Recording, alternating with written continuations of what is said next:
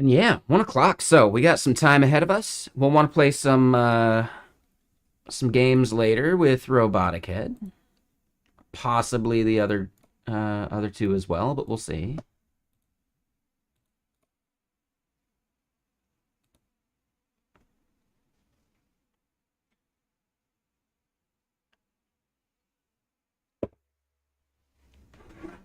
And I'll probably end up doing hot dogs tonight for dinner. Yeah, I went a bit late last night on here, didn't I?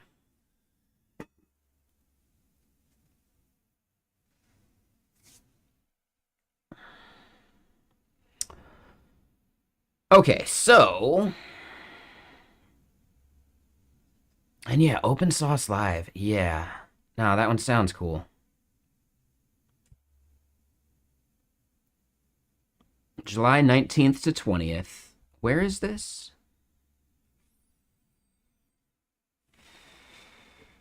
What the hell? Yeah. I don't know.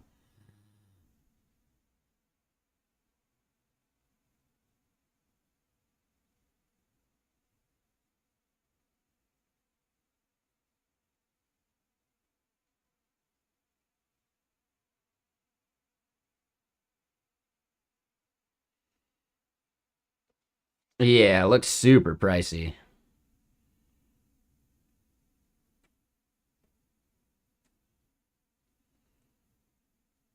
I mean, honestly, the regular isn't bad. General admission's only 150 bucks.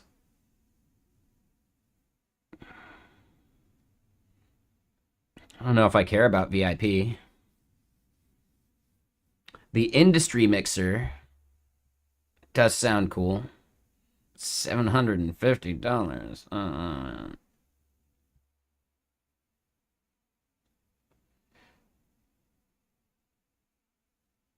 I don't know. So yeah, I'd be okay paying the cheap price. Ugh.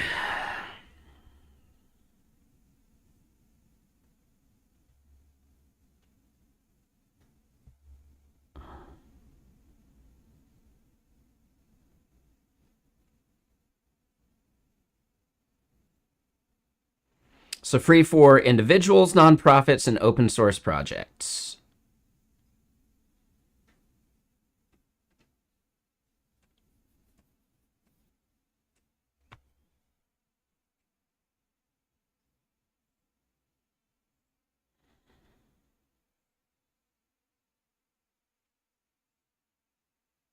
Hmm, that could be cool.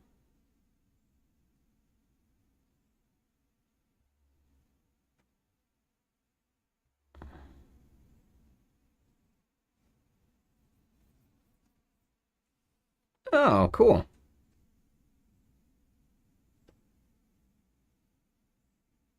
A sword made from teeth? Gross.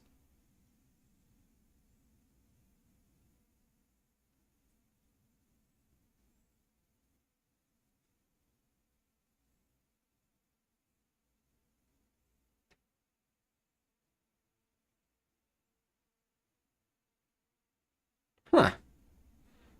Yeah, I don't think I have anything that would apply.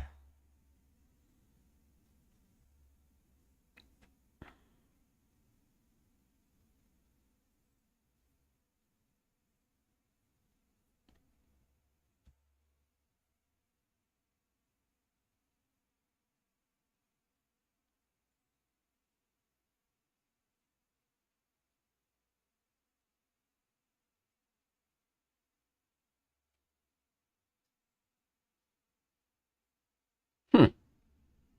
Yeah, cool stuff. I don't know. We'll see.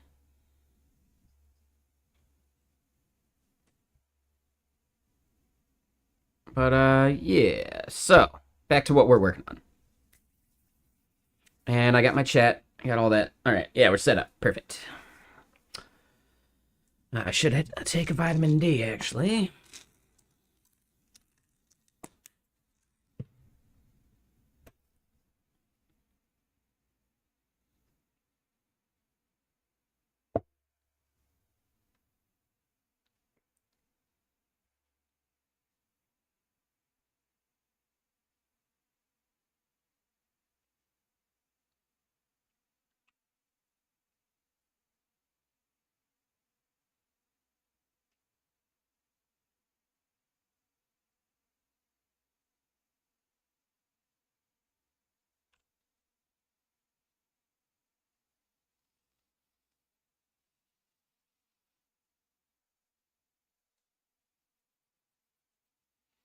All right, so yeah. Here's our change set, user verifications, user ID. What did I change in this?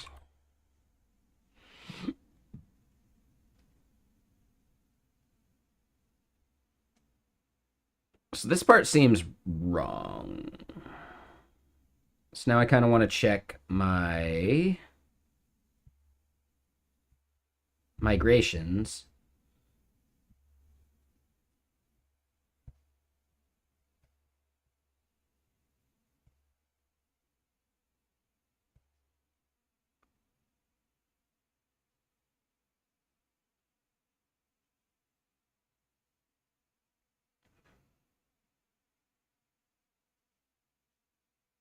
And hey, what's up, Jarrell? Yeah, thanks for the sub.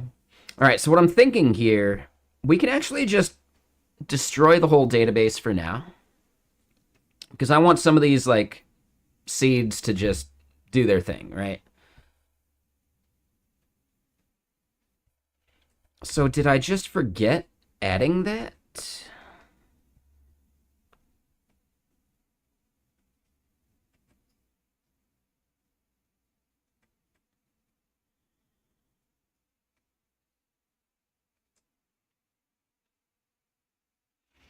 Yeah, I messed that up. So, yep, we needed a...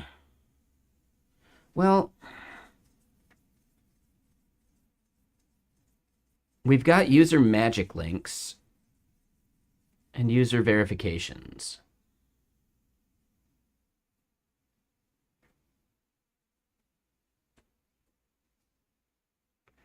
If we just make it a magic link anyway, then we're good to go.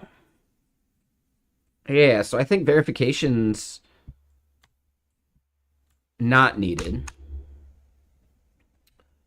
Except...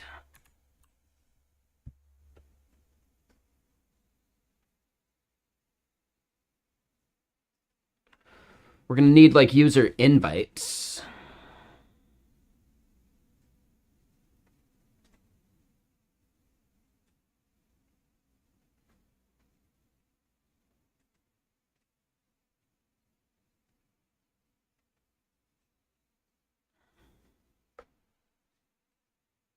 Yeah, I'm not sure user verifications are necessary.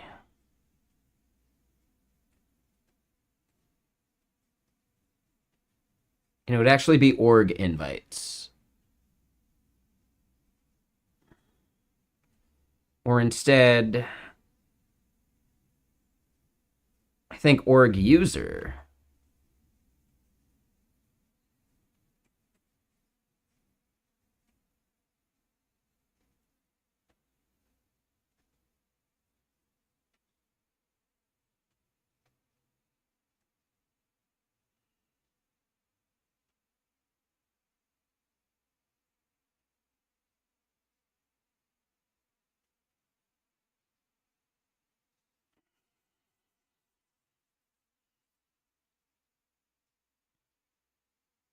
Yeah, org user is actually going to end up having like an invite thing. And we can add that part later. So no, I think we're good for now. We don't need to modify any of that.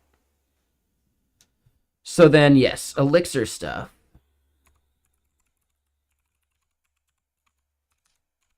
Elixir middleware. Oh, plug is, yeah.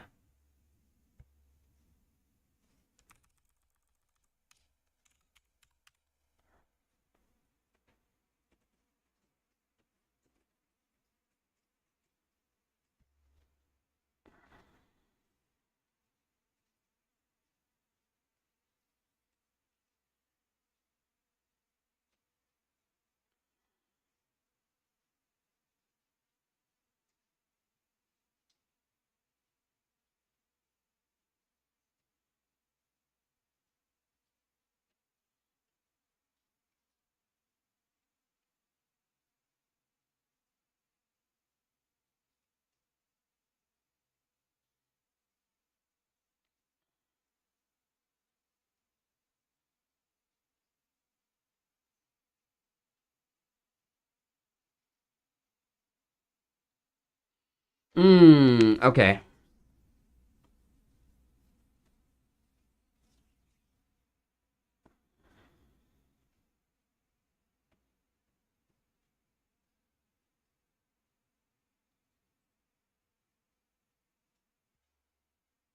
So where to plug?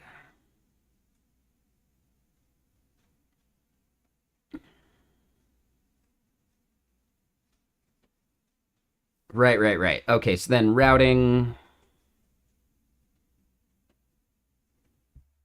verified routes.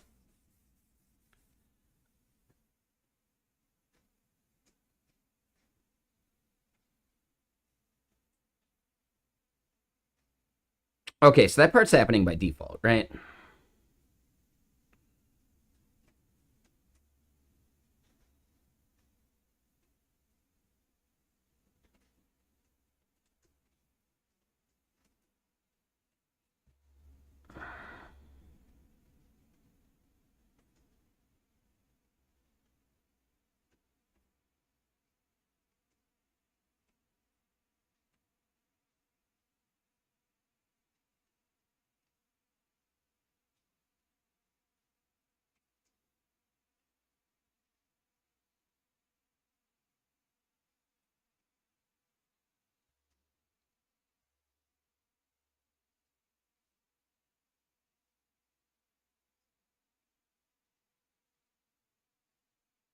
Damn, this album is solid.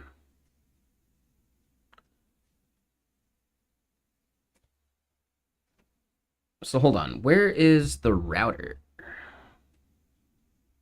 Right here. There we go.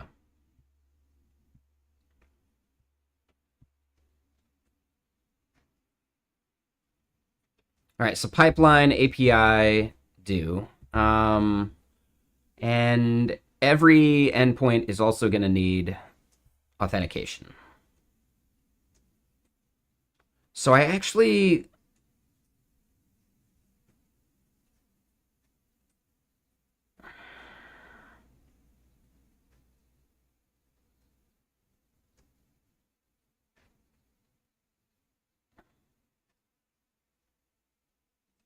Right. Yeah, so that part makes sense.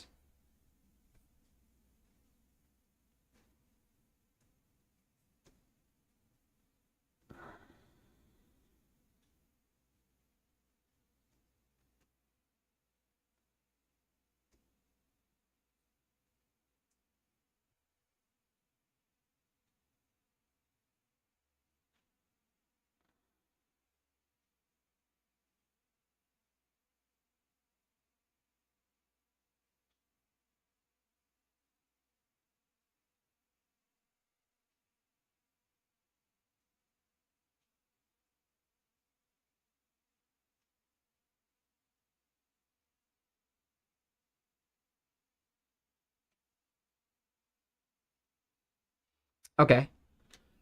Yeah. So it's been a bit. I'm refreshing myself on a lot of the routing stuff. So then pipelines.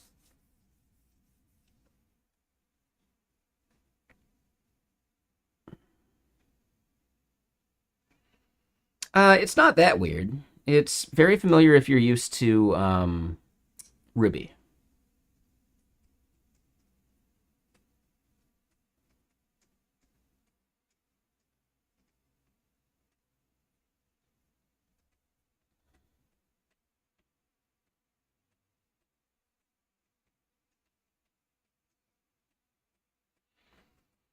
Right, and this is where I would do the resources stuff. That's right.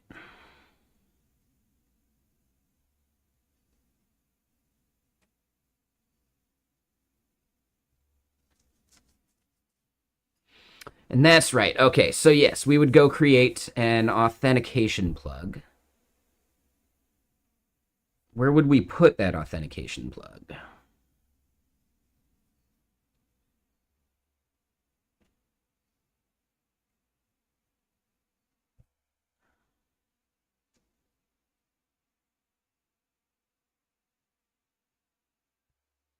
So I don't think it applies to this ATProto Elixir folder, and you guys can't see that. Hold on, let me drag it over. Phoenix has a generator just in case. Yeah, their generator basically requires that I haven't done like user creation yet. So I could always just like revert the database, remove the creation of users, and then just do that step first. But yeah, it also wants to generate a bunch of like HTML junk for us.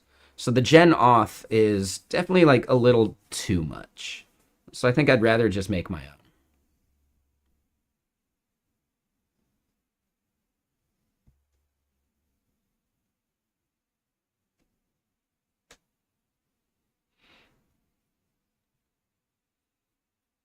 And yeah, I don't care about doing API tokens.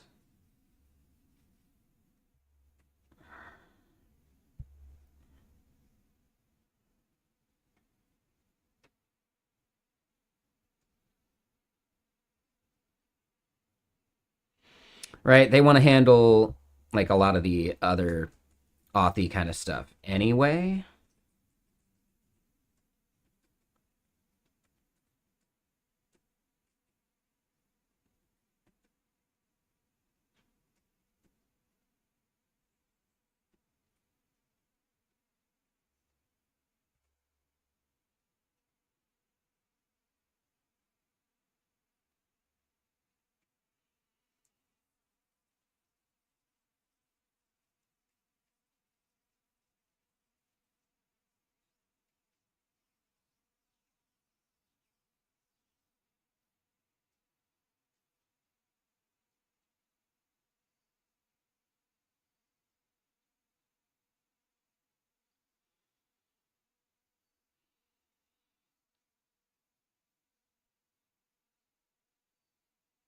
Yeah, I'm just going to generate my own plug. But yeah, so where do we want to put it then? I don't think it goes in controllers. Would we just create a folder for plugs? Or maybe just call it middleware?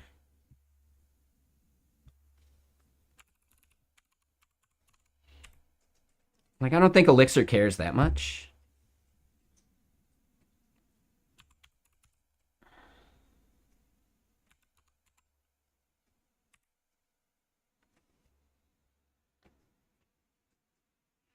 Yeah, plug is like the name of the specific library. So it's not necessarily plugs in Elixir, but plugs in Phoenix, because Phoenix is built on top of plugs for basically everything. Like the router itself is a plug.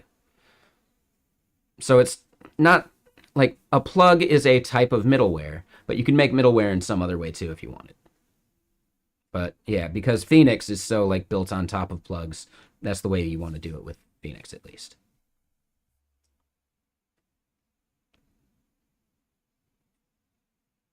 On a plugs folder inside of web, yeah. I think I like the idea of calling it middleware, just so I don't have to like memorize the plugs thing. But we could call it plugs. I don't, I don't care. It's fine. Sure. All right, so we're gonna have an auth plug and a permissions plug.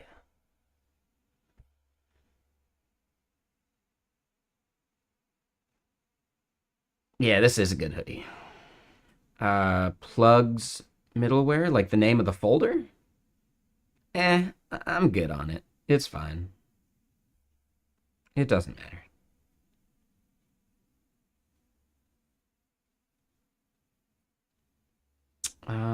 So hold on.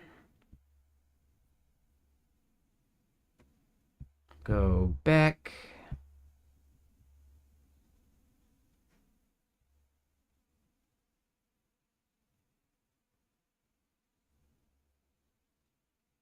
Here we go, the plug part. Never mind. So yeah, if we look at function plugs, any function that meets these criteria, sure. Module plugs.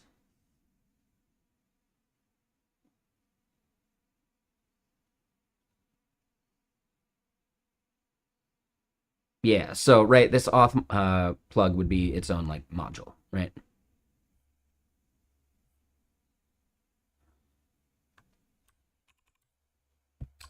Man, that album was good though. Let's get some synthwave going.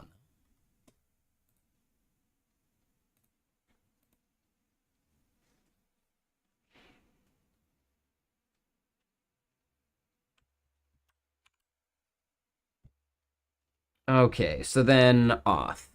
I don't care about locales.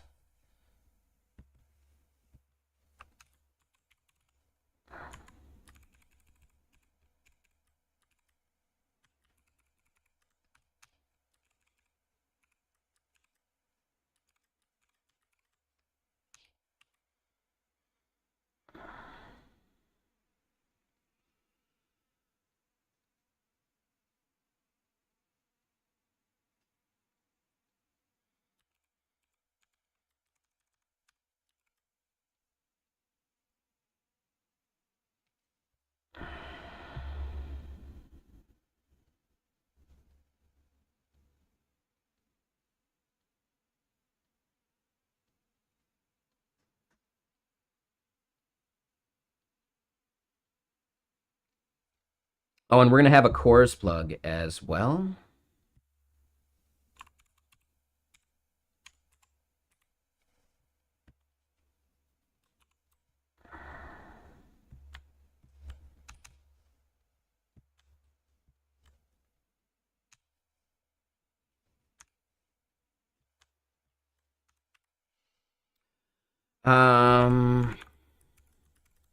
Do that.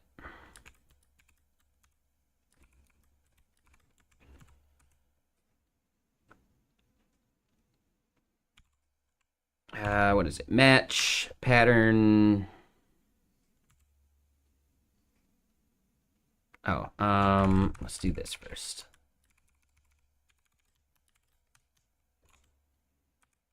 And it's not hello web on any of these. It's ATProto. ATProto Elixir web. Yep.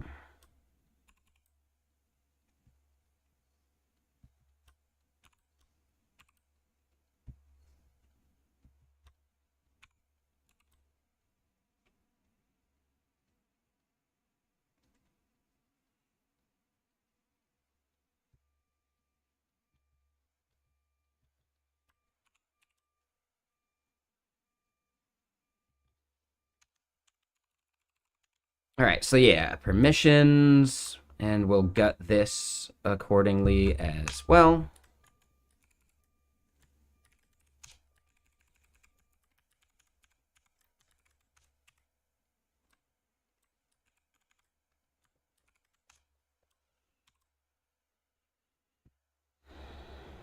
All right, so for cores, what we want to do is match.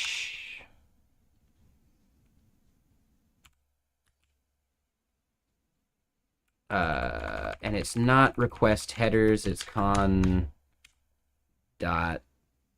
And this is where some of this stuff gets a little annoying. We're building something to listen to ATProto's firehose. Right now, we're just kind of scaffolding a bunch of API boilerplate. Right, so is it con dot method?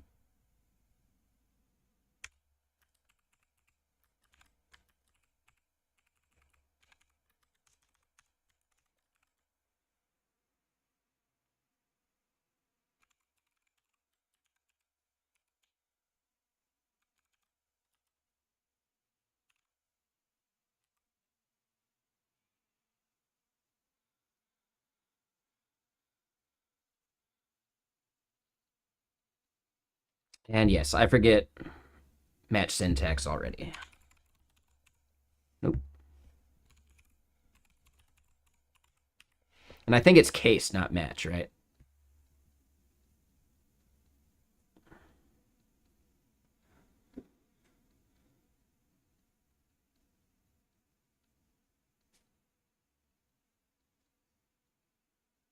Yeah, it's case. Well, hold on.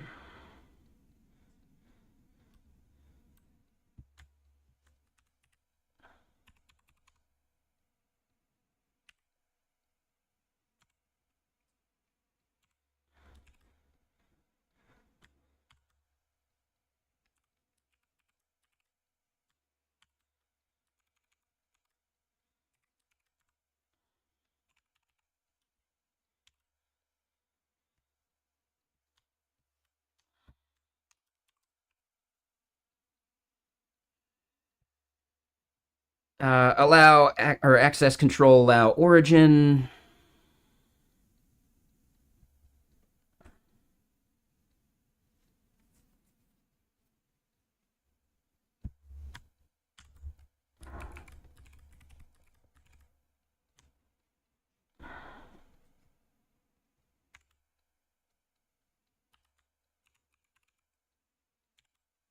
Nice. Restrict origin when dashboard or when domain name is decided. Yeah. All right. So there we go. Put response, send response, and we call that good. So that looks right to me. So then here,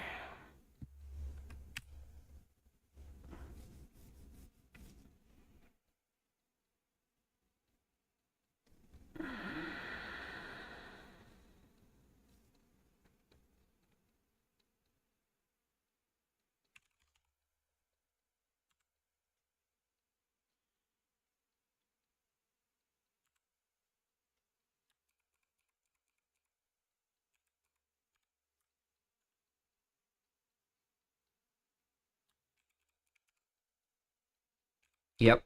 So bearer token.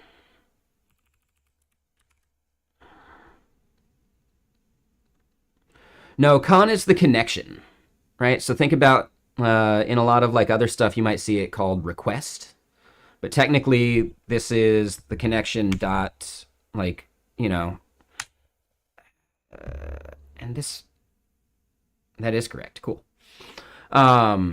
Yeah, it's just the connection. So you can get your request headers from the connection using a key, etc. Right?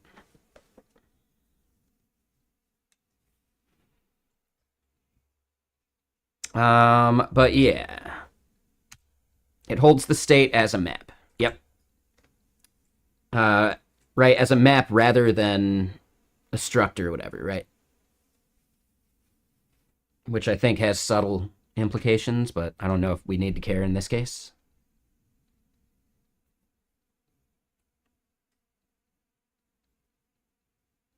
Oh, is it a struct? Okay, that's what I thought. There's definitely cases for just like a raw map as well, though, and I forget when that happens. I don't know. It's been a long time. So what we want to do here is we want to validate that token. And yes, yeah, so now we need to look into Elixir JWT.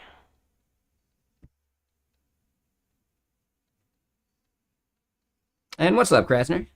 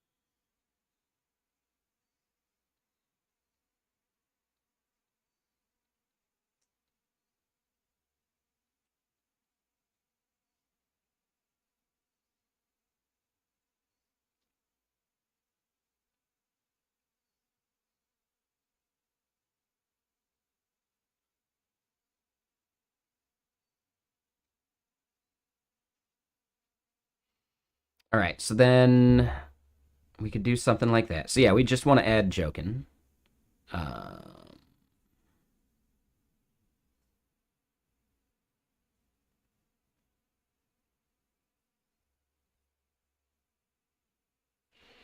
so we want to find it on hex.pm.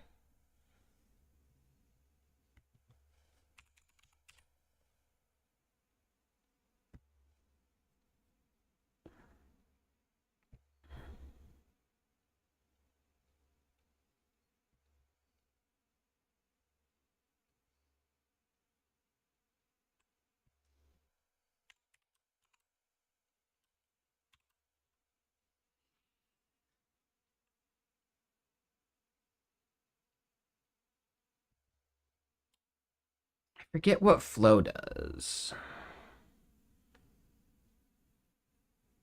I think flow is how we were planning on, like, fanning out. So, yeah, we're not doing that at the moment, so that's fine. So yeah, we need to install it. Oh, and we can pull this down real quick.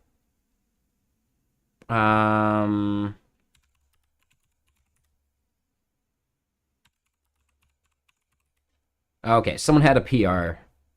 Let me go look at that real quick. Because, yeah, someone helped us out by fiddling with our Gleam stuff.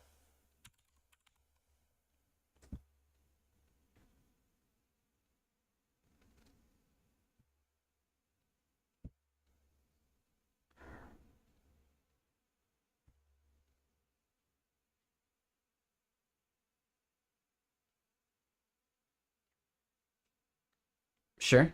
Yep, looks fine to me.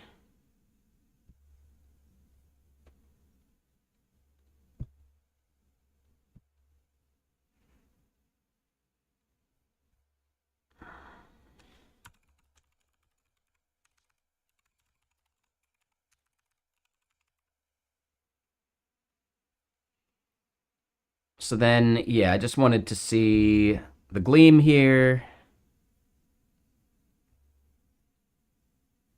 That does fix the type error that we were getting. Interesting. Okay. We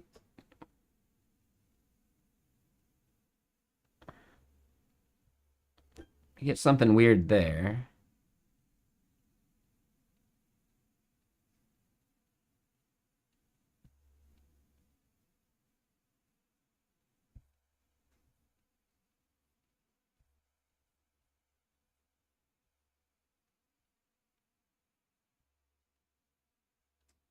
Was that just a typo?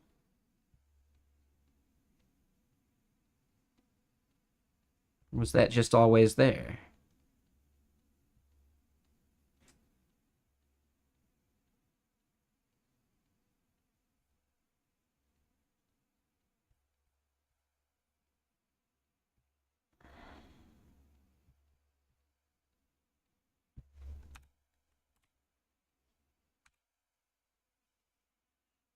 Oh, there's not actually anything there.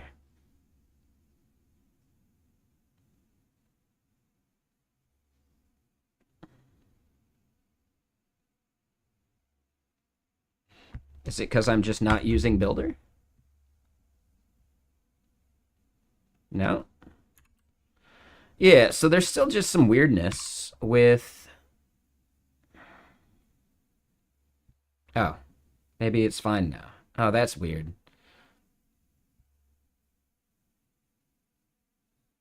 That was very strange. But, okay. Yeah, there was something we were doing wrong type-wise. Meh. It auto-imported actor? Oh, that's right. Okay. I thought we already had that? Yeah, Gleam OTP actor was right there. So it just changed the order. It wasn't even an auto import.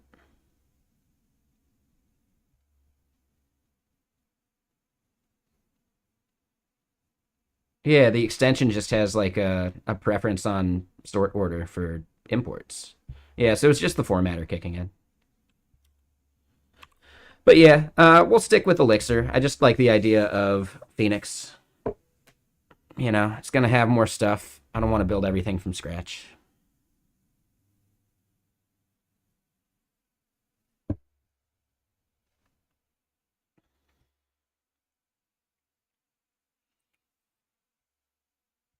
Okay, so back to it. Jokin.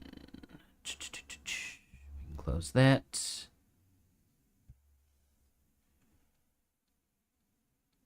Yep. And yeah, thank you for fixing that. You totally fixed it. Yeah, it's just weird that their docs were missing that one little bit. It's a long way away. Yeah, that makes sense to me.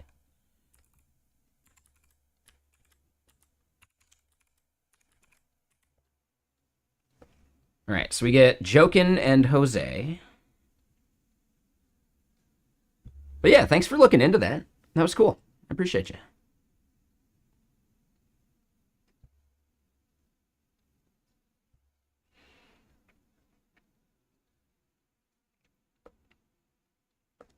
All right, so the main gist is where do we want to put Signer?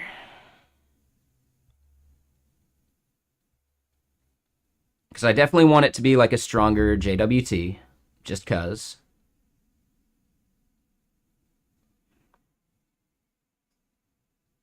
And I think RS256 is what we're looking for, right? Hold on.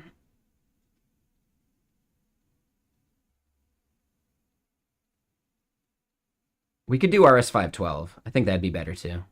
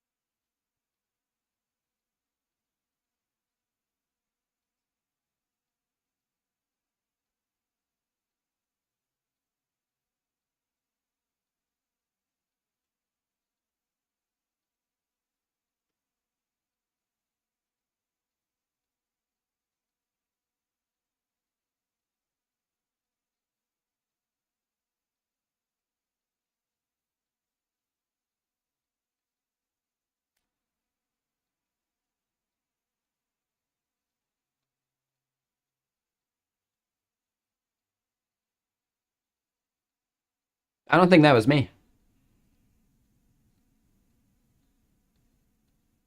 Do you think I'm Melky?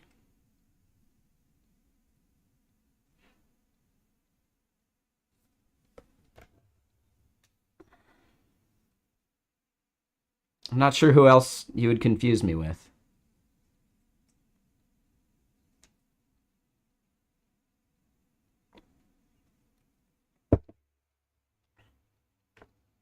I don't think it was me. I only have a few YouTube videos, and none of them about Go.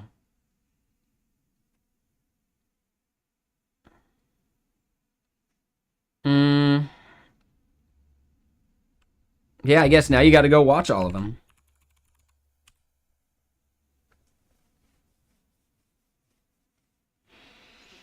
Now, I've done a few, and you might be thinking of just another video I did, maybe, but it wasn't about correlation ID and Golang, because I haven't made any Golang videos. I am slacking. I do need to make some more videos, though.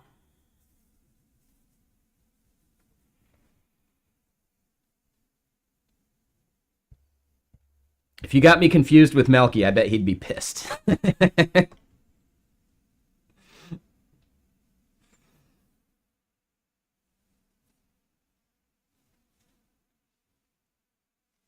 Right? He's not balding. He's got a full head of hair. Nah, he wouldn't be that bummed. He wouldn't be pissed. He'd be just low-key mad. He'd be low-key mad. Totally different than pissed.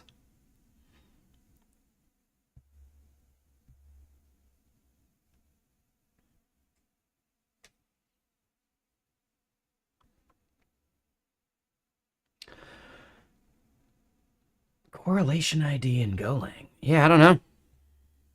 Was it maybe a Fireship video where like they showed Melky talking about something Go related? I don't know.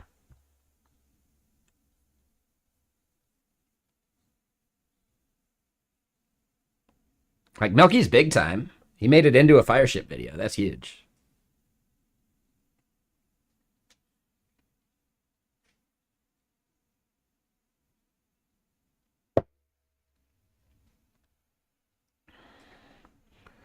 So I guess where do I put the signer?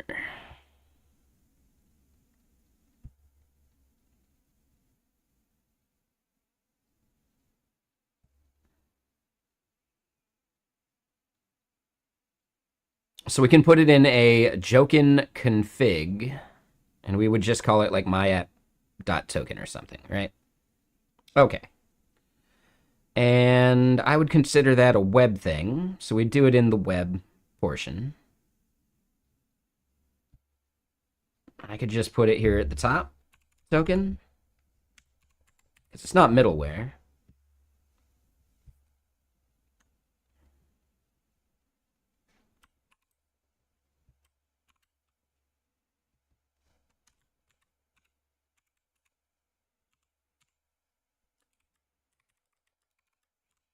And then here, that's where we would configure the signer.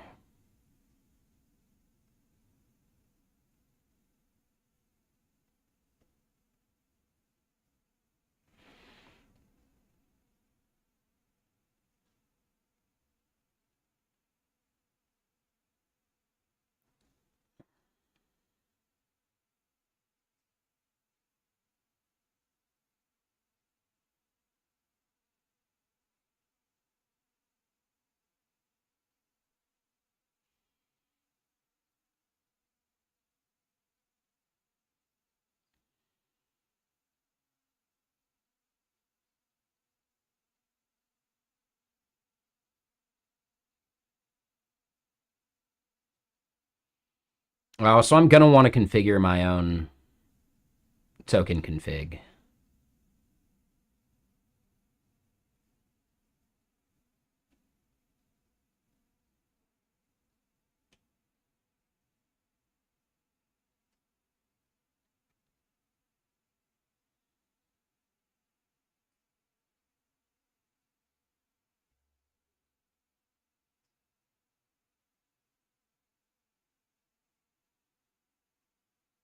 Sure.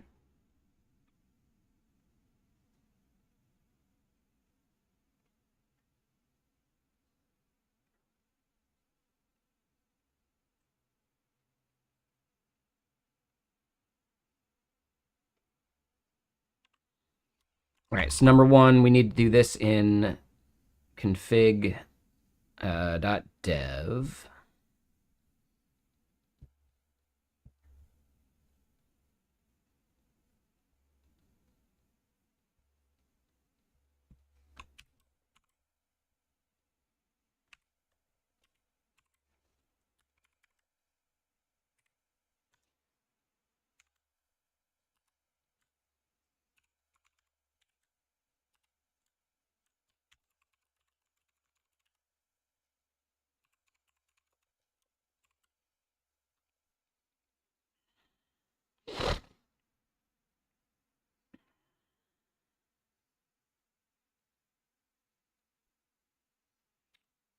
So it looks to me like this would go.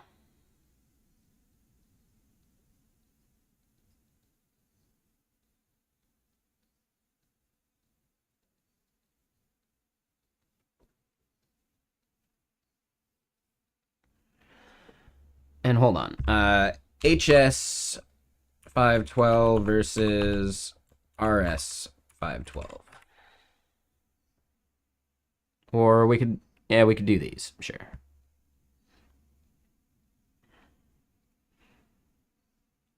Anyone remember, like, which one is more important?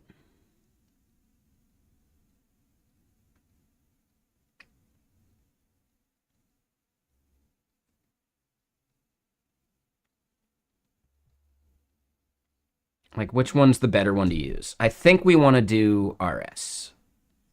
Or ES would even be an option, too. And I think we want to do 512.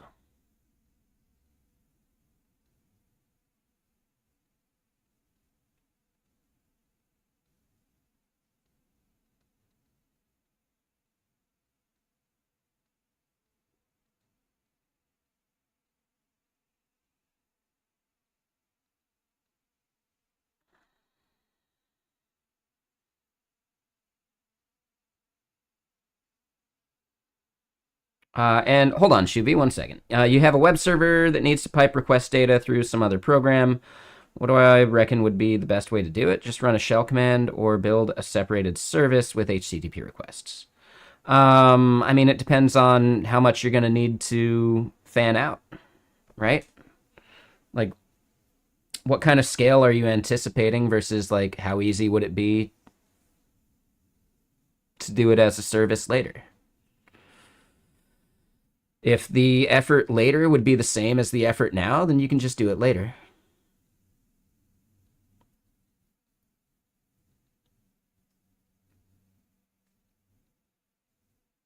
That's the way I usually decide if an optimization or something is worth it. Would the cost of doing it right later be more than doing it right now?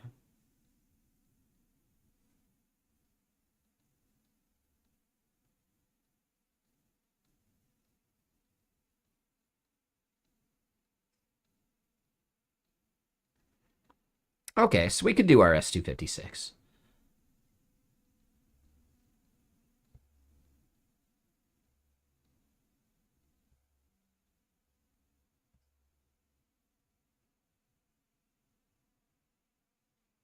And what's up, X Factor? How you doing?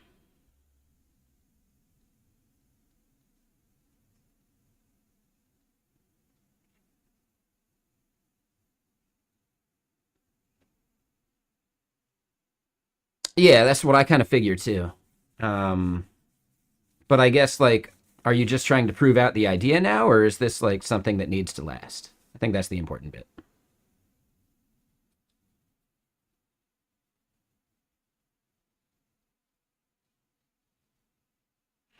Yeah, so I'd just do it the simple way for now.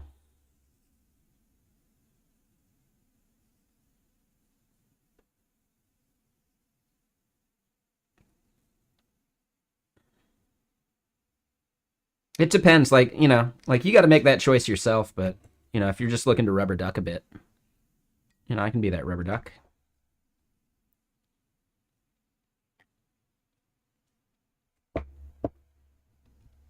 So wait, do I do something like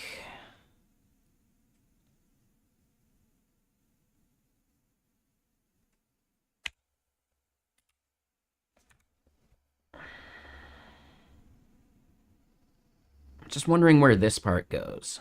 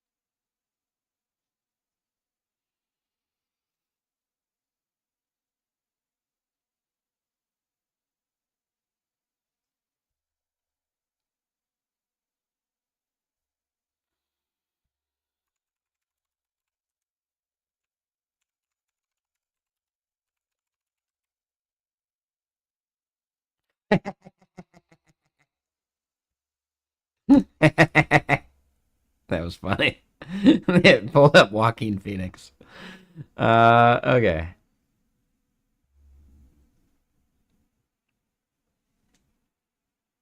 12 guitar sessions, eh? I don't even have that many songs, man.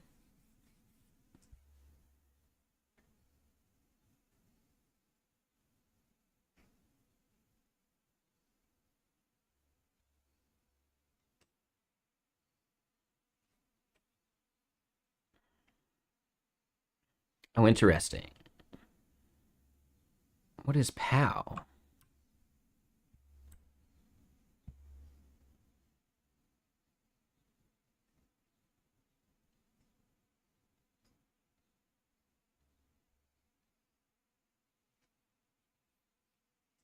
Yeah, I don't want POW.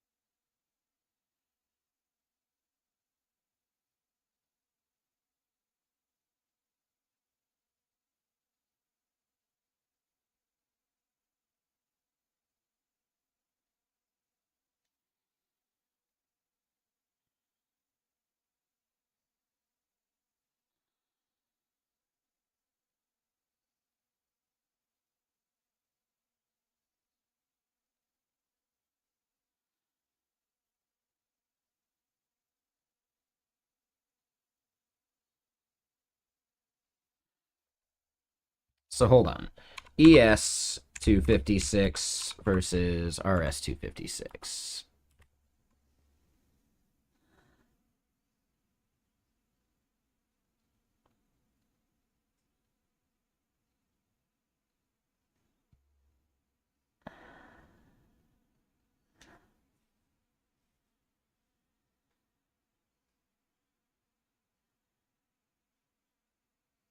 Oh, interesting.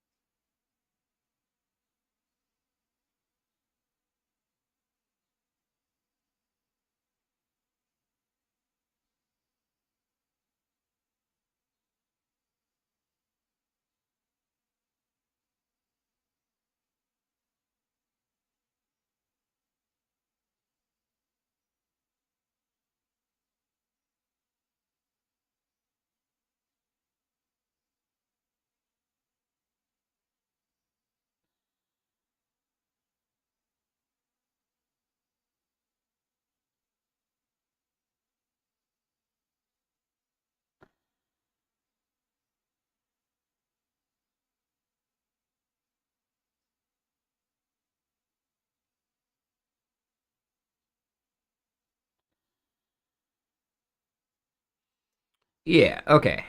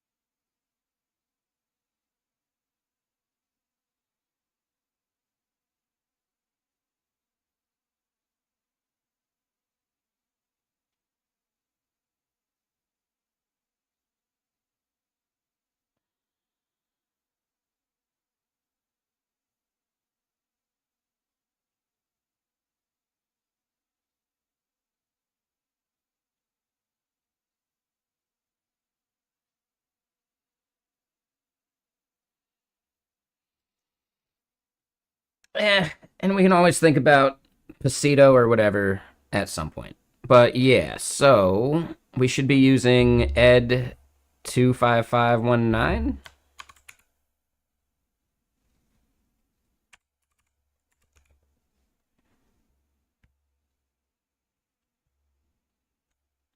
Does it support it though?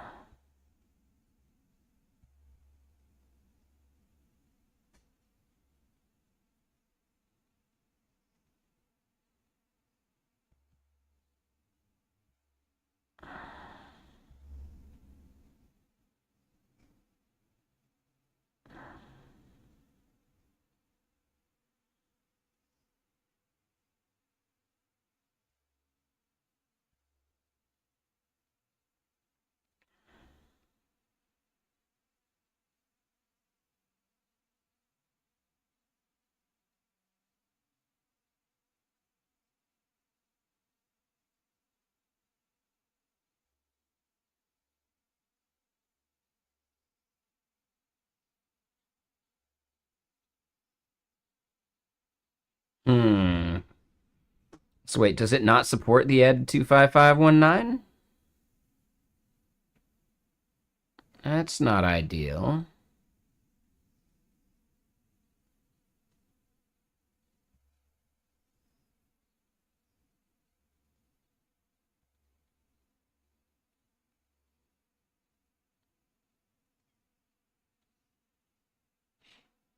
Hmm.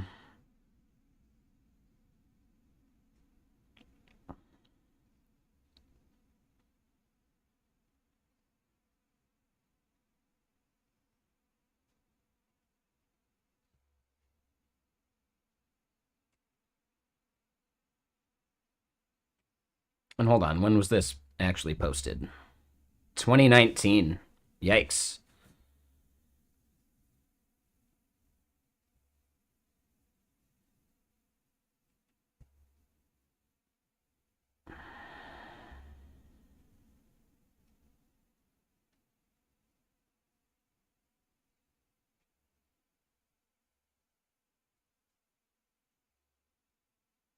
So definitely not HMAC.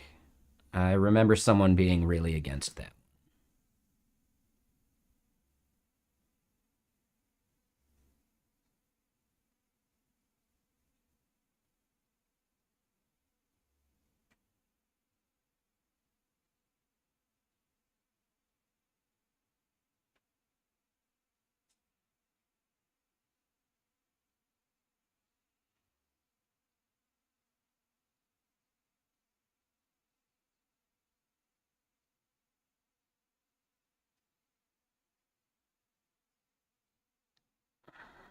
So yeah, EDDSA is what we're looking for. Did I just miss it in the signer section?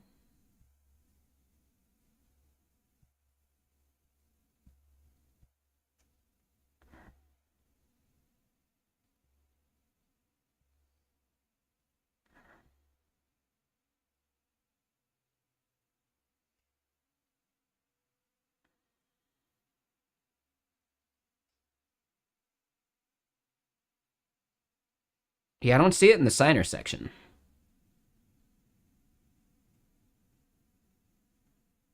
Oh, you mean like down here?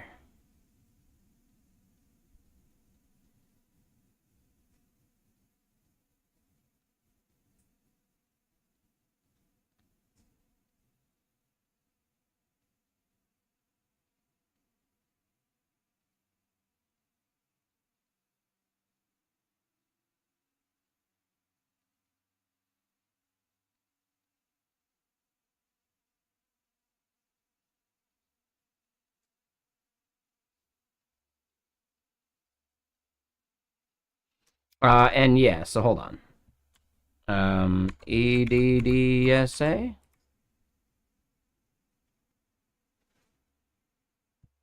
Oh, okay, so it's in, okay, in the module. Got it. Now I see what you're saying.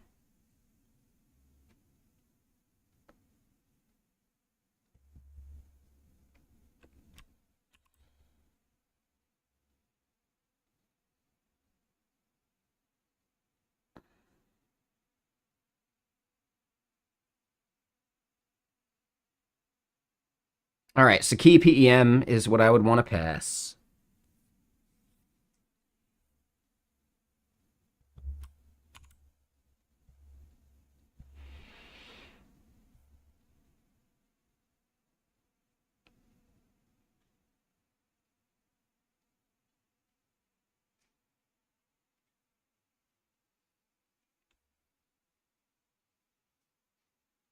I probably don't want to duplicate that bit.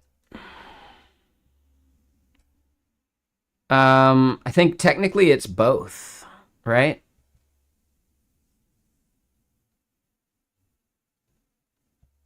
Like, as far as I was understanding it, ED25519 and ED448 are both EDDSA types anyway. I could be wrong.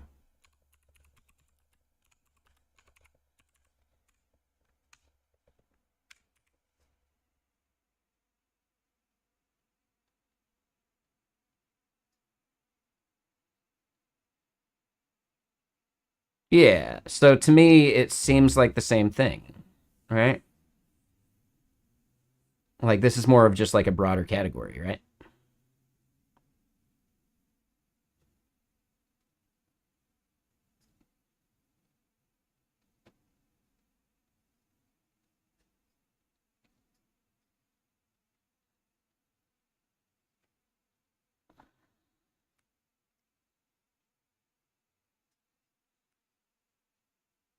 Now, we wouldn't be post quantum secure, but I don't know if the quantum security of it is important. Okay. So then, yeah, let's go back to Claude here.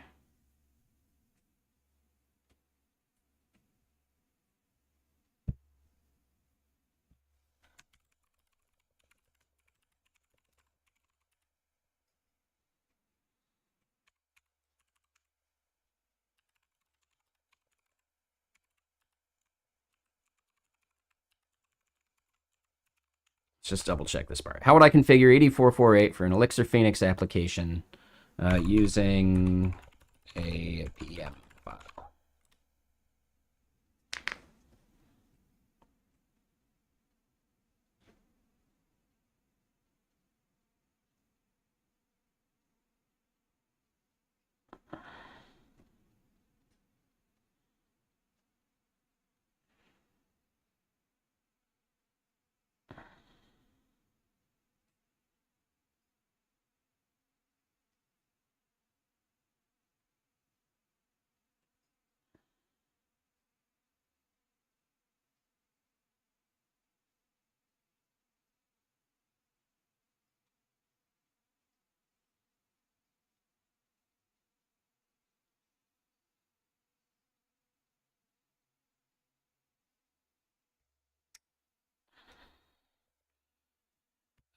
Show it to me using the Jokin library.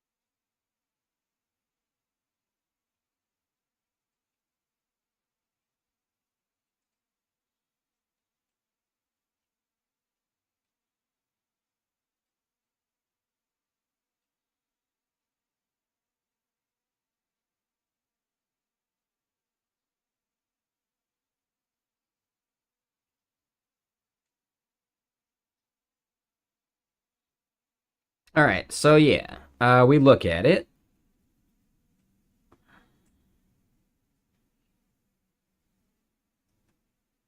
I think this seems out of date. Like, I don't think we end up needing that.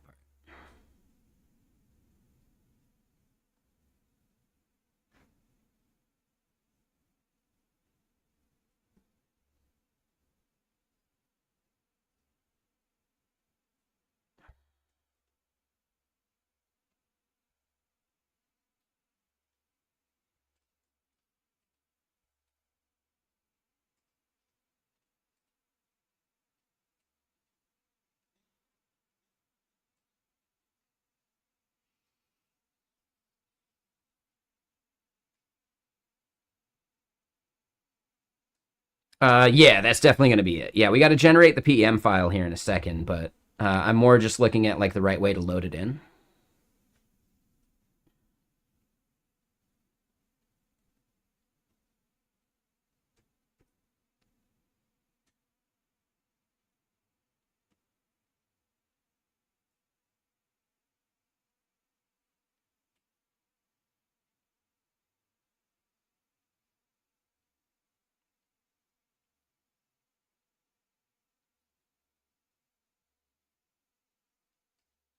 Oh, so we end up doing the Jokin config thing in both of them.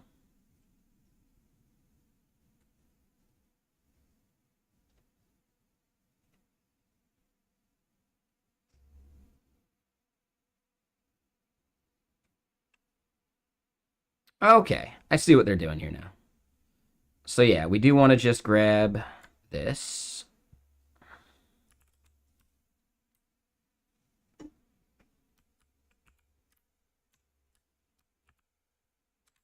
We'll just copy it. Um,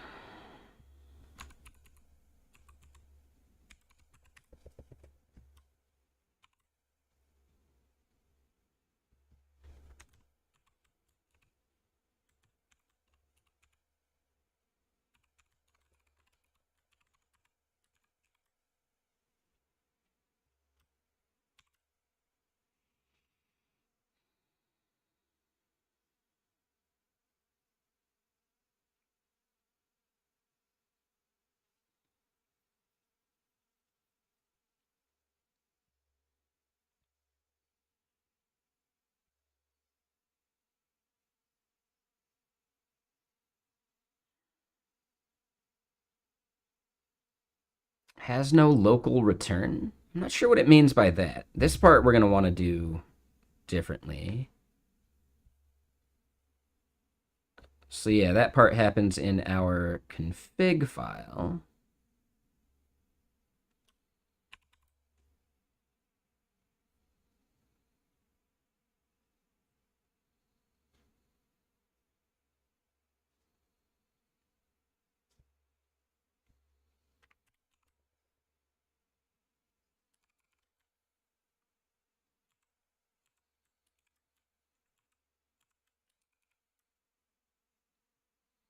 Oh, okay.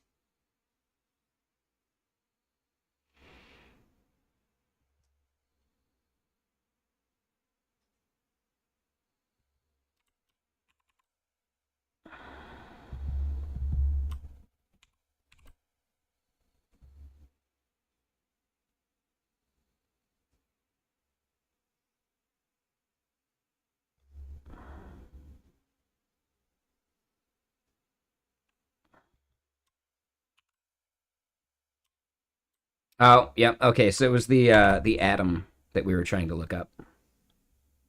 So then that fixed all that. Nope, not all that.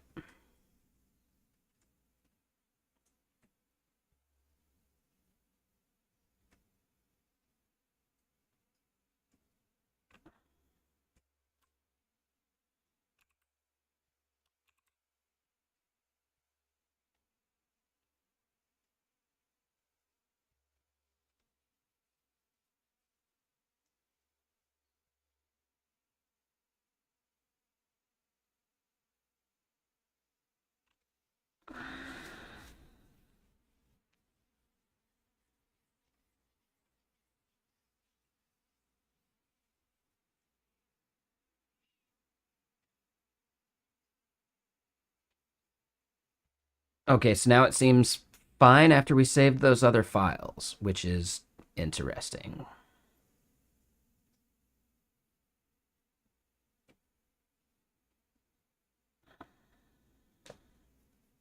Rest of that looks okay to me.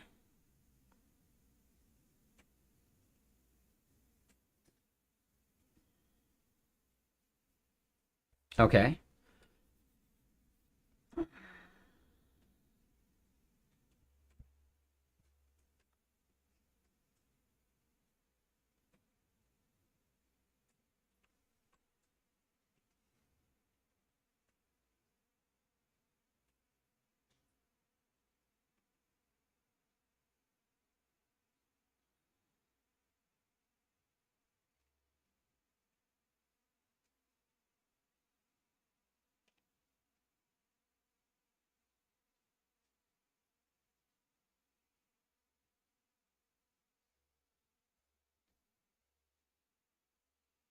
So then in here, this is where we want to do the claims and verify and all of that.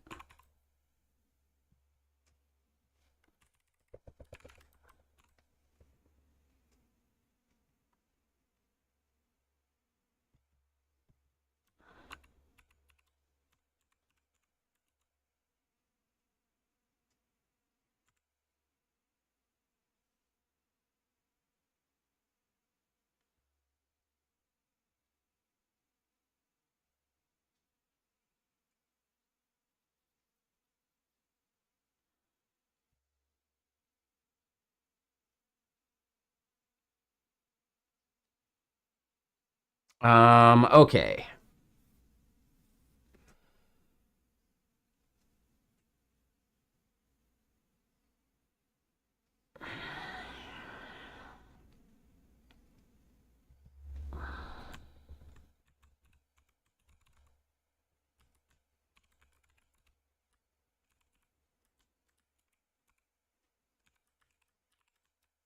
What is audience?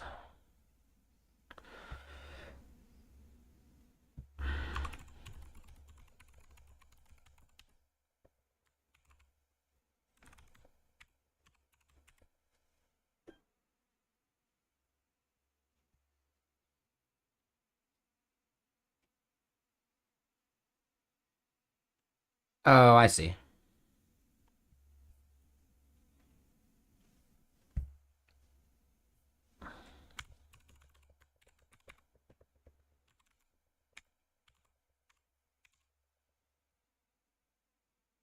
And it's not Hawker, it's Harker.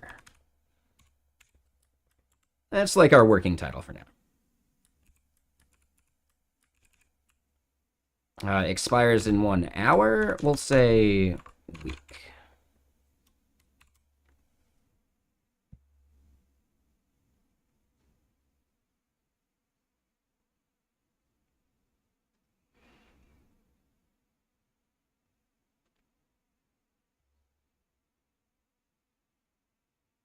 And user ID is going to be in extra claims, right?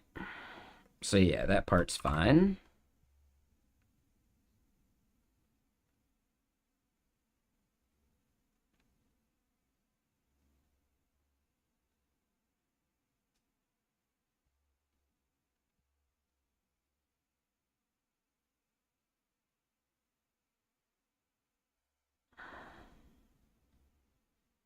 Let's look at some of the boilerplate that it made.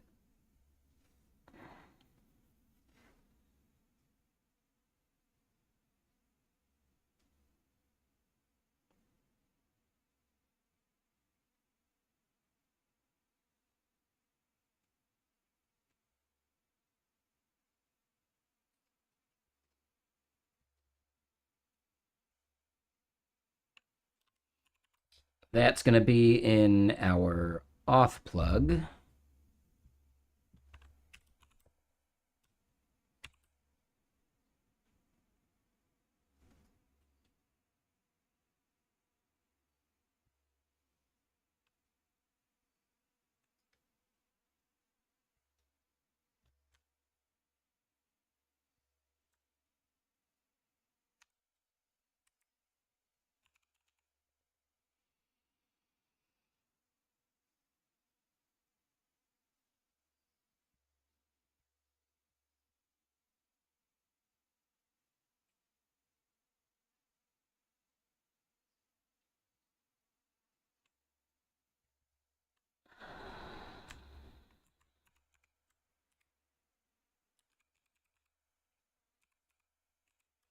Um,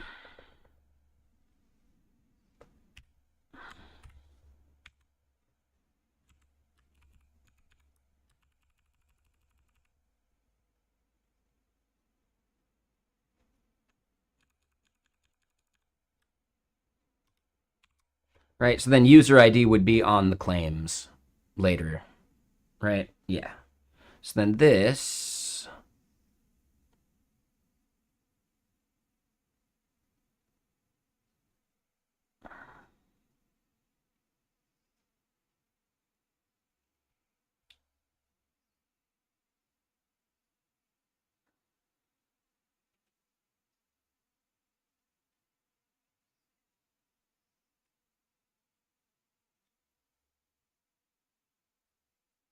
where's the JSON thing coming from?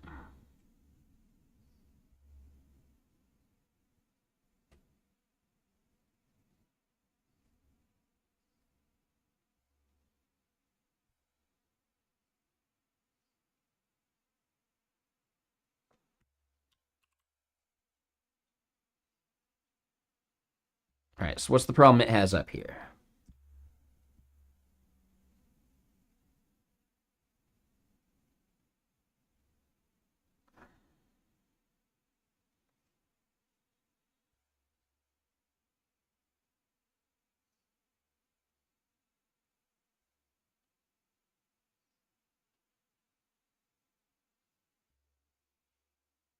Can't compile it, I think, just because of the JSON thing. And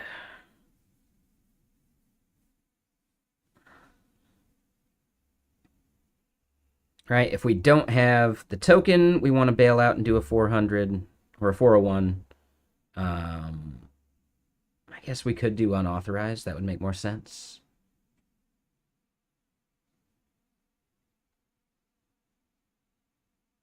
We don't care about valid.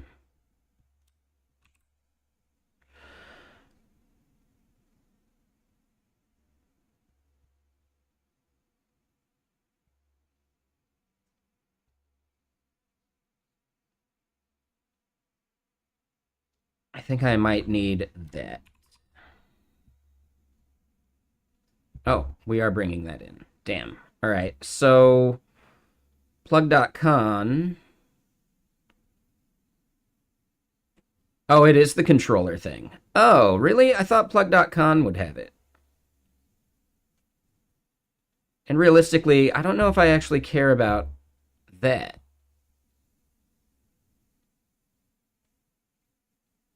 So instead of doing JSON, right? Like it's unauthorized. What else is there to say? So we don't need to spit out JSON.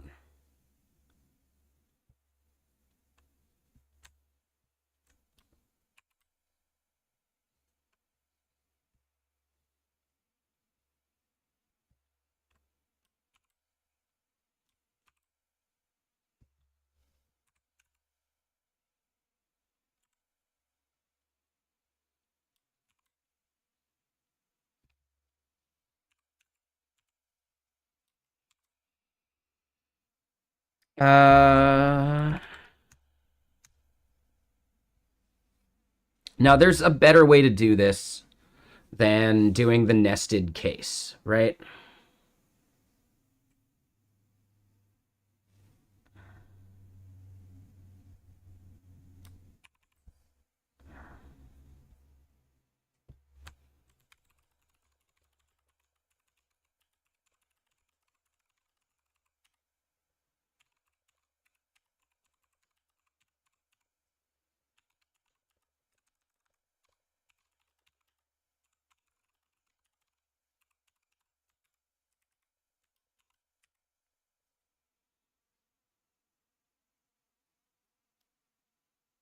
With, that's right.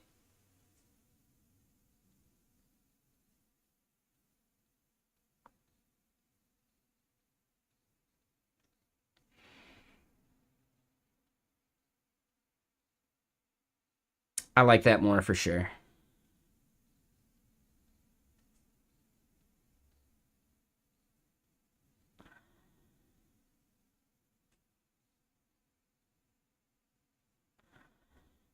Yeah, no, I like that. Okay. Yeah, that is cleaner.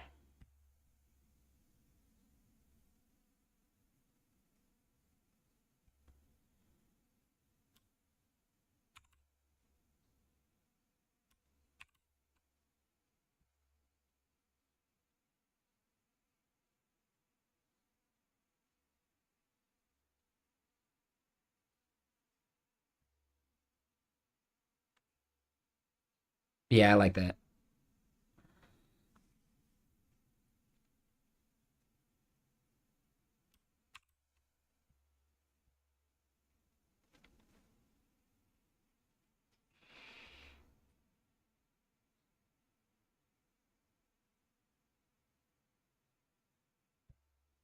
Yep. Okay, so then, yeah, claims would then be validated for that user, and we'd be good to go. So then in other places, like this permissions plug,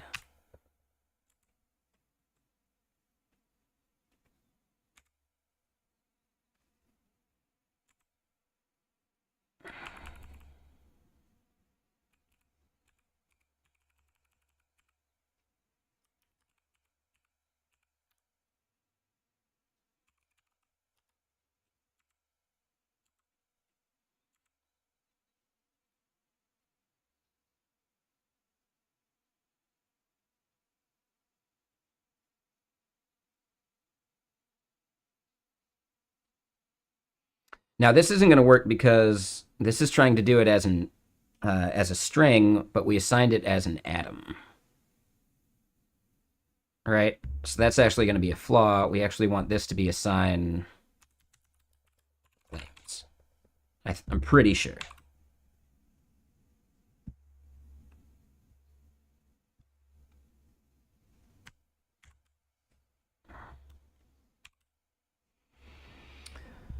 And then this is going to be user ID.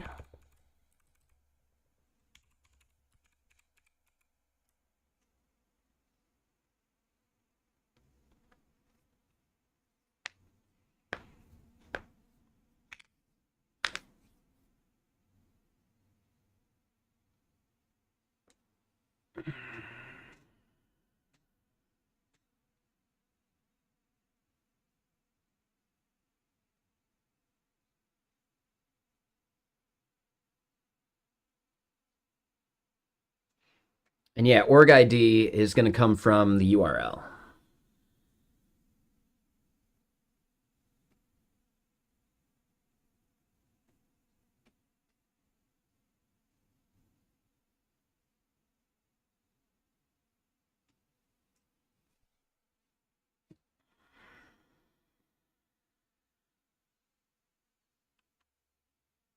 Yeah, it has to.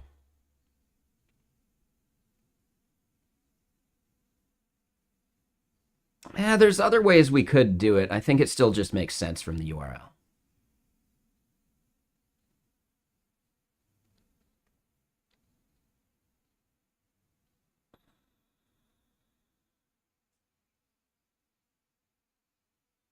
Like the user's probably never going to see their own ID.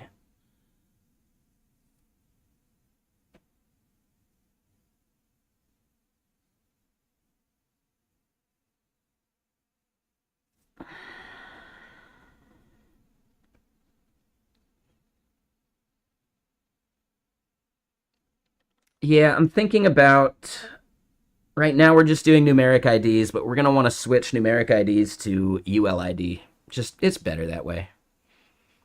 But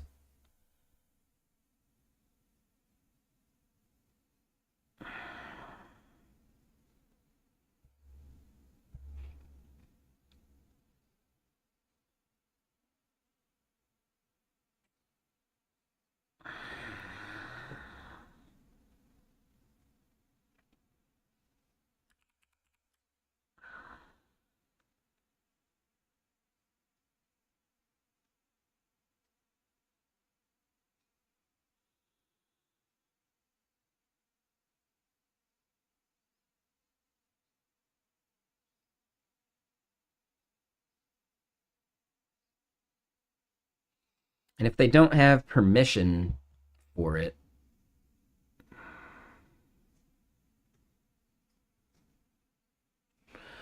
yeah, if they try to do something for an org that they don't belong to, no matter what, we should do a 404.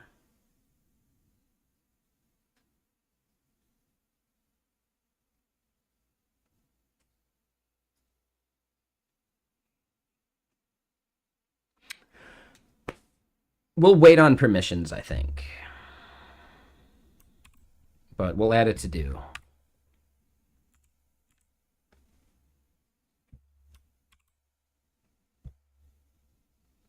I'm okay with that part. So then, yeah, here.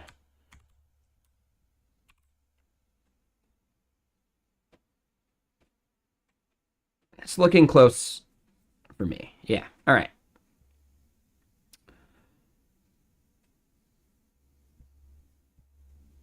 Okay, so this yells at us a bit. So it conflicts with defaults from generate and sign.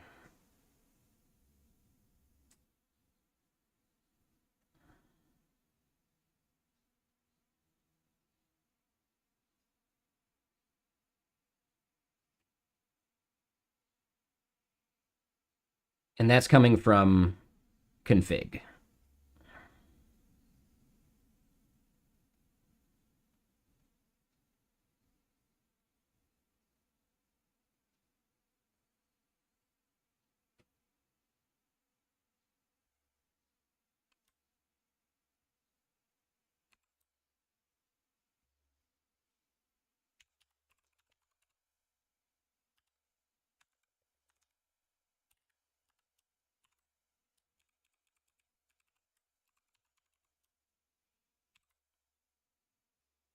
Was that not it?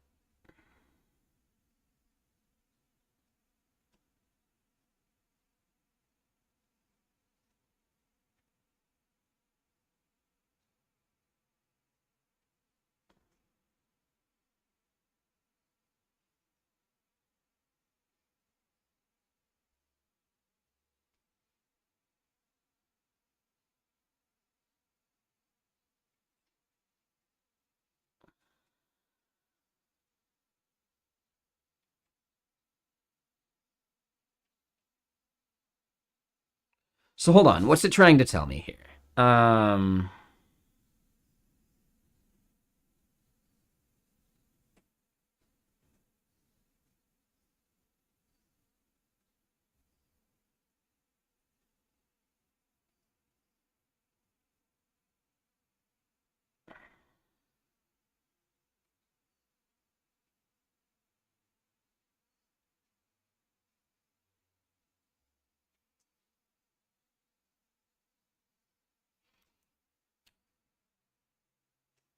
Oh, I think I see. Hold on.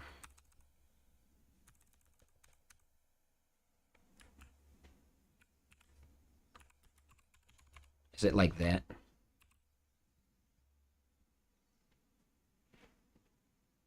But you can't invoke a function.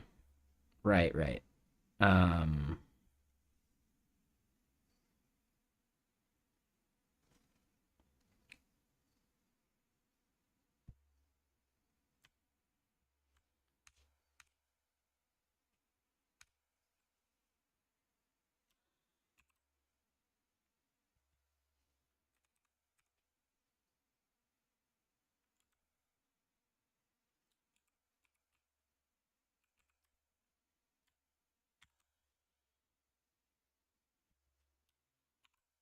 so instead we can just do that then. Yeah? No.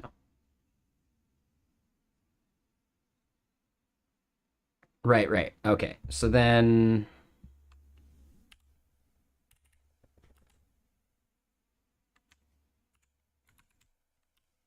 like that? No.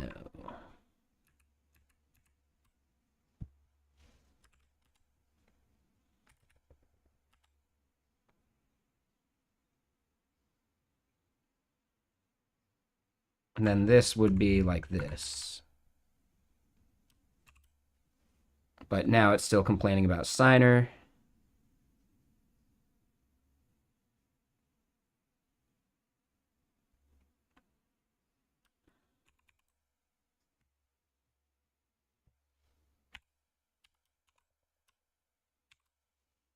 Ooh, and they hate that one too. So yeah, this is also just like, yeah, can't do a function call.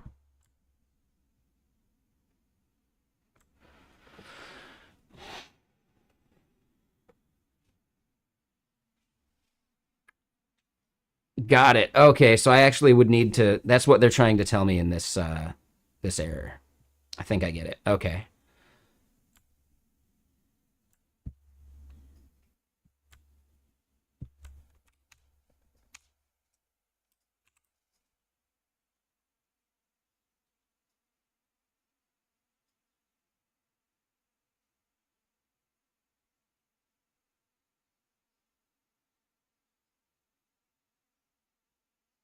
And what's up, Fivel? Let me get another album going. Sorry, 1 second.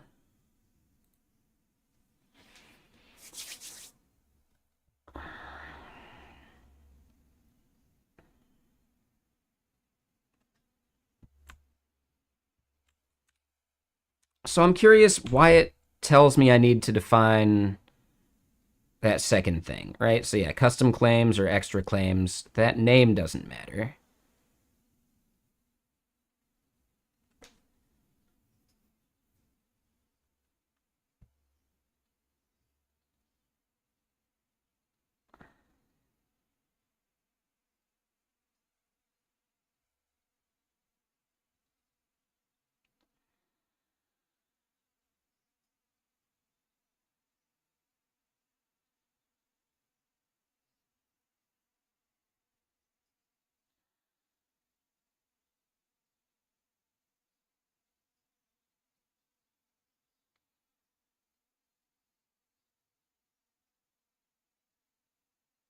Do I still need to do the head function thing? I don't think I do, right?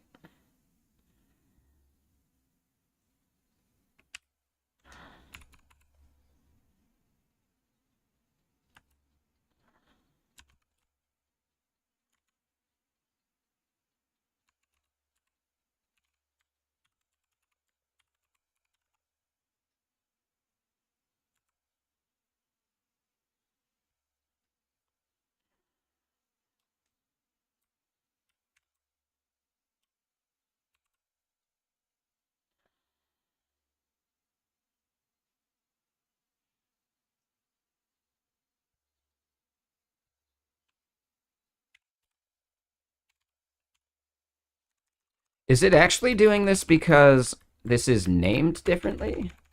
I don't think that would matter, right? Extra claims versus custom claims shouldn't be a big deal.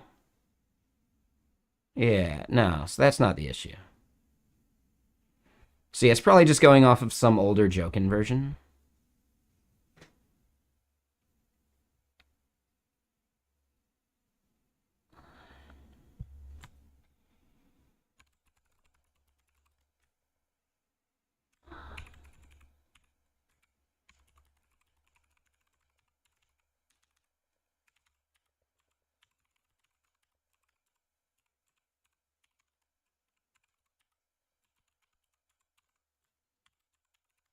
I just want to see, like, is Claude actually able to figure this out easier?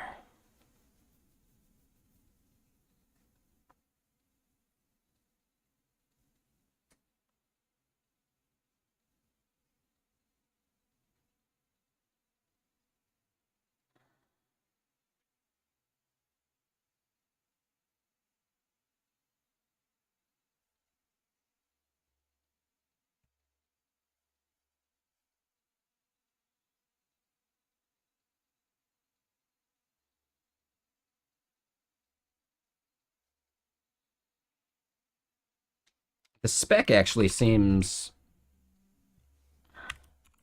like the opposite thing of what it should have done.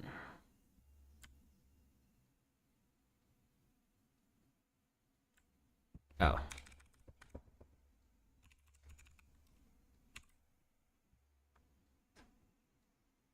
Yeah, so it hates that part.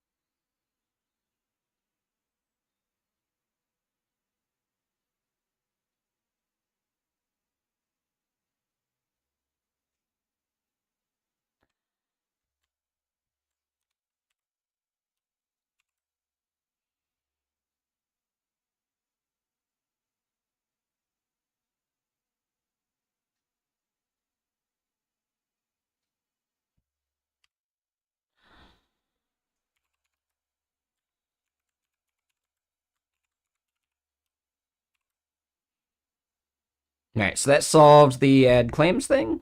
No, maybe not.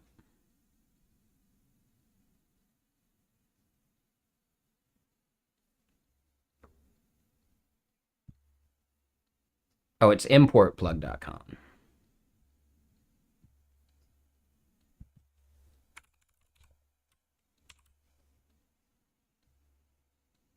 Nope, still doesn't like that. All right, let's go back.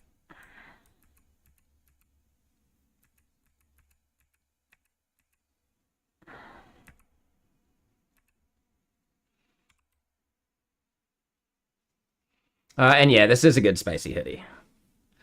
All right, so yeah, they're telling me basically that I need to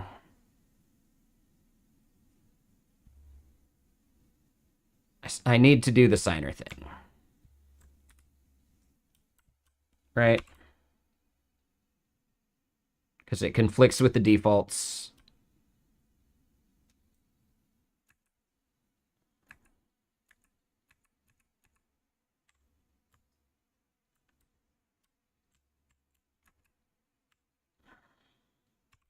So then how do they want me to write it?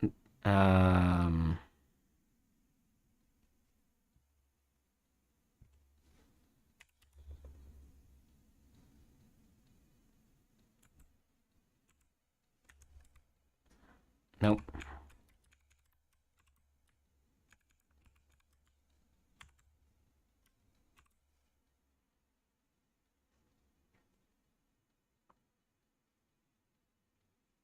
So yeah, we don't do a do. That would be it. All right.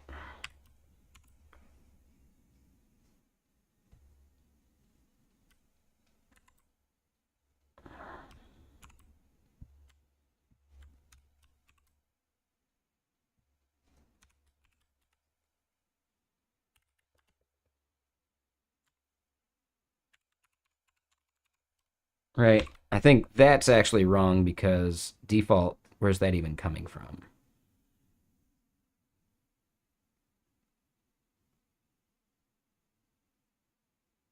So yeah, that's just example code. Like,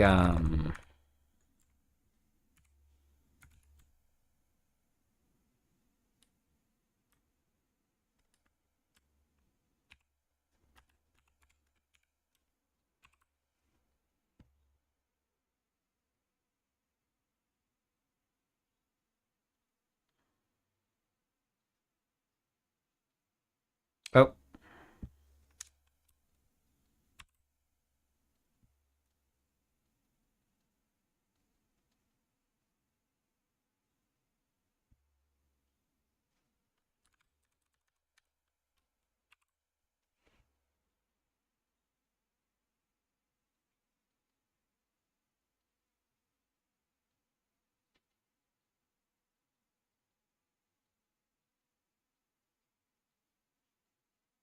I think I just still don't understand what I'm supposed to be doing here.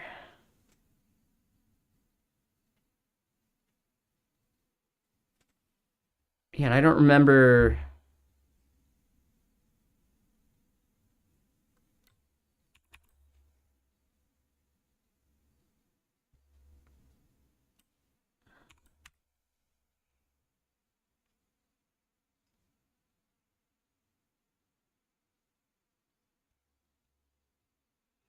Just remove it from my function definition? Okay.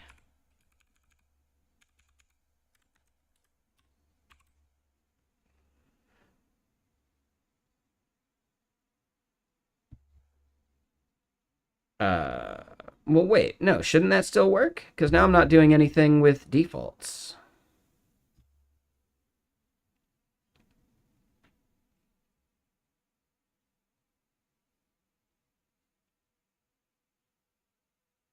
And then this part breaks.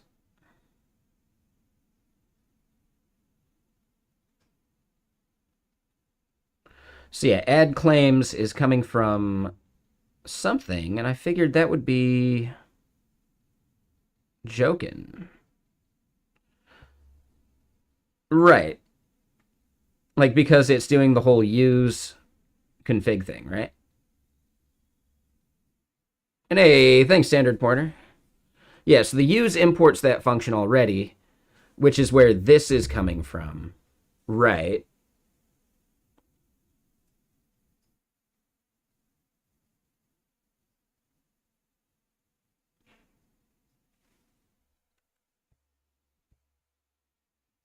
So instead, if I just do like generate token, do we call it good? Because then it's its own function.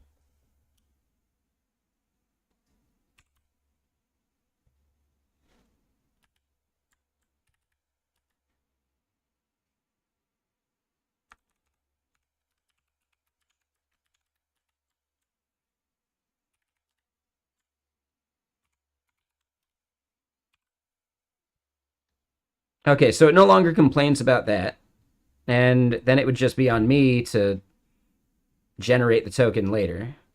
But we get this error because it can't, like we're not able to compile because add claims is not coming from where we thought it was.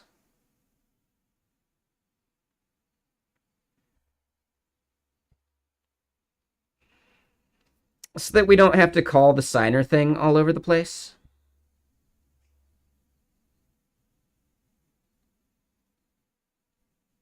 But maybe this is the wrong way to do that, and we can assign the signer back in the config.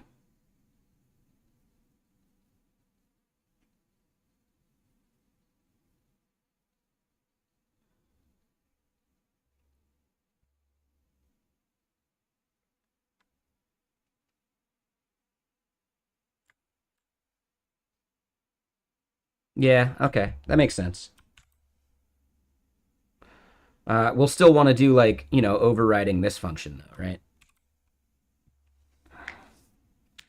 But because jokin.config is bringing that, like, yeah, we can just call our thing.token. Generate and sign, right? So that makes sense.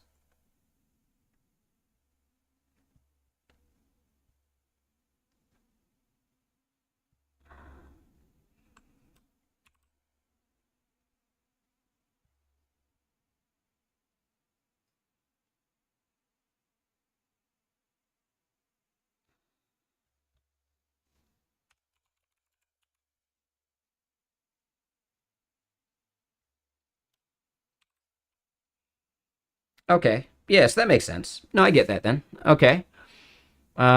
This part, call will not succeed because we actually do need to just do claims as an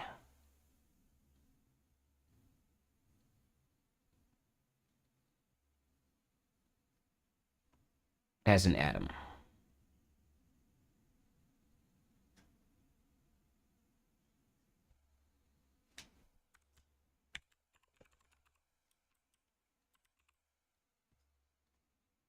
Okay. So then over here in permission, we should be doing this then, right?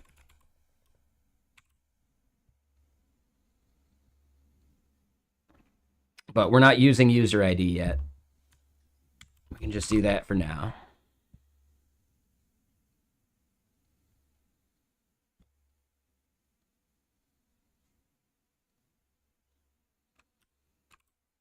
So then let's look at what all is it complaining about here. Has no local return. You were saying that hints that we have some other error somewhere. Meaning key path could potentially be nil?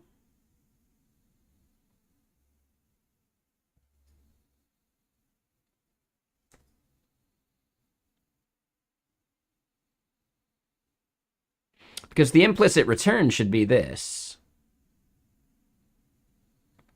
Oh, it could be one of the other function calls? Oh. Like load private key? Oh, really? Okay. This pattern could never match the type. Okay. Got it. Okay, that makes more sense. Um,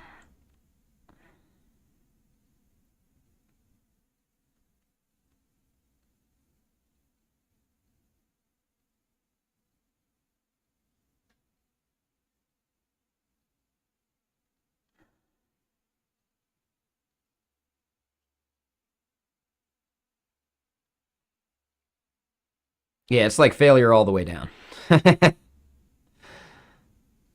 Convert to JWK will never be called. That one's different. Will never be called.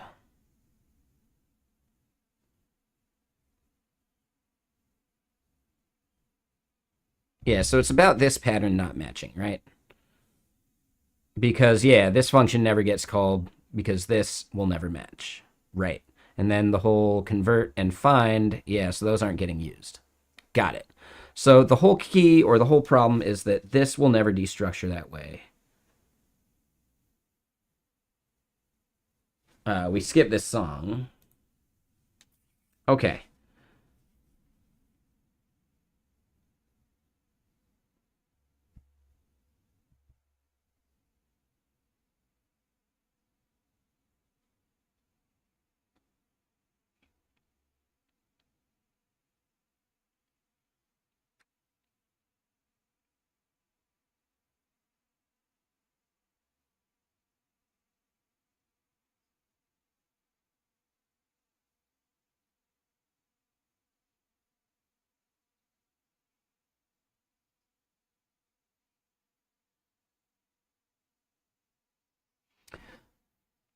So I almost want to handle the key path possibly being empty.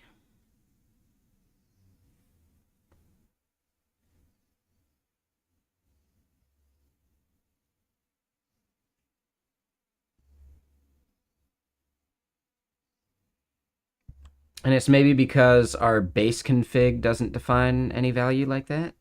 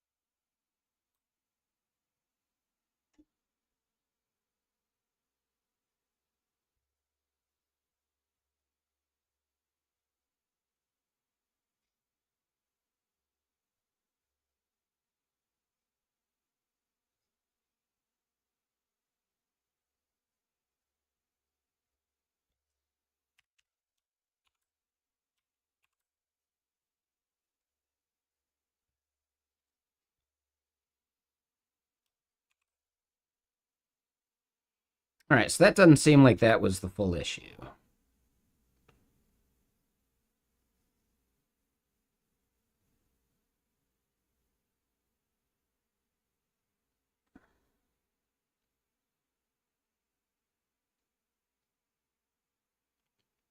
Do I need to install public key?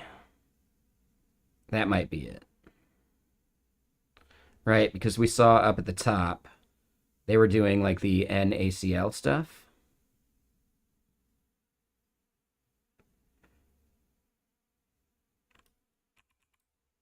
The load private key one?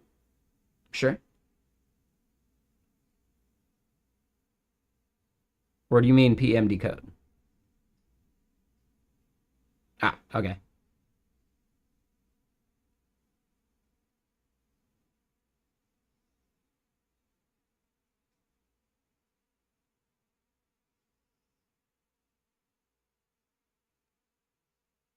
Oh, is it because the file read is going to come back a tuple?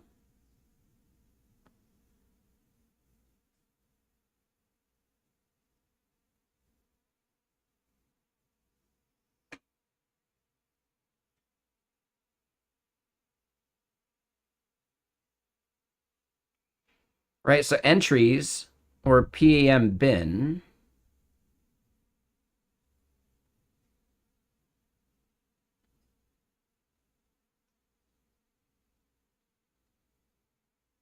Right. Which means that this match will never happen then, right?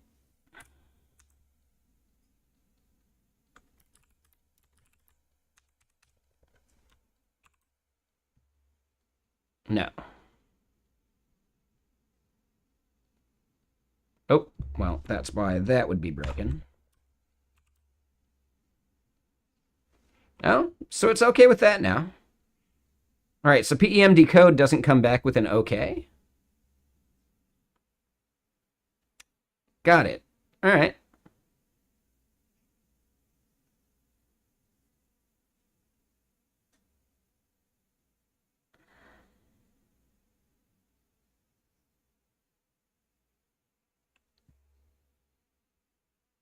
It looks happy now.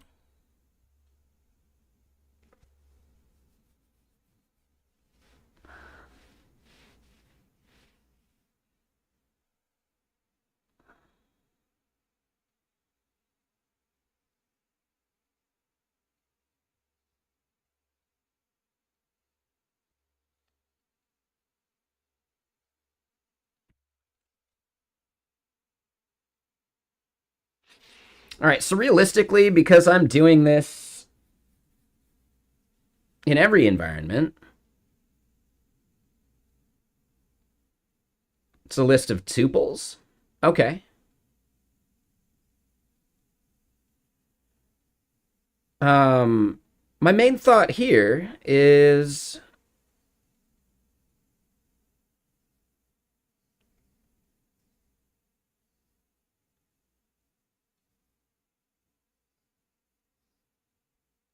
what's up, Charles? How you doing?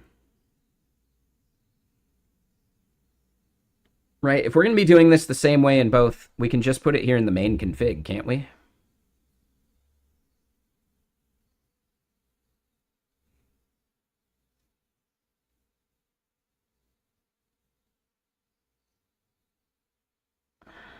You wouldn't do that?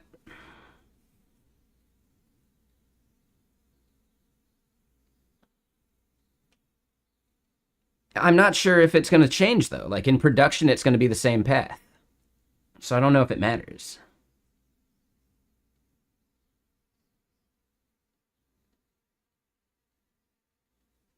Oh, I want runtime. So I don't even need it in dev, then. Is that what you're saying?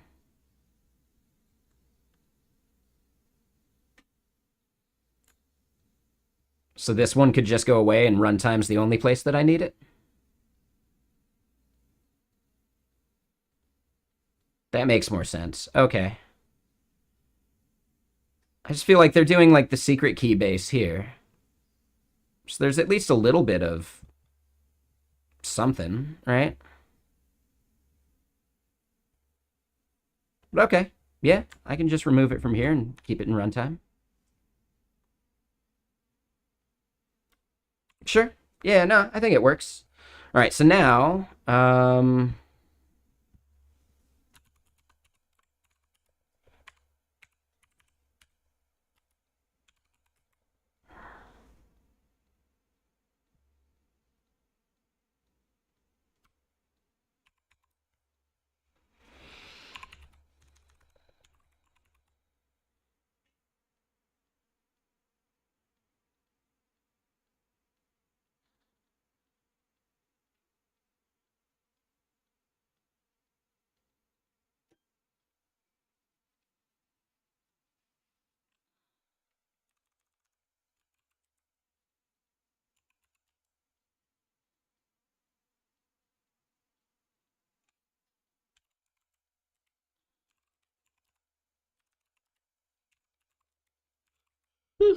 excuse me.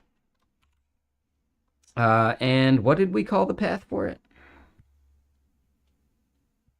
That.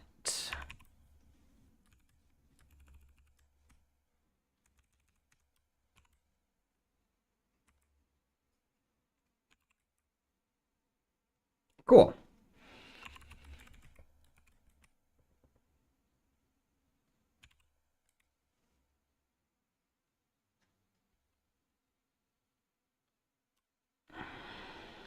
Noster.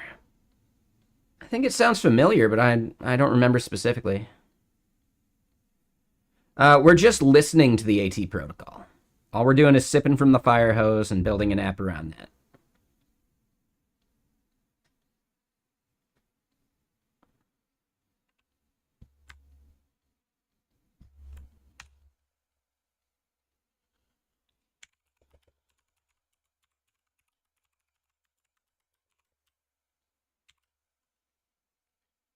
But Noster, I don't know. Let's look it up real quick. Oh, yeah. I think I've heard about it vaguely. Is that what Mastodon uses under the hood?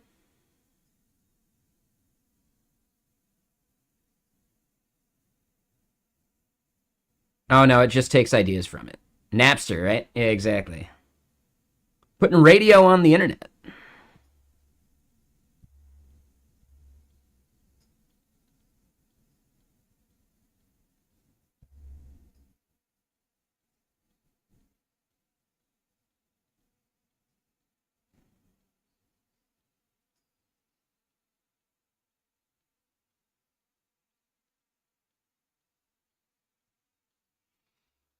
All right, well.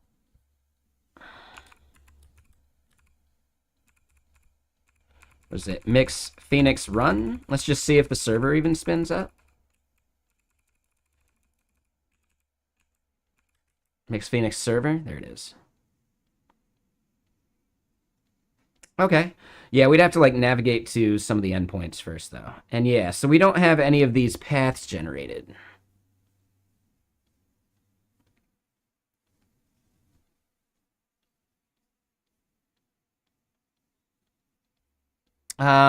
Ooh, what does the IEX do?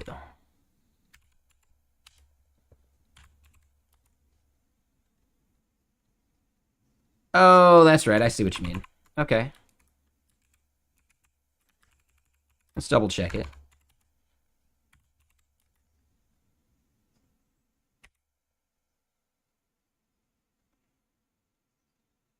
Right, and that's where you were doing some of like I rarely use IEX, but no, it's probably smart because I could just do something like and wait, what did we match? What words am I even matching right now? How did we get a match so quick?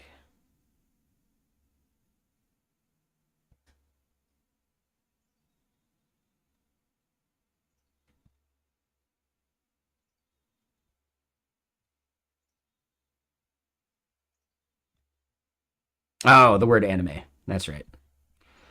Yeah, we're gonna get a lot of matches. Okay, so then I could do something like I don't know.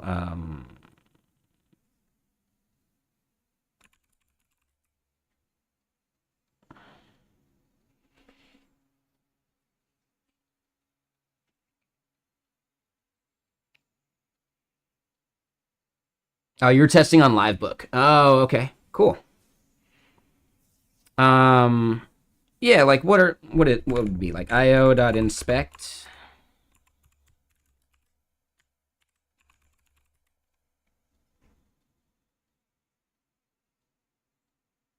undefined variable. Uh, where does io.inspect come from? Like debug?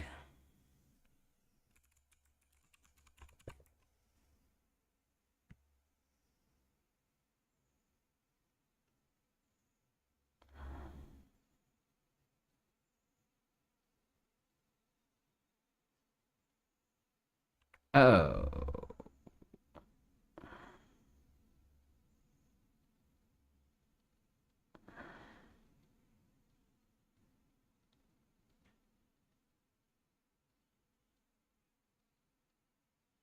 Oh, where then I would be in the scope. So I'm just not in any scope that has IO defined.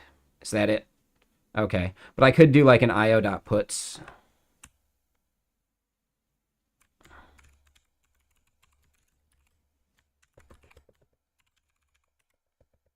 Yeah, okay. So yeah. Okay. Yeah, I've never used IEX that much. I think I've done it just to like test a quick like snippet before.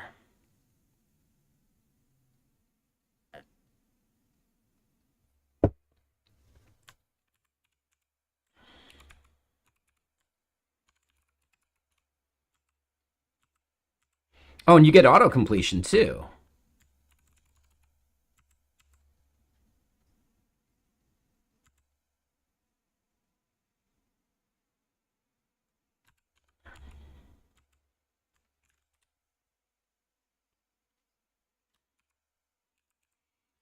Okay, so does it not have our config defined yet though?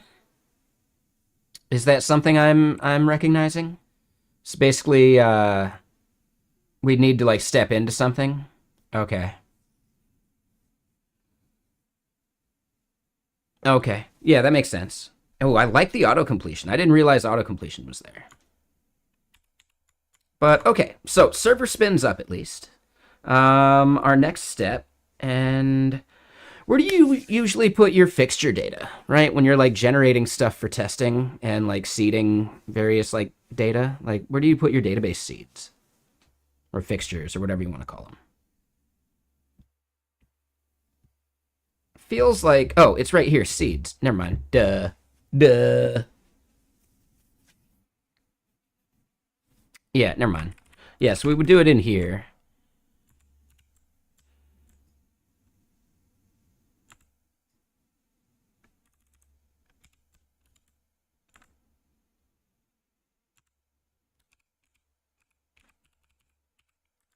Harker would be its own org inside of Harker. Ooh, I like that. You're very against fixtures. You like factories, but yes, here. I mean, this would be for generating like a user that I don't want to have to like keep remaking, right? Especially as I like spin down and destroy the database. I'm not saying we will, but we might, right? I'm curious why you're very against fixtures, though.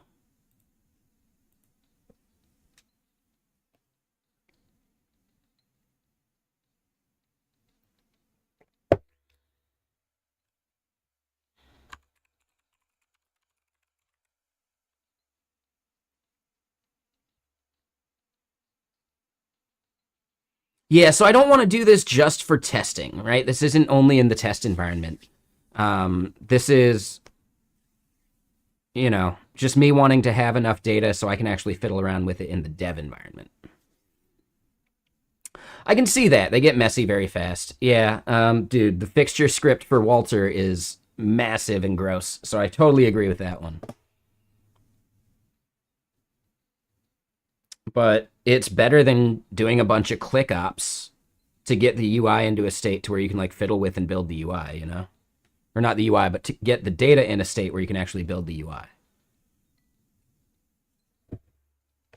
So I don't know. I'm okay with them, but I do agree that yes, they can get messy, especially without a lot of thought. Like realistically, this seeds, it'd be better if we created like a folder for fixtures, and then the seeds had a structured way of calling those fixtures, and then it's less messy instead of just jamming everything into here.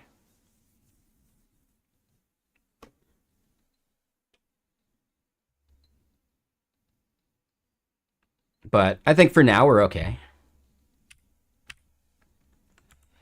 This is going to be accounts user. Name Harker admin. Email admin@harker.com.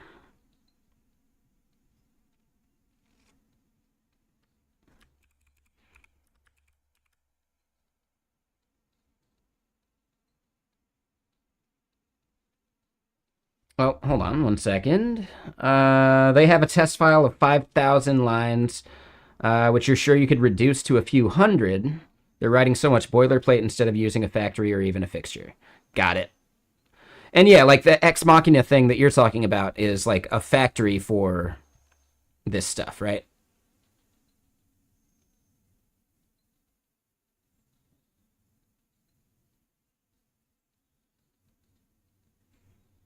Wow, that's a gnarly test. That is rough. Damn. Damn. Is this for a startup or like the company you work at?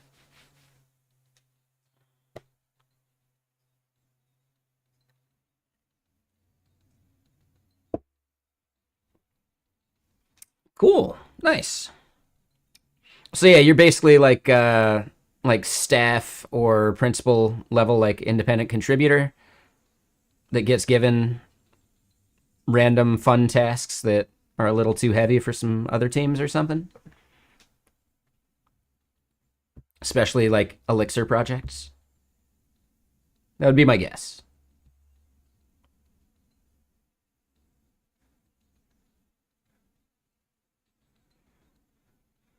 Right, right. So yeah, there's going to be a lot of like foot guns in the code base. Makes sense. Yeah, that's cool. I like that. It reminds me almost of like agency work, where if you're like really good at an agency, you're going to like move around from team to team really frequently. You get it to a place where you can leave it with someone less experienced and then you just move on to the next thing. That was really fun when I worked at an agency in the past. Like I'd often be tasked with like launching up the project and scaffolding it from scratch, and then being able to hand that to someone who ends up like doing a lot of the maintenance stuff. So yeah, that was really fun. Just being experienced in like every front end framework made it to where I was a sought after individual at that company, because all the salespeople are just thinking like, whatever, we can just put Chris on it. So yeah, like, yeah, I ended up switching projects every couple months.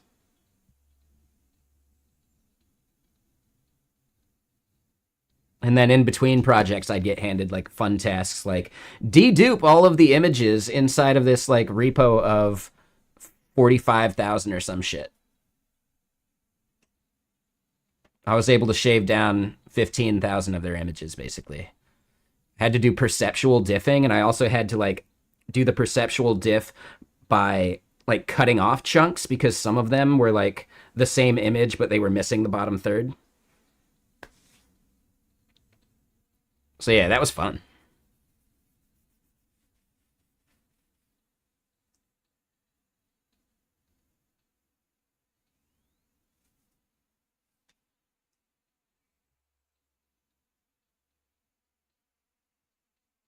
But okay. Yeah, no, Ex Machina seems cool. And it sounds so familiar. I really do feel like I might have used it at one point. Like we might be using it in the chat overlay. Not like the visual part, but like the data management. I don't have access to any of that code anymore, though.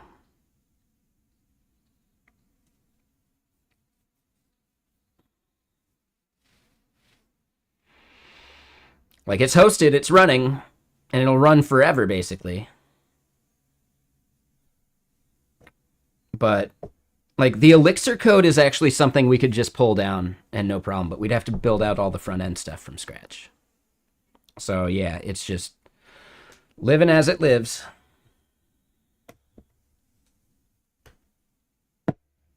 But okay, we're gonna hop into some whiskey because it's a Saturday. Have I seen live view? I'm not a fan. I'm fundamentally against my API server having anything to do with rendering UI logic. I'm so fundamentally against that. I want these two things to be completely separate. And then you can rewrite the front end and the back end doesn't care. You can rewrite the back end and the front end doesn't care. No, I get it. It sounds cool. And Livebook or whatever you're talking about is probably built on top of it, right? For like doing Elixir stuff, which sounds cool. I am fundamentally against my API servers wasting any cycles on rendering of any kind.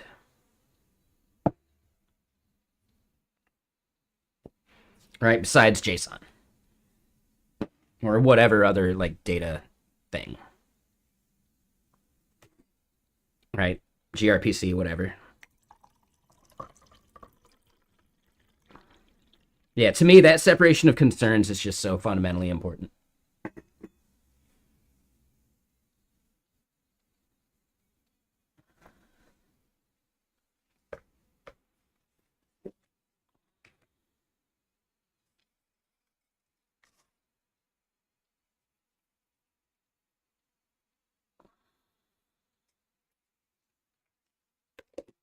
I mean, don't get me wrong. I love a good I love a good monorepo. But it's more about like how much is overlapping within that monorepo. And again, I'd still just like to be able to spin up a whole new front end without even touching the back end code.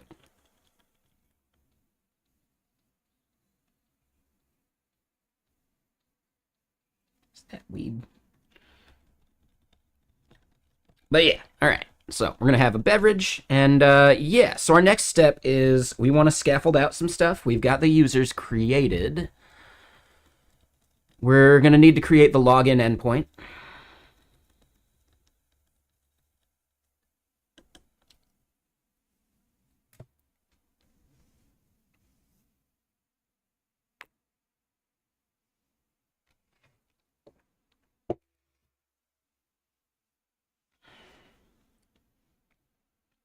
Oh, and that's a spicy meatball.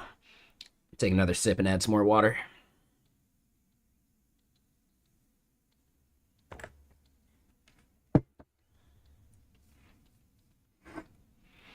I get it. Like, honestly, deploying the front end, though, depending on the kind of front end, like, if you need SSR, then that's a problem. But if it's just static assets, like, it should be really easy to deploy out static assets, you know? But I get it. Like, at some organizations, that bureaucracy is annoying.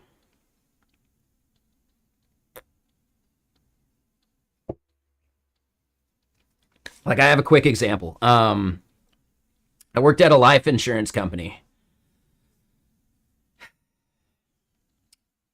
All I needed was a static IP address that the chosen CMS company could send a webhook to, and we could trigger a rebuild of the front end so that we could do our server-side rendering, or technically static rendering. That was like, I spent 3 months not only on that, but trying to like keep this ball rolling of escalating and getting it to where I needed to get it to, and blah, blah, blah. And like, can we just do it? And I was at like crossed paths where, nope, it's got to be in Azure because we're using Azure DevOps, and that's where our build pipelines are for the front end, etc. And the webhook for triggering actions and all that stuff was not able to get a static IP in any way whatsoever. Right? For whatever we were spinning up, it was a giant like block of like CIDR blocks, like a giant list of CIDR blocks that was like 50,000 IP addresses or more or something that changed every few months. So we'd have to like get the CMS vendor to update their allow list and other BS. And like, it was absolute chaos. And then, well, could we just spin up, right, a quick little VPS inside of Azure? I forget what they call them, right? And my immediate boss was like, nope, we're not going to do any persistent services. We're all serverless. So it's like, I'm just having to deal with the bureaucracy of a manager that is so against just a really simple server we could launch. It's so easy. It's so easy. All it does is handle a webhook that isn't going to fire that much. Like, come on, it would have been so easy. So yeah, like just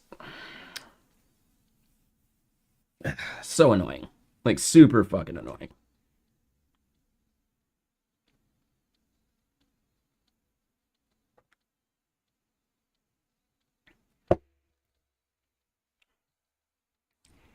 And it still wasn't resolved, and it still hasn't been resolved. Because I can go check that website, and it's still client-side rendered. It's just, yeah, such a shame.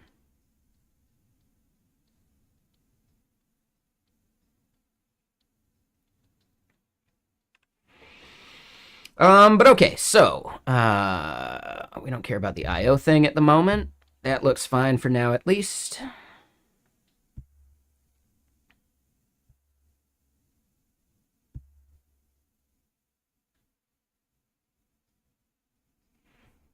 Yeah, we want to create our endpoint.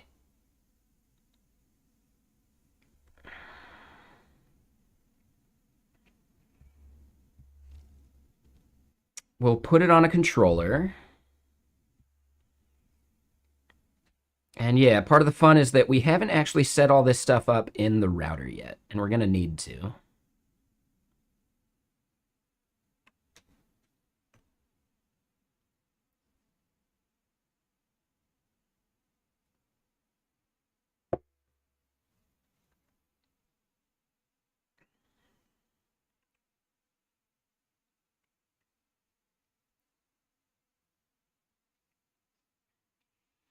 Yeah, so most of these controllers are just full-on boilerplate.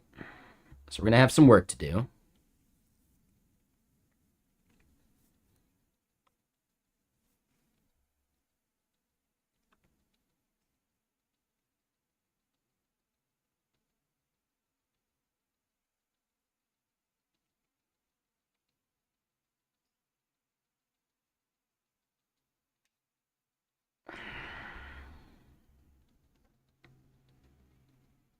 I'm wondering if it goes on the user controller. No, because this is for like showing, deleting, updating.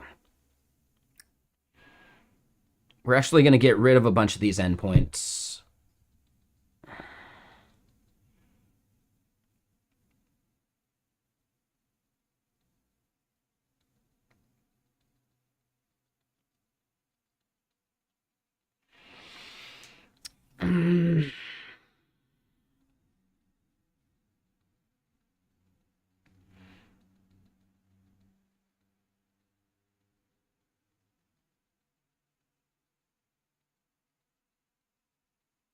Yeah, we're just going to create an auth controller.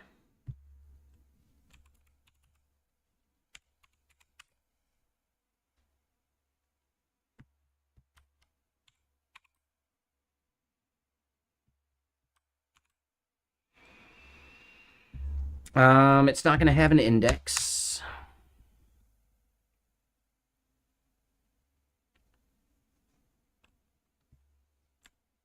Yeah, we'll just get rid of most of this.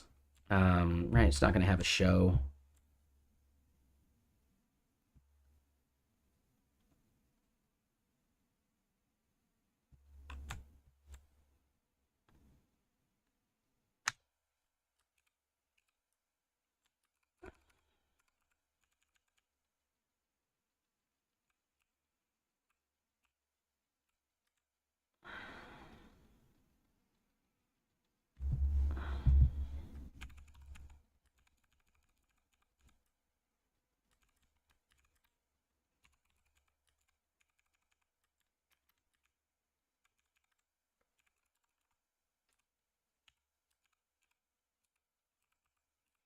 And it's actually login and sign up.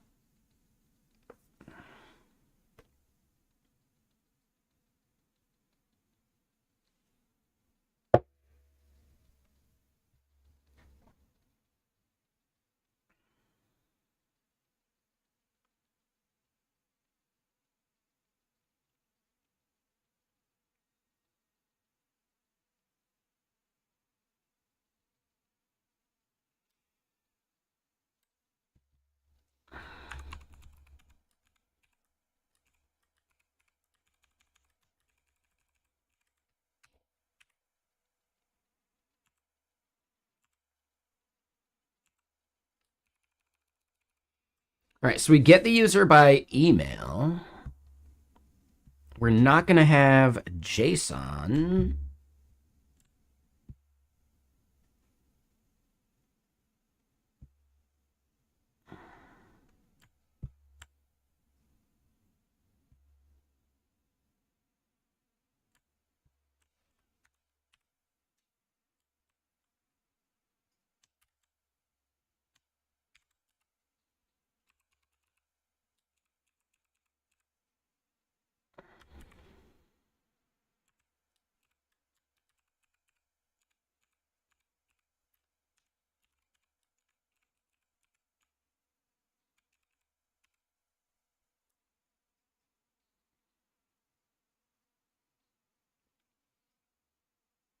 So yeah, if we have the user,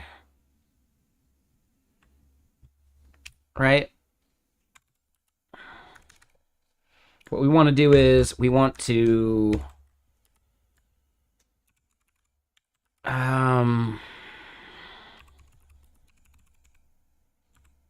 with link to verify,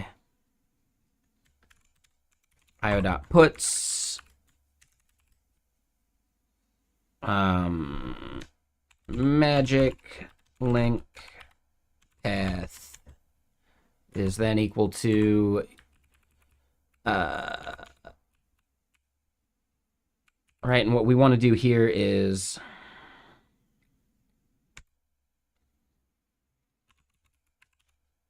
verify.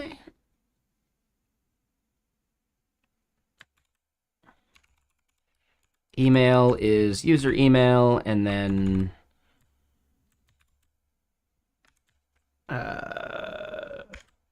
and code is equal to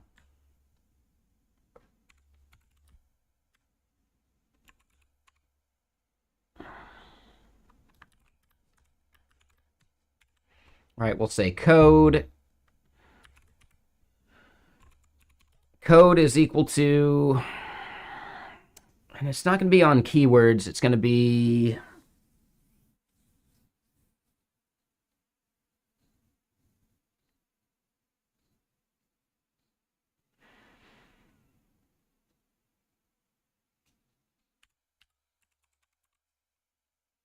we'll just do this for now. Yeah, is there an Elixir Nano ID? Ooh, I love Nano ID. Yeah, for sure. That's a good call. Yeah, that's actually a great call. And yeah, we do want to like store it at some point. We'll figure out where we want to store it. But you know what? Hold on. Wait, we'll do this. We'll let it be hard-coded. Yep, we got too many ends. All about them ends, right? Yeah, oh, that's awesome. Okay, so let me go find it on HexBM.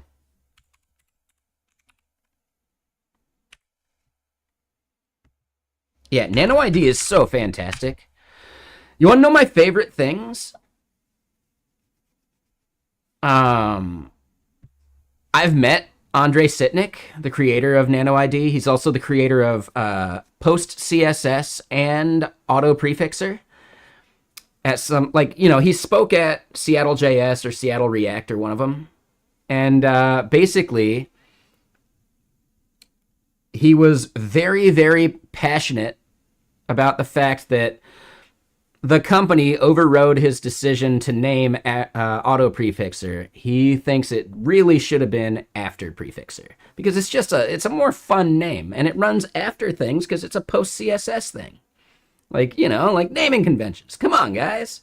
So yeah, he was like, with a couple beers in him, he was just so like, oh, it should have been After Prefixer. You know, like it was good.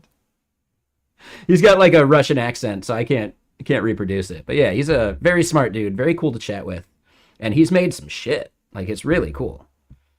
Like, he changed the world with Post CSS, you know?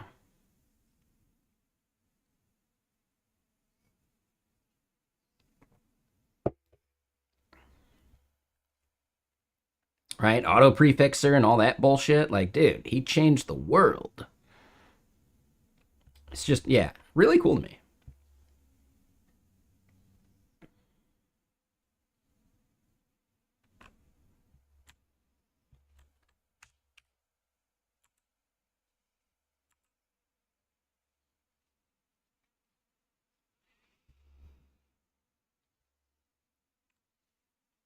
All right, so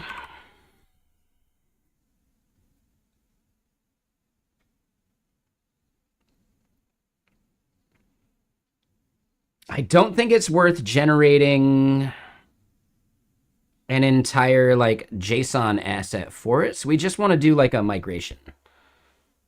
So mix I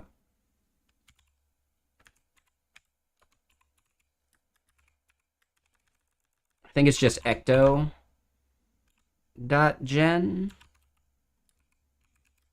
No. Yeah, I forget. Yeah, let's go look at the mixed keywords for generating. Oh, and we want to add this. Yeah, I almost forgot that step. Yeah, no matter what, we need the nano ID, and we need to set it in the database.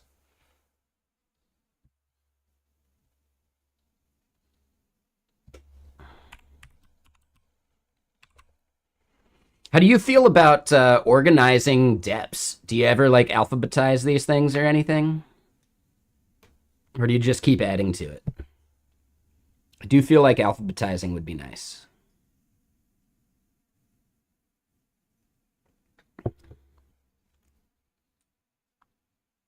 Because then it's easy to find it, you know? Because this list does get pretty deep in large, like Phoenix applications. But you did mention that you like to build stuff from scratch, right?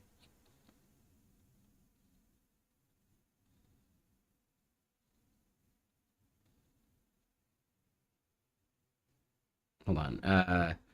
You're the weird dude that has built more of the frameworks you use to access code bases and was so sad when you saw that what this team had done with that code. But from the top, there was a big no to building libraries, so copy paste it is. Oh.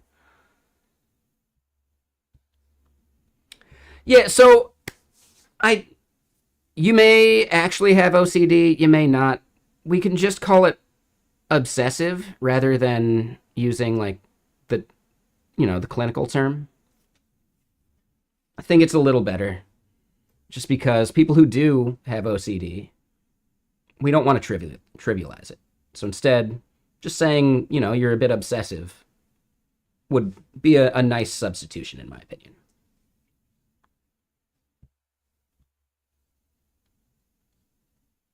And we don't have that in any of our rules or anything, so you couldn't have known. But yeah, I don't like to trivialize OCD. Okay, that's fine. But again, like when one person uses it, other people might think it's okay. So I don't know. I just prefer not to trivialize it. That's all.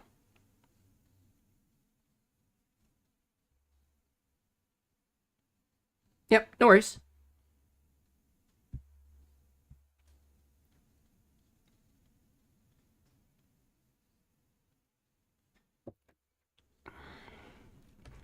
Xmetrics, you just have a really nice keyboard that you like using, right?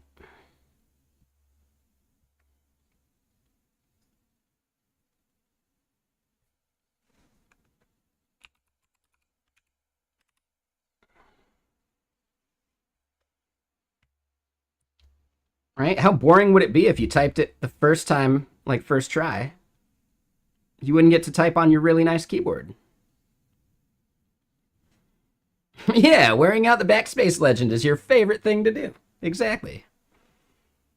But yeah, you know what? I like alphabetizing these.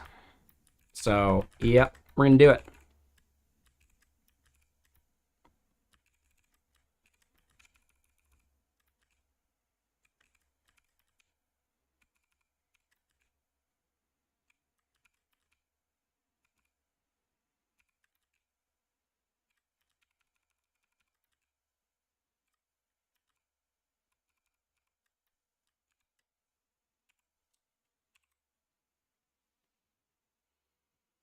Ooh, is there a way to configure the auto formatter for Phoenix to allow trailing commas? Because I believe Elixir also allows trailing commas, right?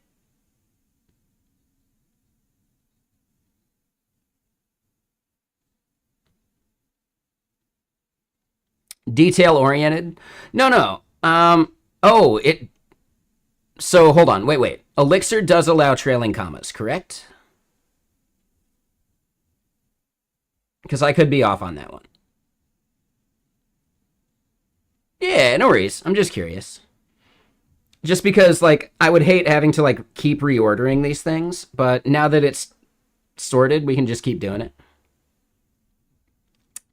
Oh, so there's no way of configuring mixed format to allow trailing commas? That's weird to me. Okay, so it's, like, really strict. Okay.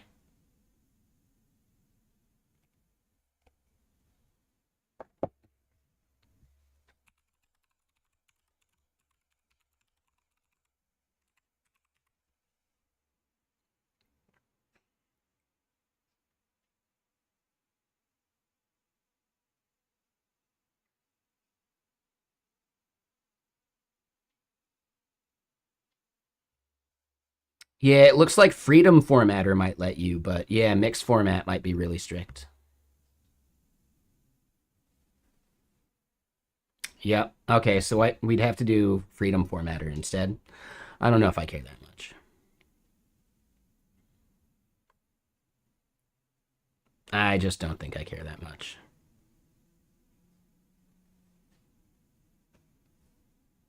I'm not that obsessive about it. And now that we're already sorted, and we're not going to be doing like npm install, right? Where you have to explicitly just do it. Like, yeah, we won't have this problem, so it's not a big deal. It's fine. It's fine.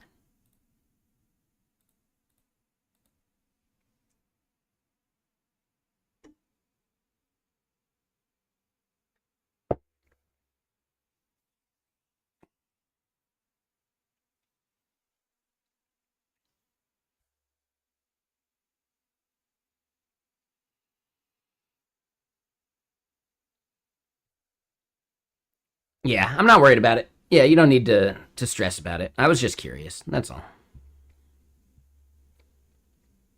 Oh, and yeah, that's complaining because we have a naming collision because I forgot to rename this part.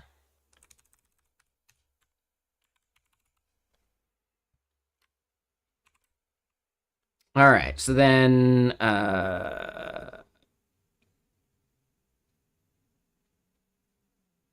yes, we'll do the get user by email. Do we want it up on the accounts repository or do we want to put it like nested further?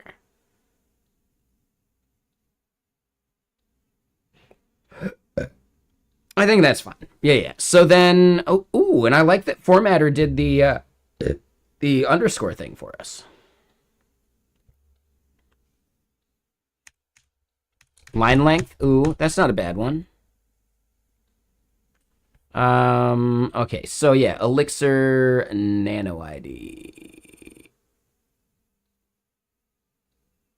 Oh, I guess I got rid of it already. Hex docs, or not hex docs. Well, yeah, hex docs is actually what we're looking for.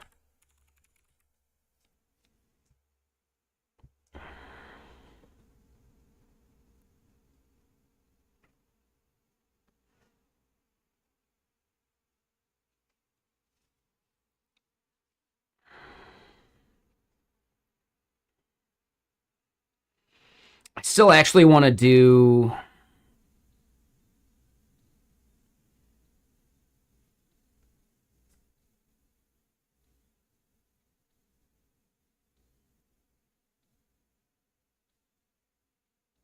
Hmm.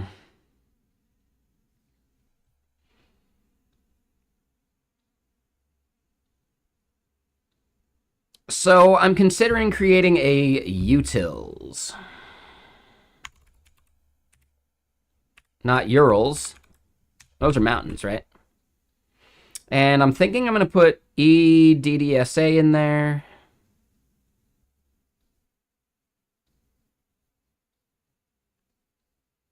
And token in there.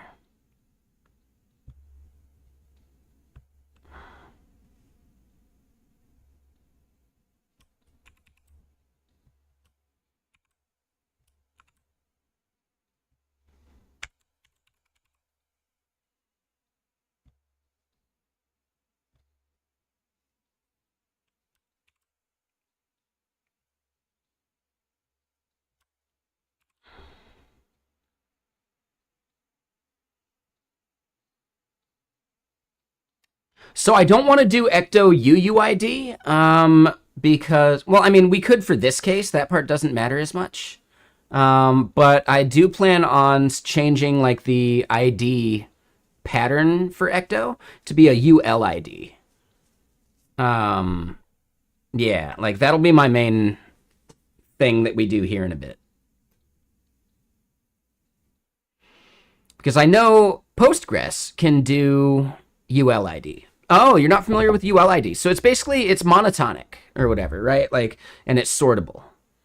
So ULID, it's like a UUID. It's basically like UUID v7, but there's a little bit more value to ULID that I think like it basically, it's like UUID v7, but I think there's like some other stuff that's nice about it. But yeah, sortable, right? Based upon the time it was generated. I forget what monotonic even means, you know? But yeah, ULID is really nice. So yeah, like no special characters, so it's safe, it's case insensitive, right? There's a lot of like good value there. Yeah, it's very nifty. I'm planning on converting pretty much every project I do to ULID instead of NanoID just for the sake of like sortability.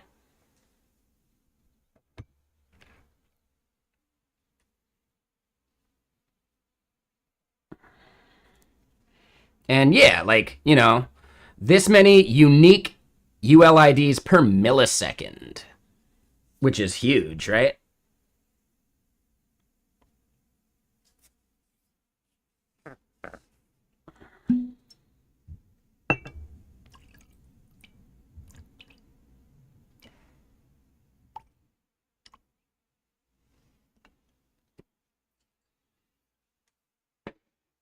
So yeah, happy to share.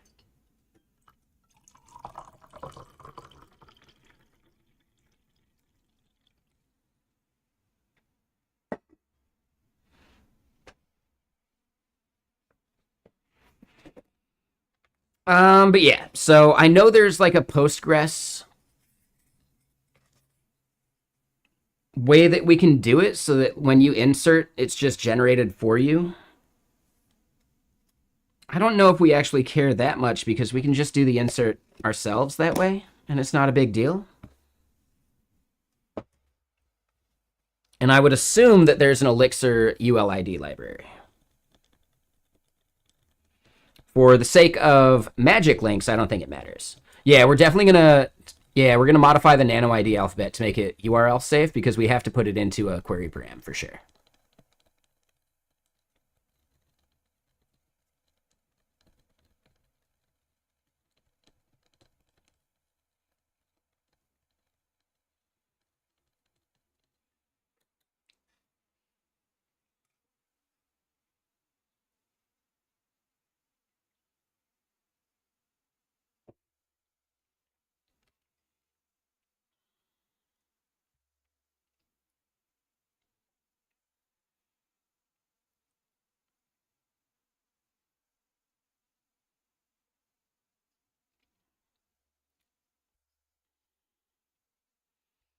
But honestly, like we could just do a ULID as well.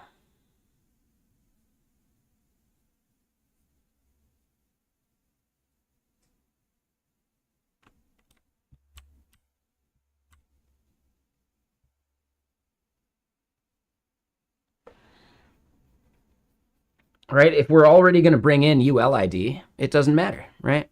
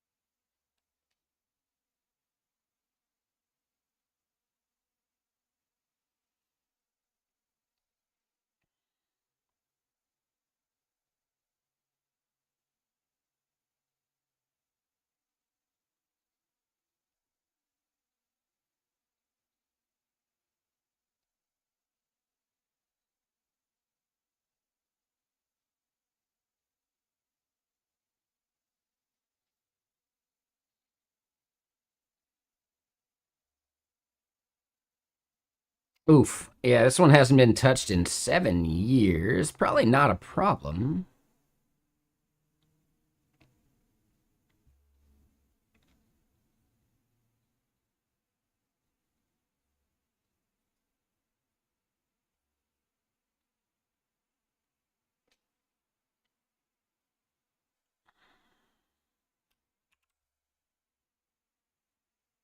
Yeah, let's do it. Why not?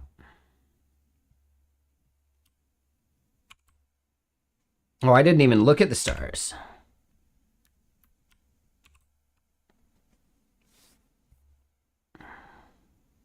Yeah, that's pretty decent. There was a company that sent me a message at one point recently, and like I got to meet the dude from that company, and it was really interesting because he's like, "Yeah, we didn't even find you from your stream. We found you because we searched people in the area via GitHub, right in the Seattle area, for like JavaScript and like the amount of stars that their libraries get or something." And I was in like the top 1%.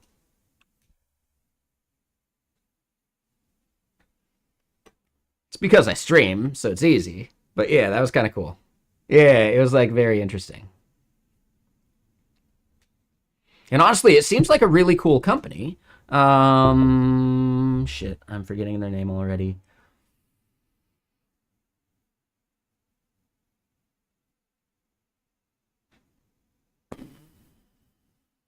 I can just look it up. Hold on. Because yeah, anyone in the Seattle area, I at least want to like shout it out. We don't get that many people from Seattle here in stream, but still cool.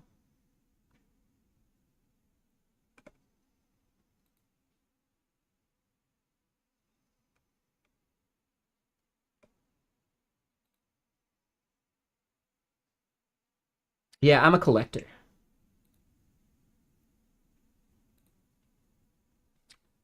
Hyperparam. Yeah, Hyperparam seems cool. And yeah, cool company. So if you're in the Seattle area, you should definitely check out Hyperparam.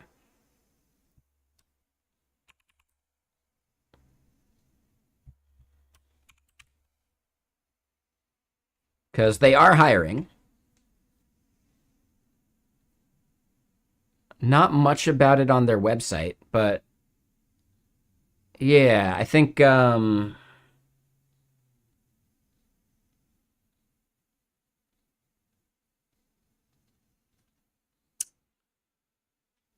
it's a hybrid position here in Seattle too, so that's cool.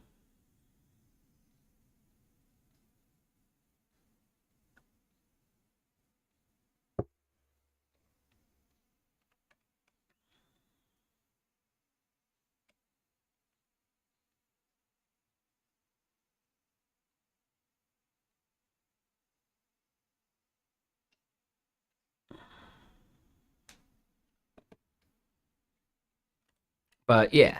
Yeah, it like the dude gave a really cool talk, and you can even like look at this like parquet stuff, right? Like he basically built this like parquet reader thing. Yeah, you're from Chile. Yeah. I wouldn't recommend it for you. I'm just saying for anyone out there, it would be a cool company, and this is some of the stuff they work on, like parsing and handling parquet files or parquet or whatever you call it in the browser using Wasm. And that's kind of nifty.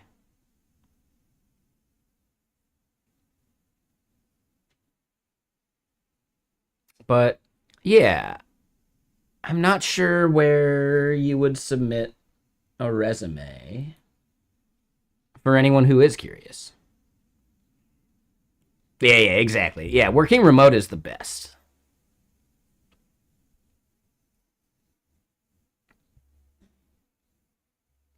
So okay, we'll allow it. You want to do an Omegle clone, huh? You're gonna have to just get started doing like actual programming stuff. So maybe free code camp, maybe 100 devs.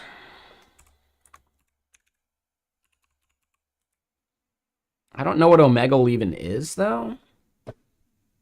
Is that a porn thing?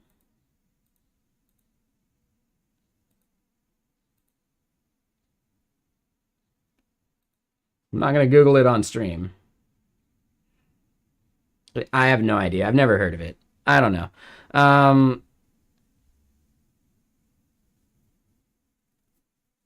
Yeah, a tip on how to make an Omegle clone. First invent the universe. You know? To build Omegle from scratch, yes, first you must invent the universe.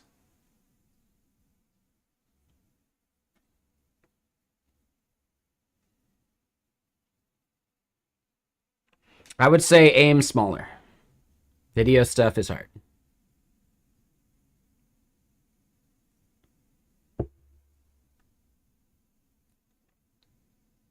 Exactly. Yeah, yeah. You just put in some learning, do smaller projects. But yeah, Ecto ULID will do that. We added it to the list there. Now we need to install it.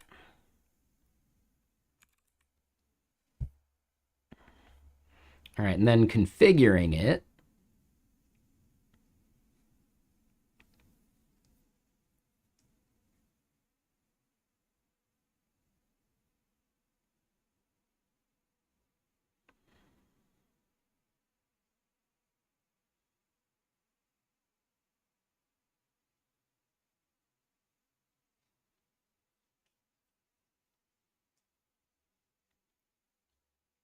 Here we go.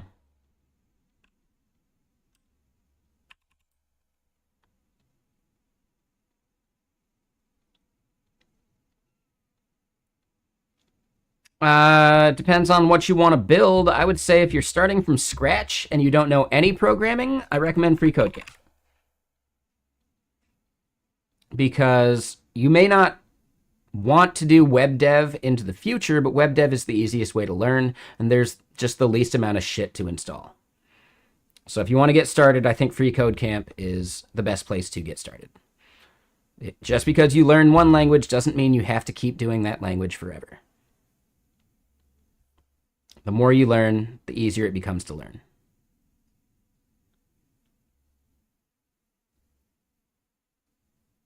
All right, so this would go in the top level config thing.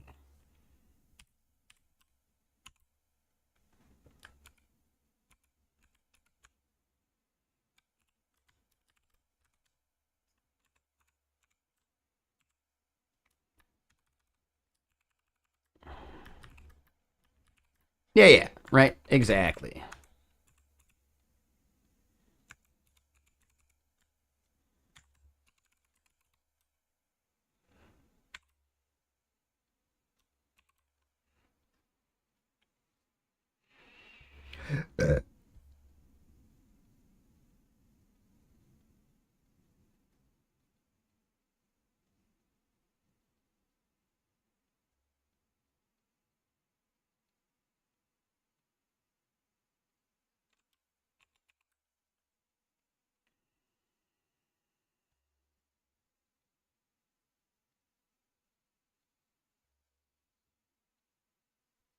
All right, so now we want to head to all of the schemas that we care about.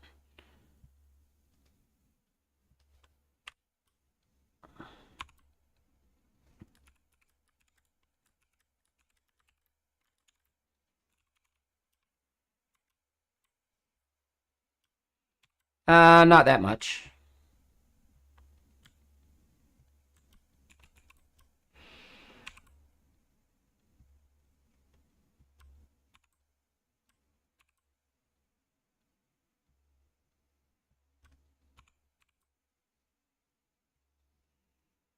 I would definitely encourage you to not listen to people that have some kind of vested interest in making LLMs seem like they're the future. Right? So the CEO of Anthropic said his bullshit comment, right? You typically don't want to listen to a snake oil salesman tell you about how good their snake oil is. They're going to lie to you every chance they get.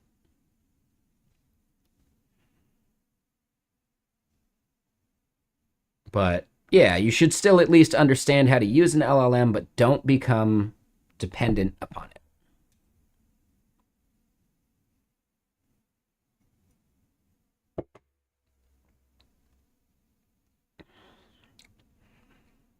Replit's good for cloud dev. I would say Replit, like any of the language you would like use in Replit, you can do it, but I just really feel like web stuff is the best way to learn.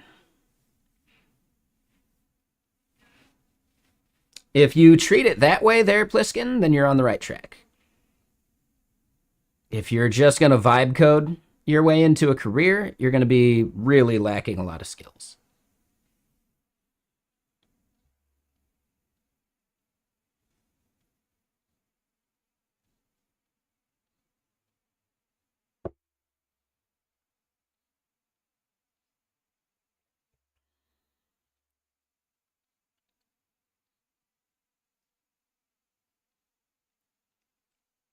Oh, and you know what I did? I messed up in naming these. Yeah, instead of accounts here, I actually do think we wanted to do keywords as like the scope.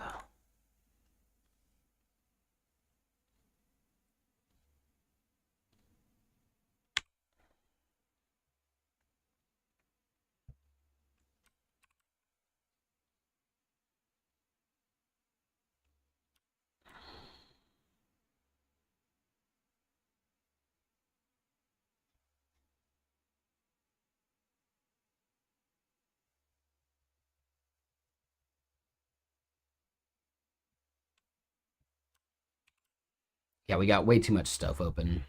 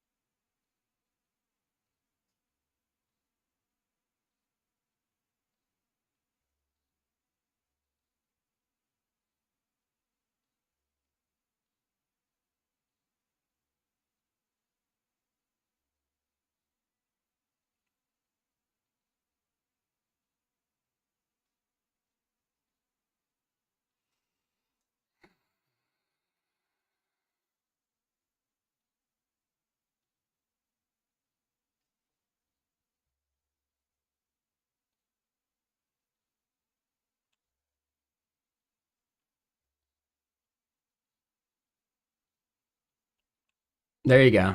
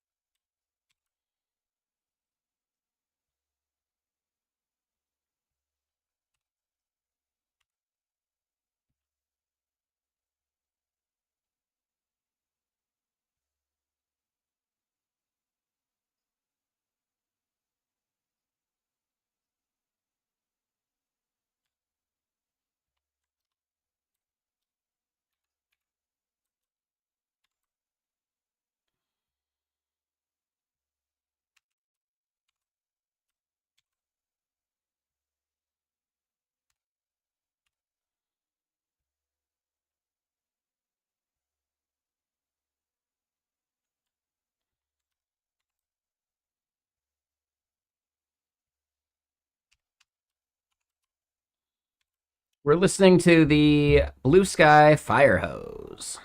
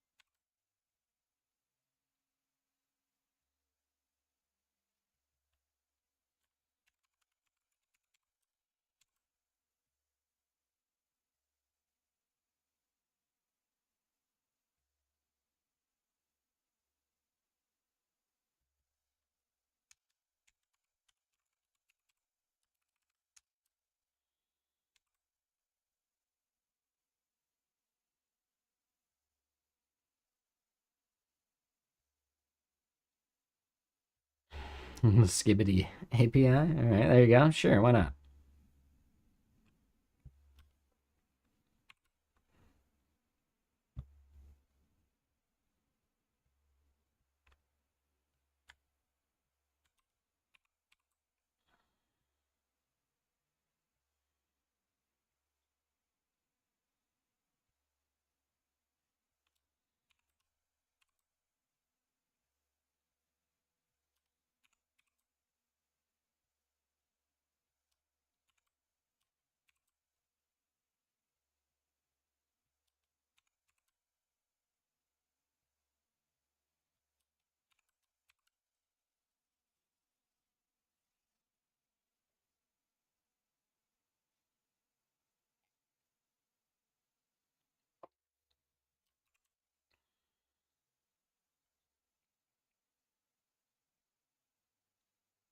A link to what?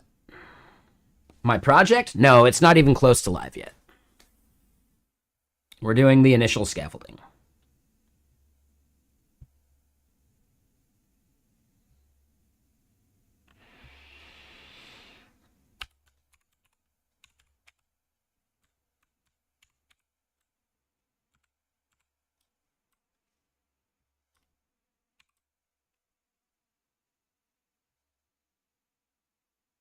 Okay, cool.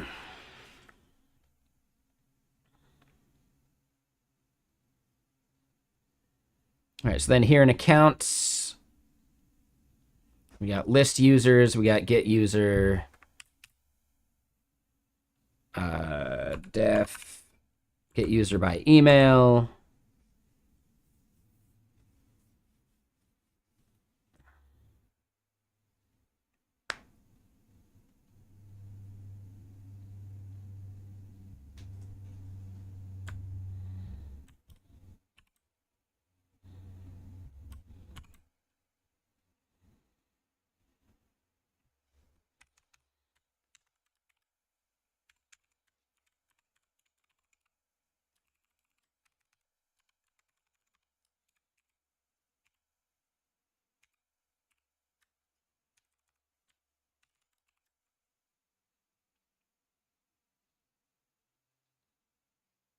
Yeah, no worries, Brainless. Yep, that's fine. And yeah, we want to copy maybe a different thing.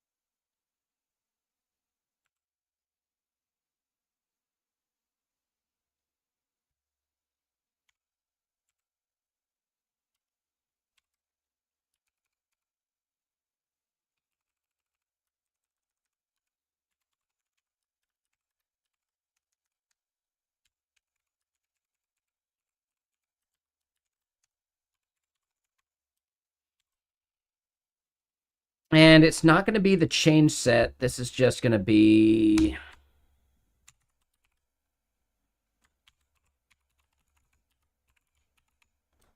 something like that.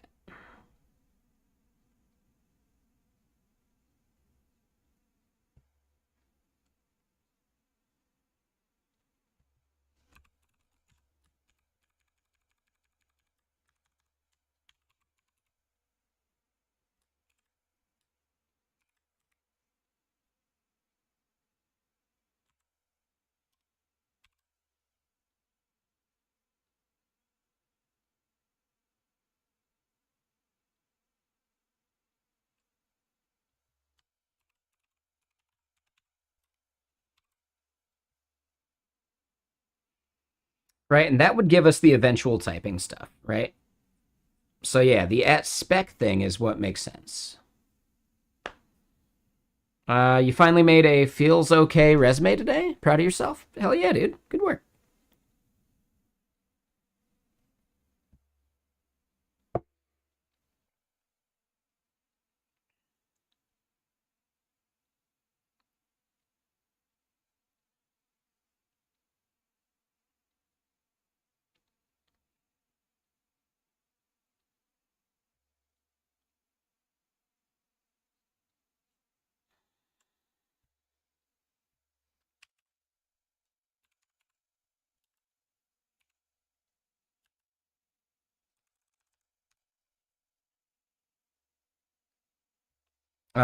Elixir type spec, I think is what we're looking for.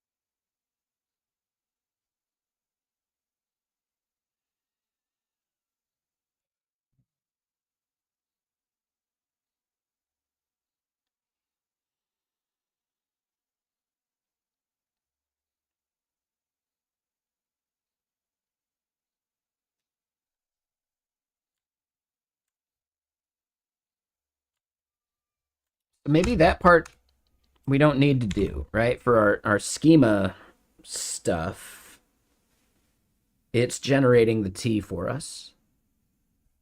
So I think that's fine. It would be for other stuff, maybe.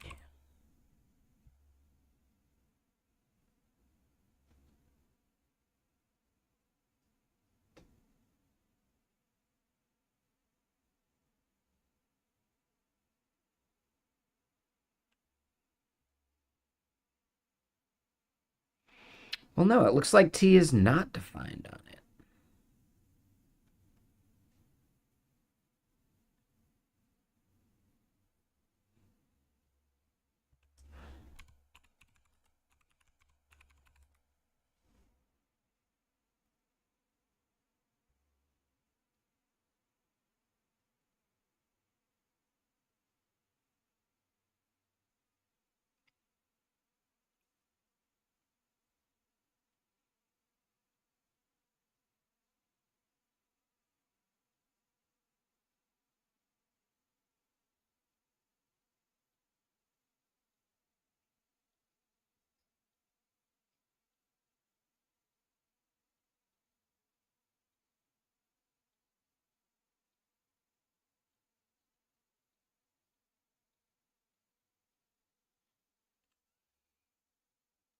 Okay, so let's go look at hex typed ecto.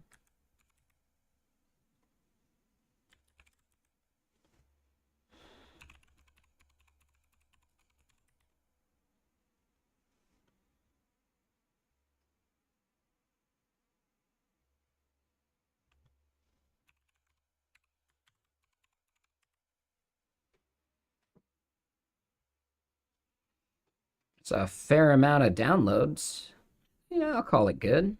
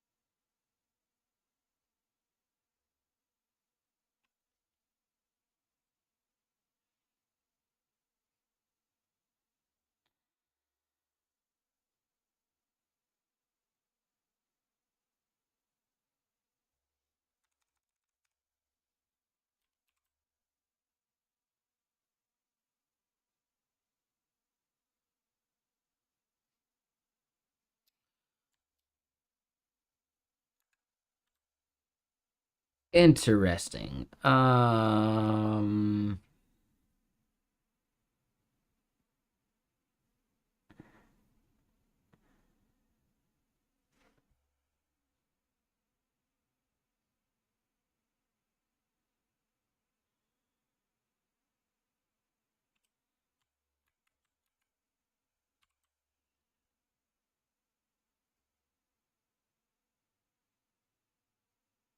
Yeah, let me get more music going. There's something up with what we're doing here, though, where it can't seem to find ecto.ulid anymore.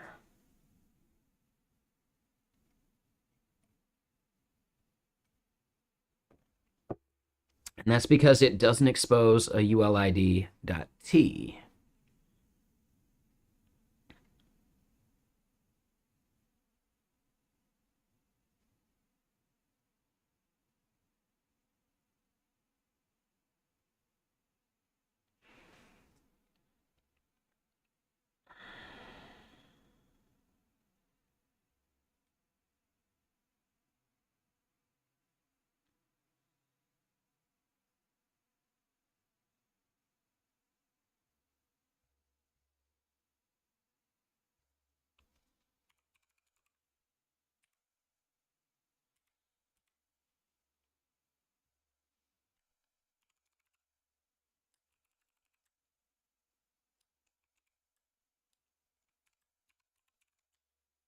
So we'll do ecto.ulid.ex in here.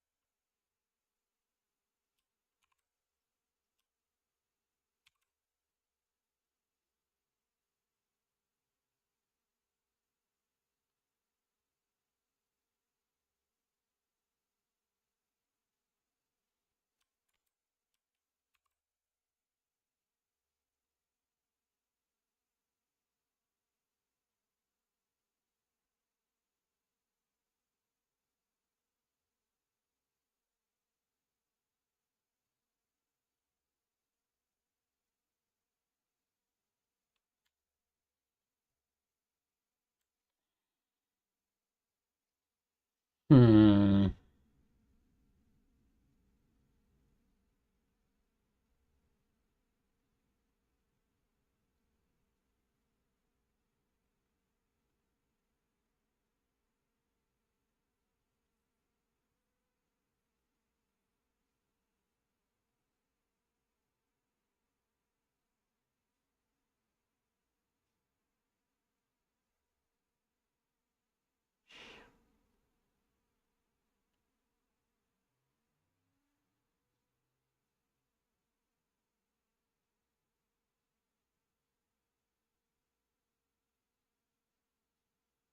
Interesting. So it might be worth the boilerplate instead of using typed ecto schema.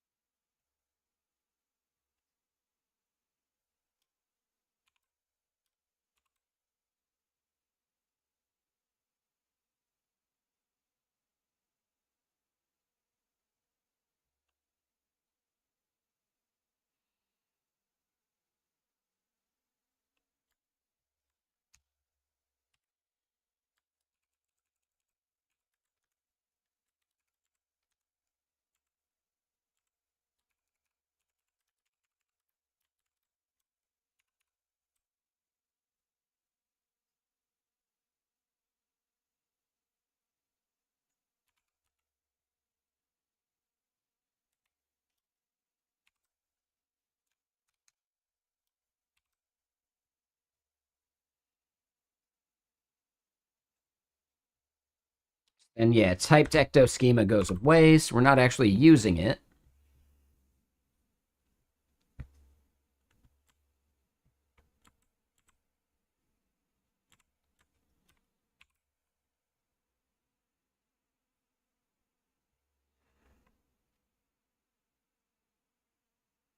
So it's a little boilerplatey. I'm okay with the boilerplate if it makes it easier to annotate.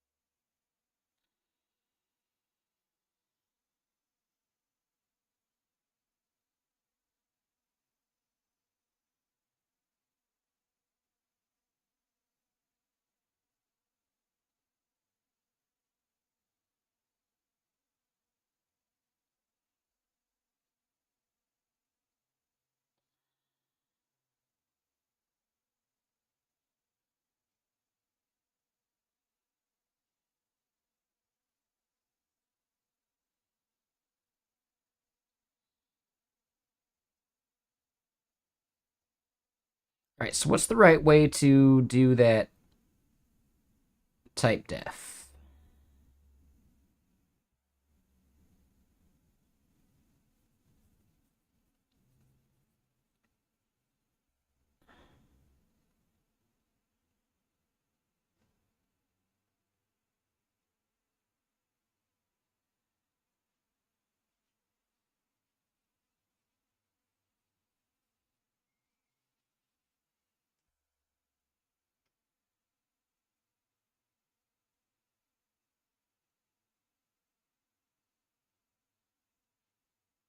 Hmm.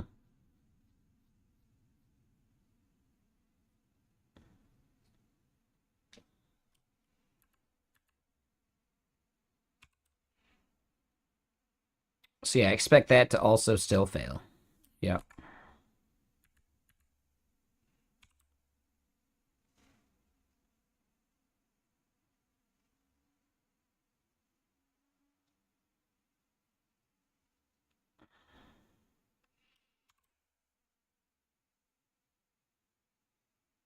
I guess that works. You know, it's not complaining.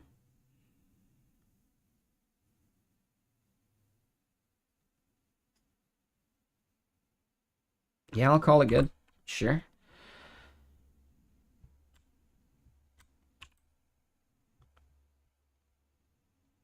Oh, we're not even using user verification anymore.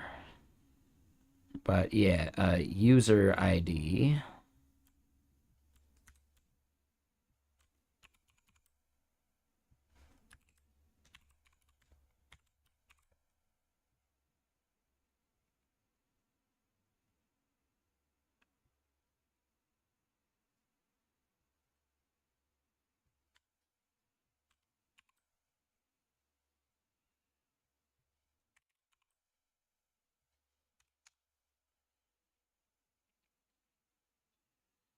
So then for a user, it's just name and email.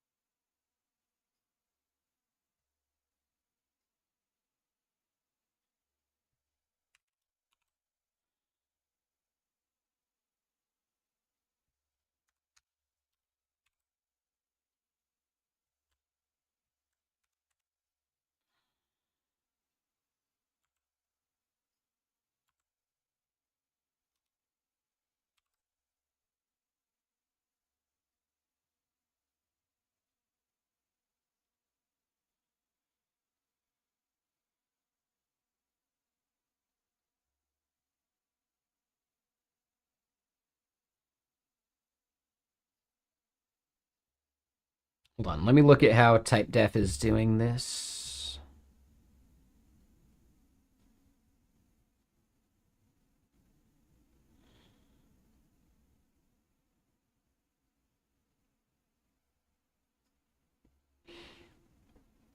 Okay.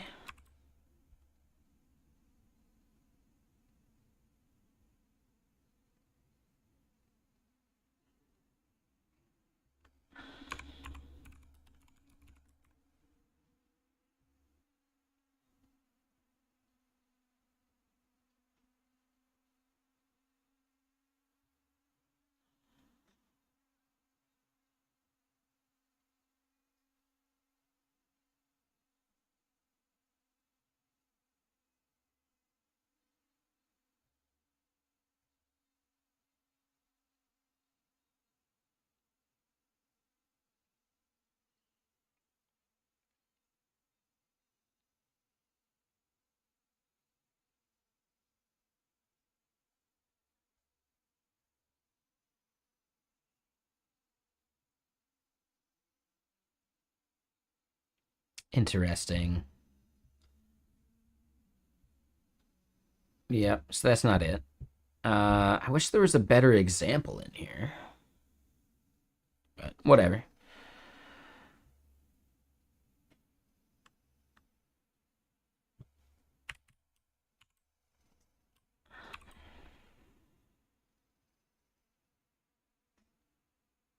All right, so value and org ID.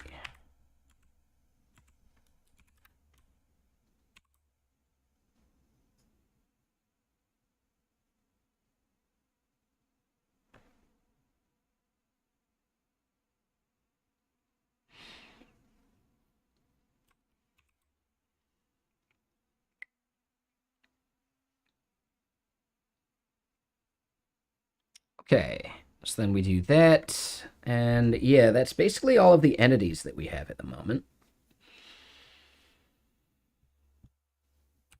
Utils we can delete. Ugh. And yeah, how's everyone's day going? What y'all up to?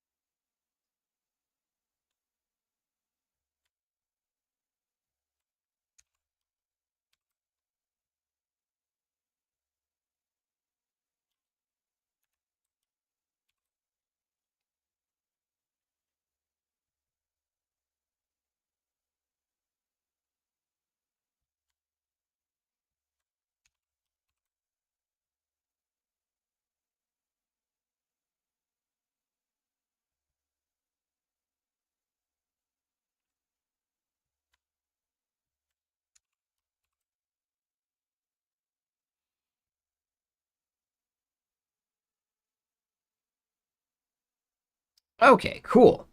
So yeah, application keywords, those are fine. Accounts here, this is fine.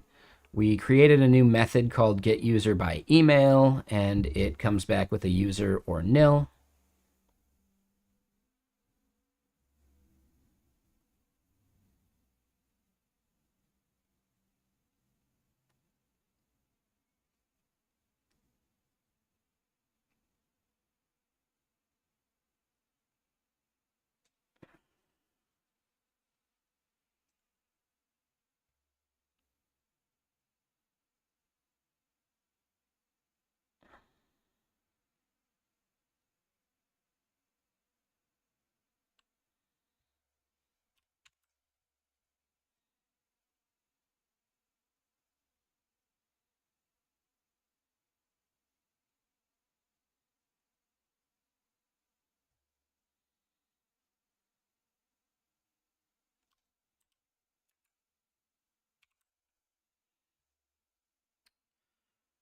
Okay, so yeah, now that we've got a lot of that boilerplate done,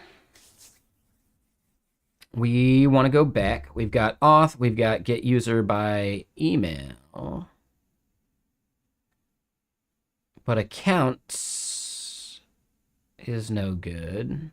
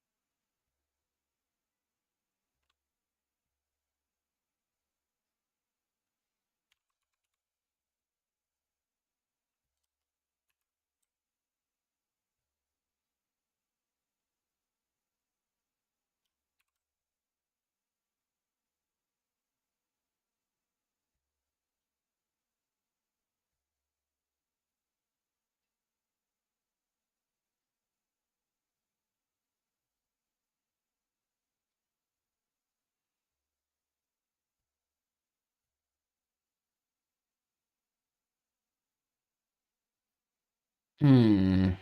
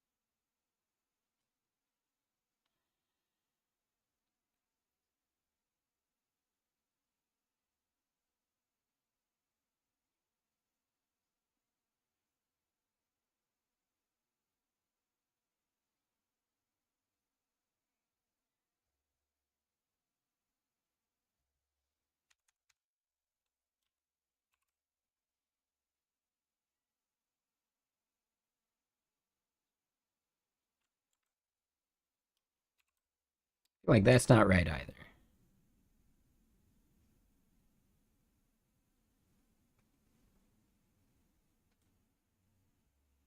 Oh, that part seems okay though. Okay, so then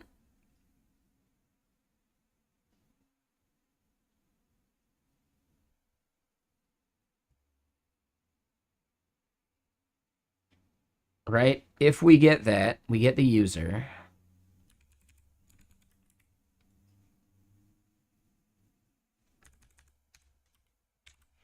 Yeah, so this is where we need to actually start reading from like a magic link thing.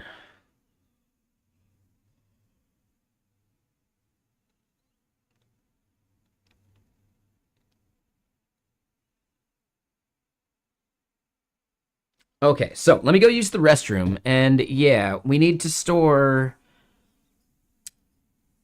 a login magic link for the user.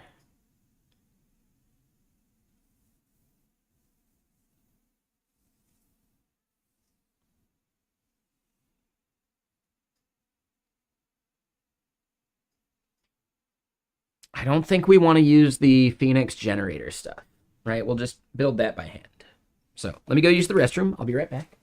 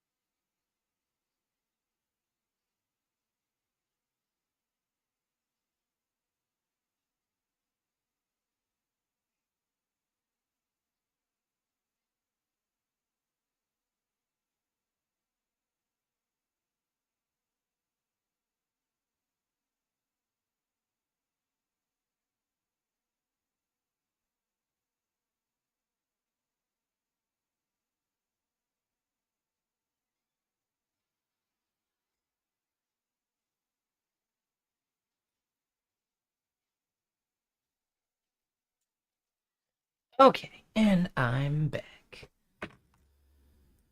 So yeah, the next bit we need to generate a migration.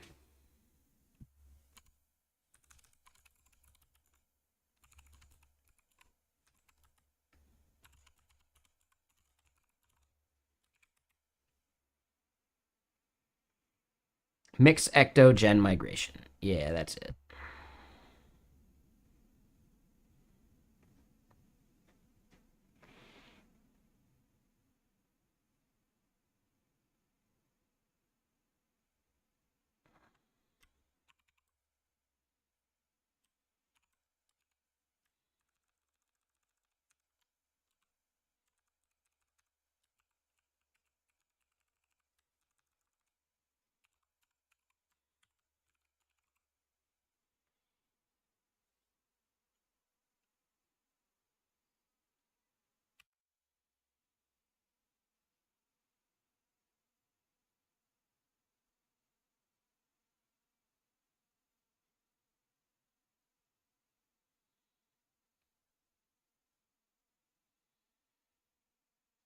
Yes, because of how we moved a bunch of stuff around, now we have a bunch of failures here.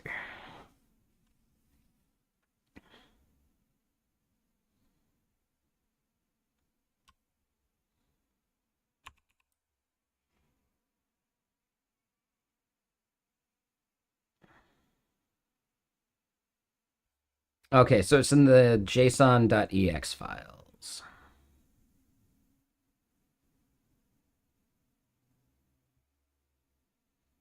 So that one ends up being fine.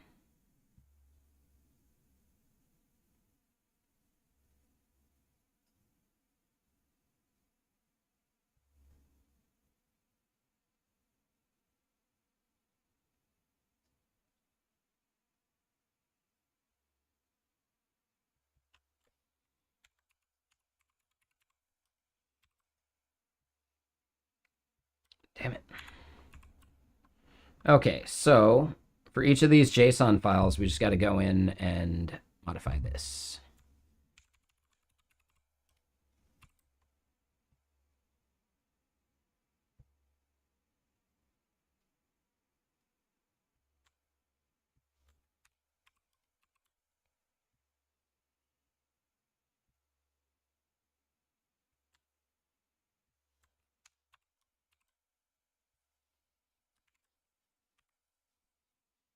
All right, so we still got another error.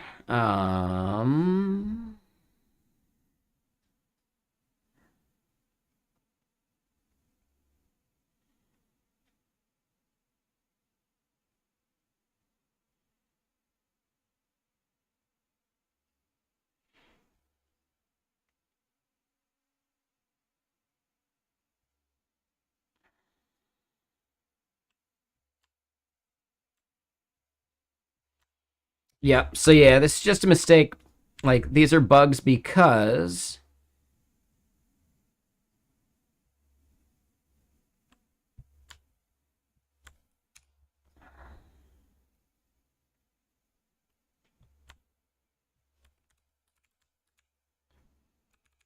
I scaffolded these things wrong.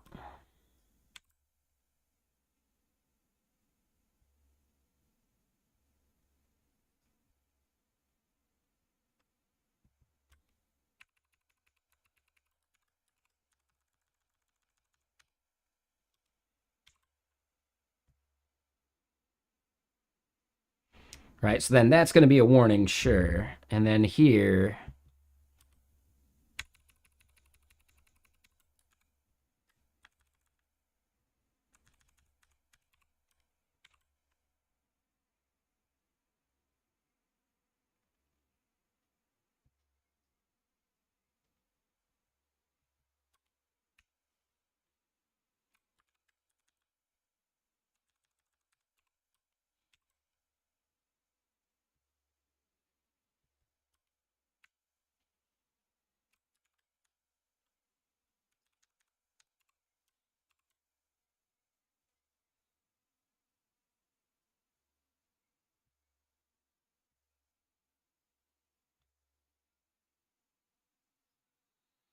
all right, so yeah, controllers sit there.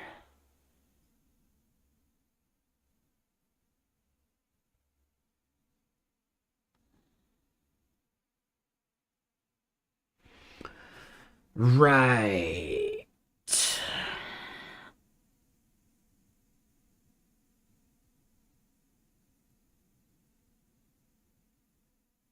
So this part's fine. That's not going to be in keywords there. We just pass it to it. So yeah, email code.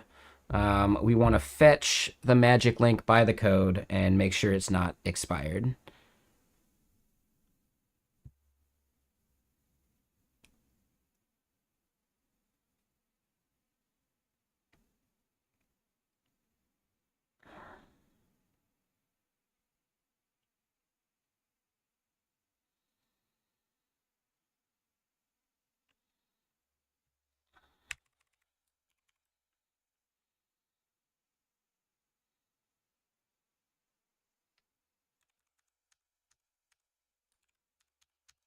All right, so now we got to think about how we want to do this part.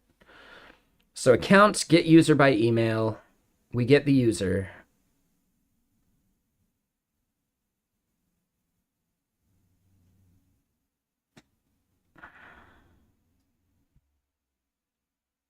Yeah, we need to create a repository or a method on the accounts.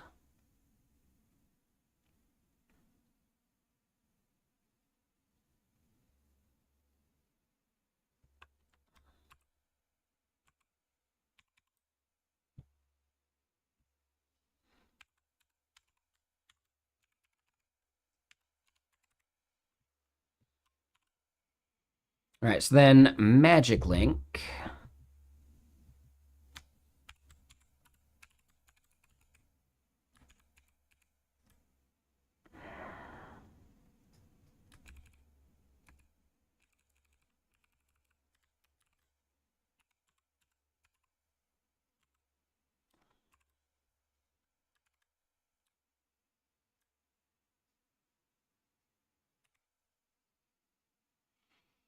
All right, so we create that migration at least. Let's go to that first.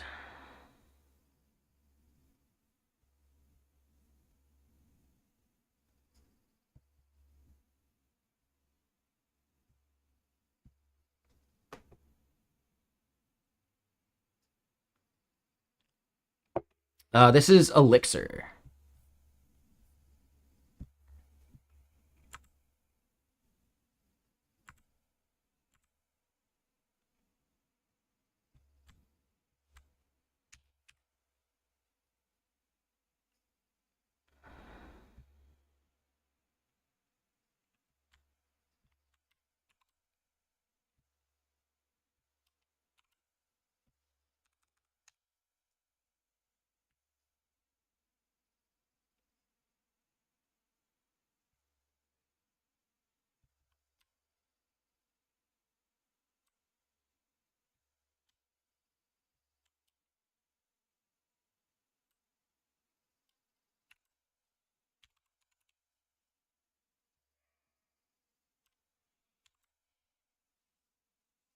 I mean, yeah. Phoenix and Laravel and Django and a whole bunch of other frameworks are basically what you would consider a Rails clone.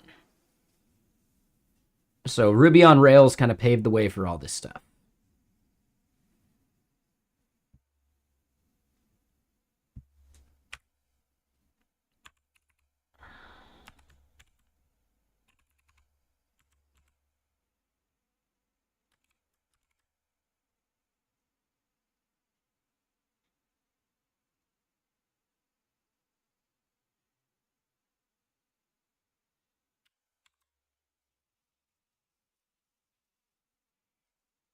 Exactly. Yep.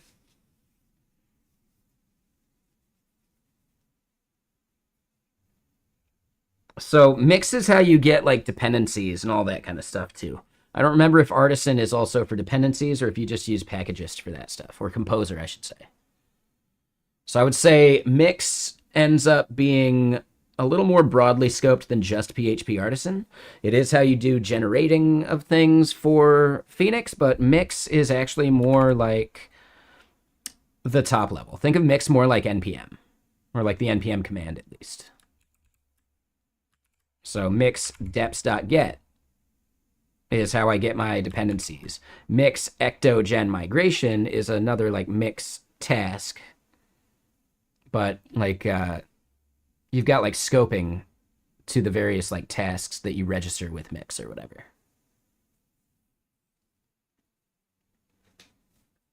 Does that make sense? I probably explained it poorly.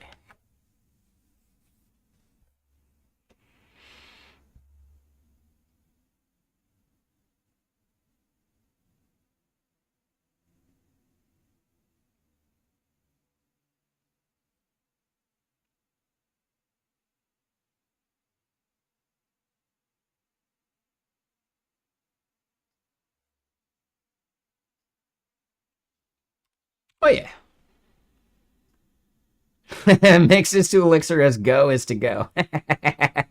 I'm not sure that's entirely accurate, but you know. I would say it's closer to NPM, especially with the way that NPM can have scripts in the package JSON.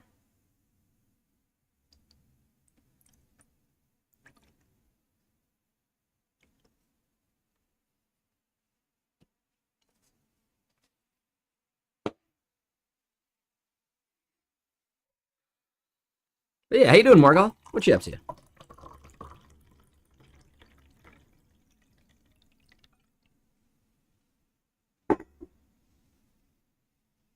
Anything fun? Besides just watching me.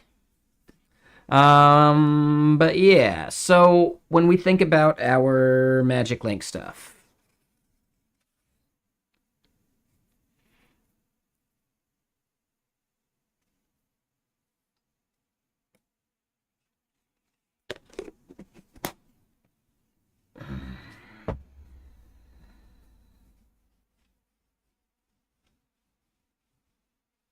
we do want the Magic Link stored in the database, I think. Mix is part of Elixir? Not completely. I guess it is installed separately, but like that's like saying npm is part of Node.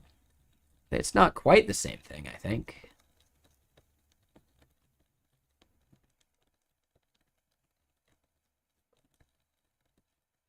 They may be installed at the same time.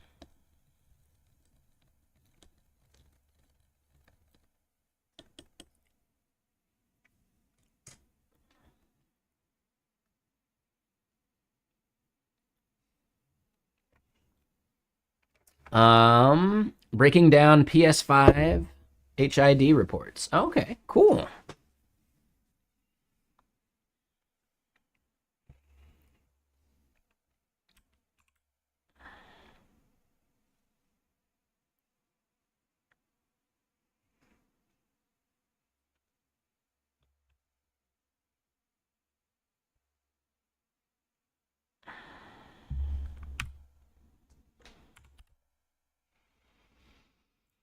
Um, create cron job. for cleaning up magic links or expired magic links, right? We still want to check the value of it. Like, we're going to check the created at anyway.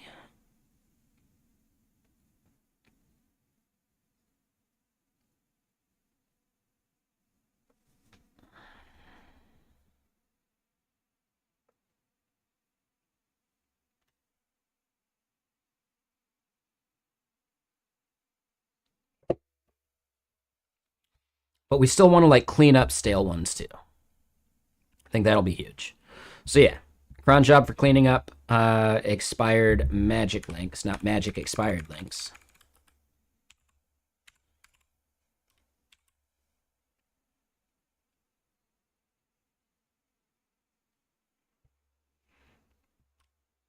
So we'll call that good then.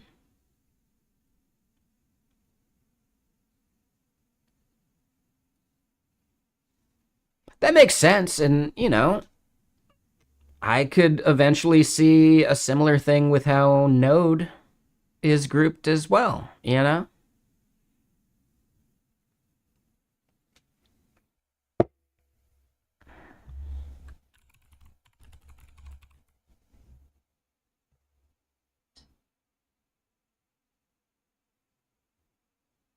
Nah, maybe not.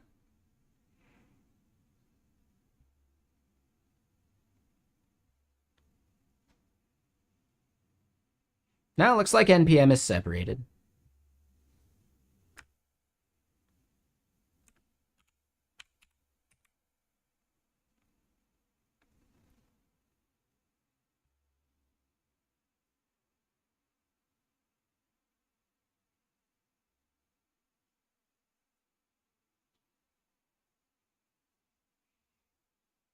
Yes, NPM lives separately in its own org. Okay.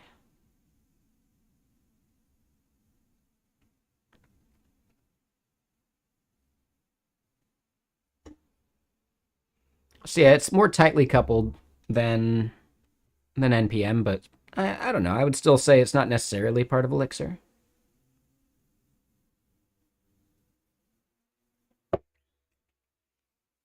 Would the server handle the cron jobs or Postgres? I'm not aware of Postgres's like cron job style functionality.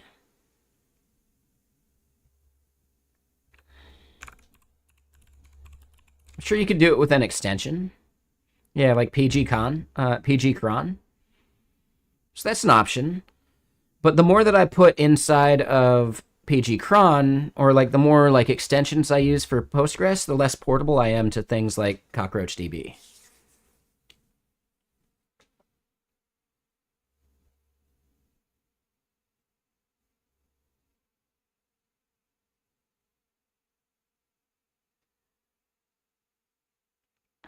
I will allow it.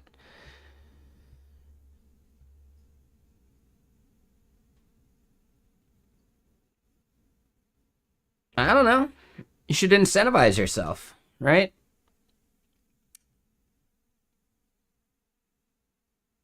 Reward yourself after putting in some React work with a game or two, you know?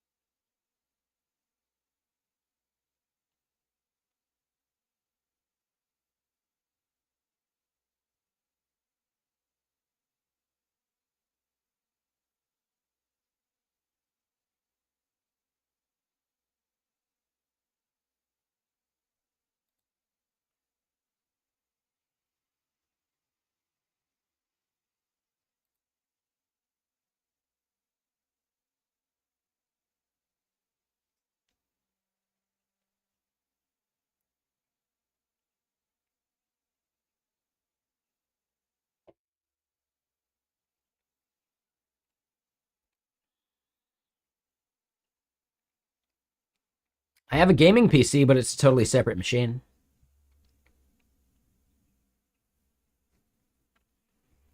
So yeah, I'm not going to use PG Cron. What about Elixir Phoenix Cron?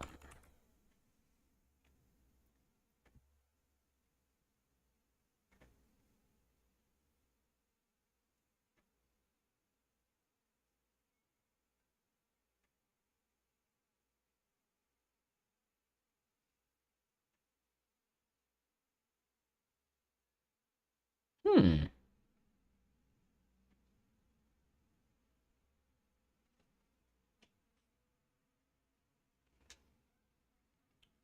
Wait, it's plausible using Elixir? Oh, that's cool.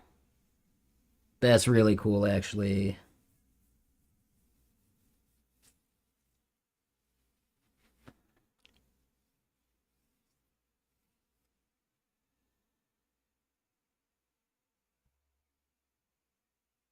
Let me get more music going. Sorry, 1 second. Dude, I want to hear this album again. We'll do both of them. We'll do Mahal first again.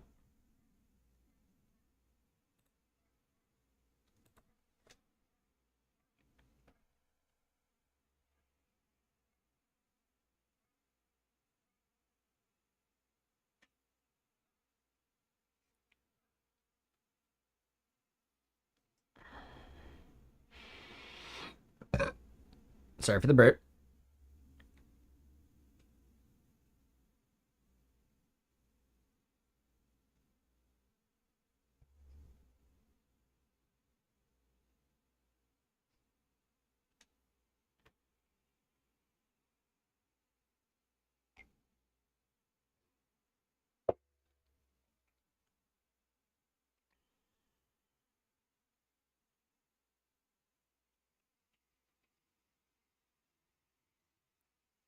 Yeah, so Quantum is what I'll want to do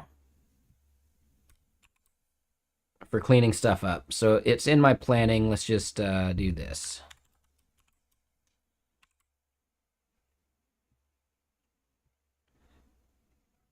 And I know it's not synthwave, but it'll be fine.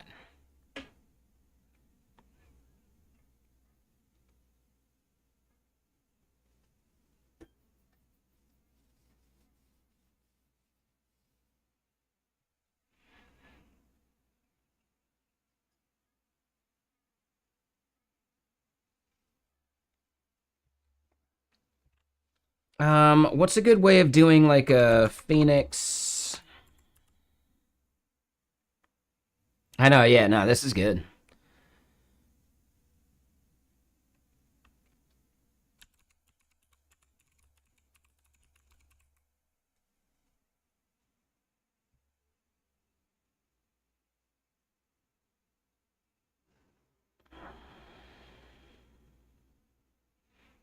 EXQ.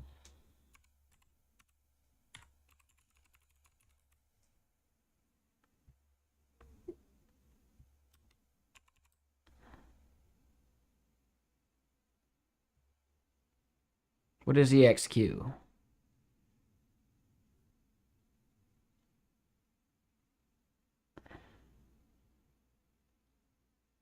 Yeah, I don't think we need to worry about that.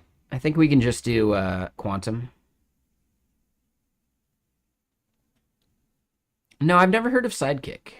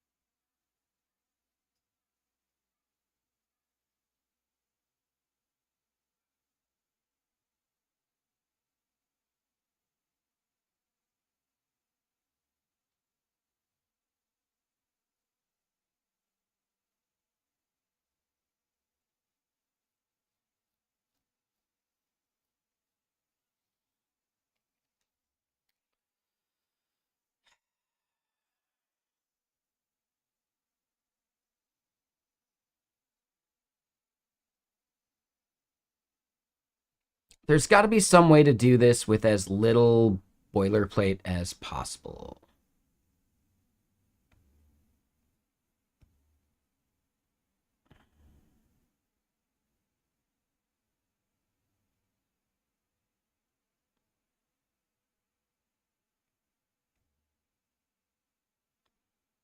Hmm.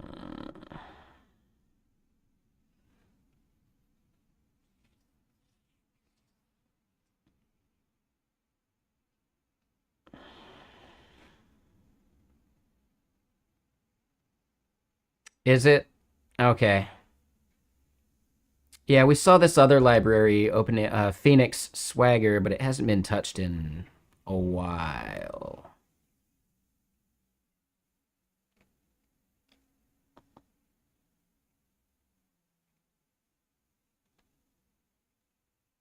Yeah, so I would say the specs thing definitely seems a little better, but yeah, it's a bit boilerplatey.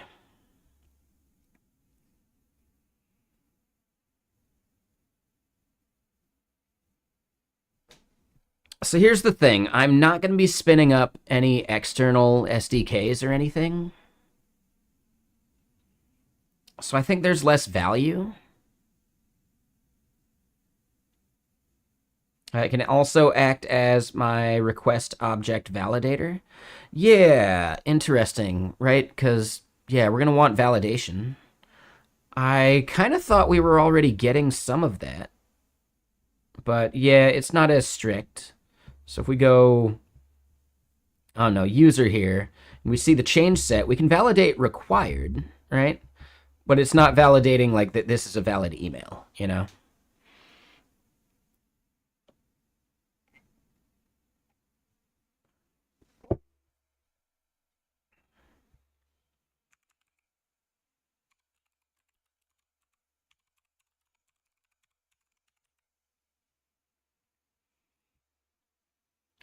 What do you use for validation?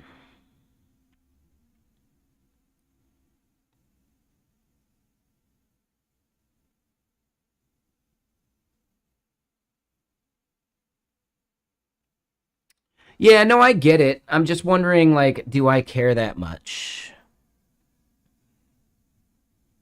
I probably do.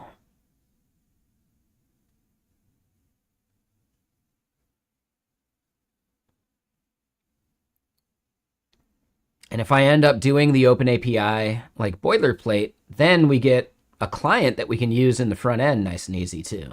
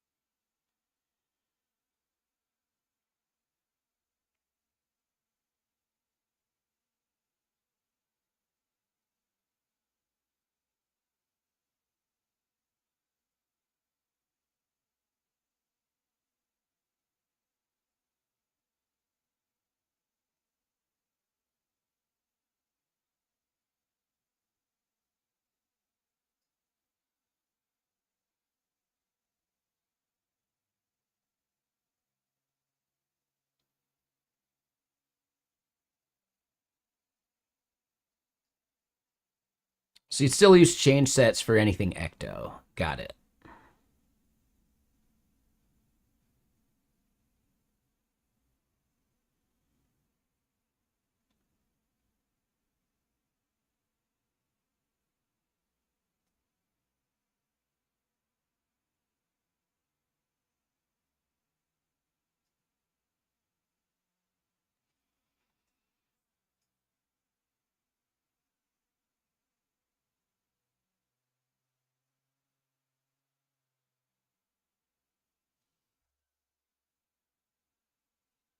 Hmm.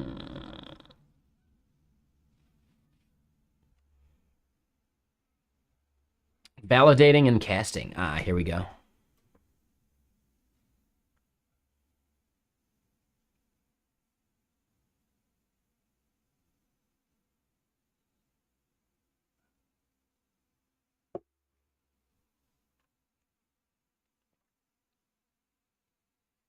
Hey, Maya, how you doing? And yeah, I like the rebrand. Like, really well done.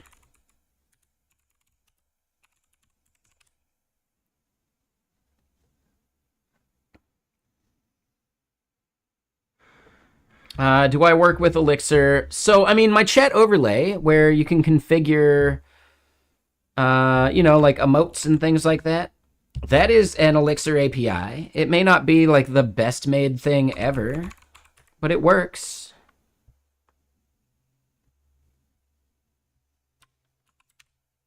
But yeah, being able to like set all of these emotes, and damn, are we at the max? We're at 250. I got 6 more that I can create, and then we're done.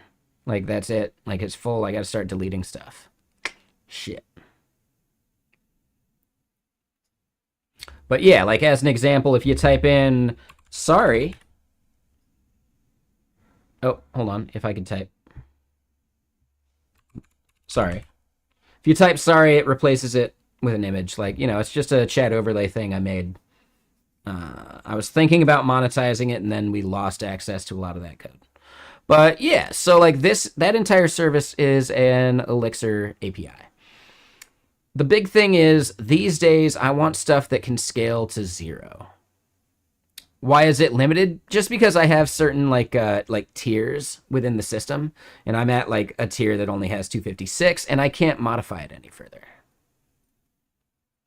Because, yeah, we had a hard drive crash and we lost all that shit. Oh, I'm at the max tier, but we just can't modify it.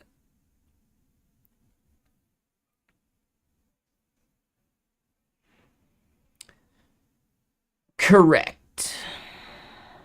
Because, like, basically, I could get the Elixir code, because the Elixir, I think, is not compiled in a way that would matter, but the front end is.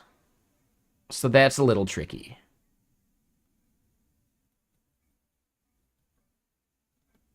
So yeah, like, the front end is compiled.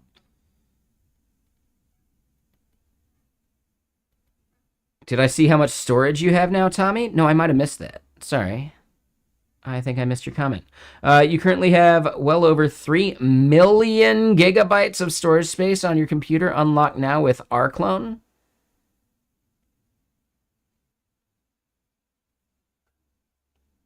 Okay.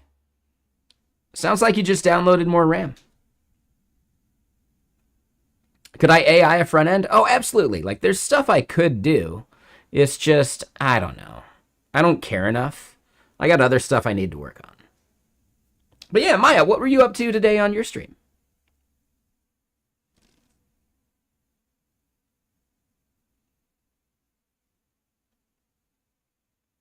TypeScript, fishies, and chat. Nice.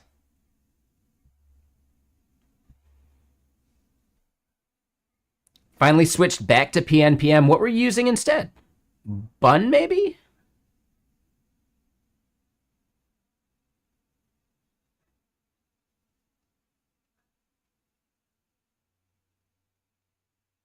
But yeah, PNPM's just nice. It has improved, but not enough. Yeah, like, the way it does, like, the workspace stuff is just really nice. Like, PNPM for a monorepo, there's not much that actually, like, comes close.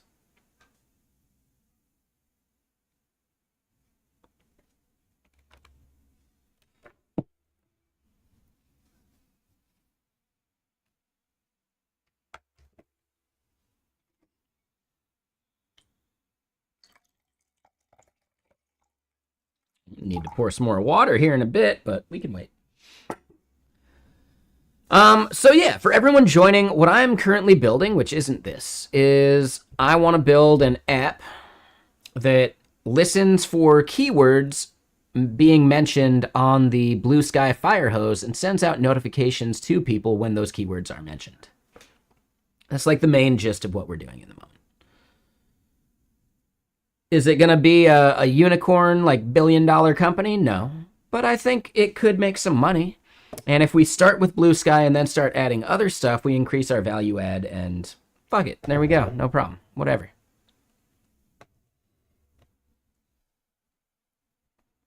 Right? And it's not even like someone getting tagged. It's just if they even mention your product, which I think is even cooler.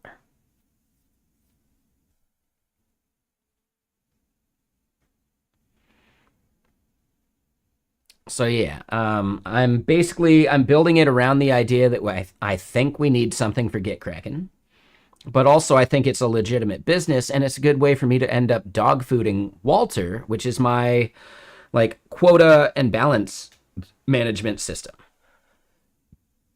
So I want to set like my billing tiers for this, like, listening to the firehose thing, whatever. I want to set those billing tiers based upon quotas that Walter will do. So it's like a project in which we can dog food Walter.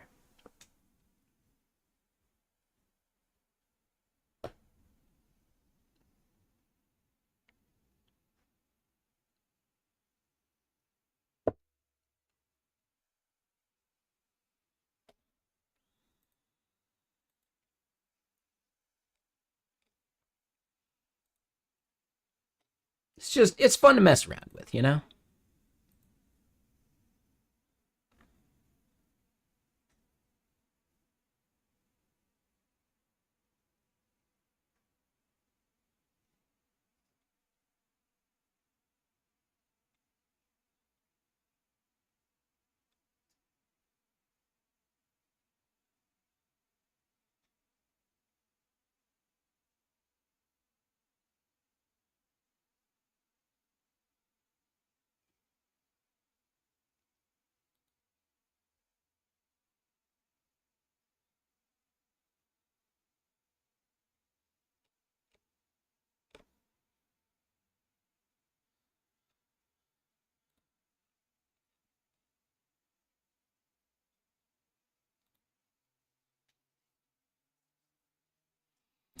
But yeah.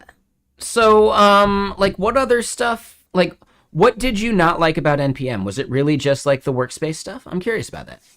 But yeah, if you got to get going, I totally get it. That's how ending your stream works. While you are maybe giving us that context, I'm going to go pour a little bit more water. So I'll be right back. Give me a sec.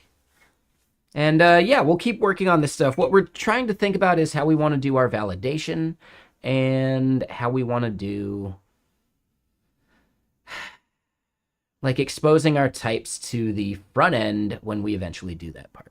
And I haven't made that decision yet. I'm thinking we end up using this specs library. Nope, not that. This. Nope, not that. Oh, this is it. Yeah, Open API specs. So basically, we're going to treat the Open API specification as like the validating logic, and then we can export types for the front end. Is it ideal? No. But it'll work.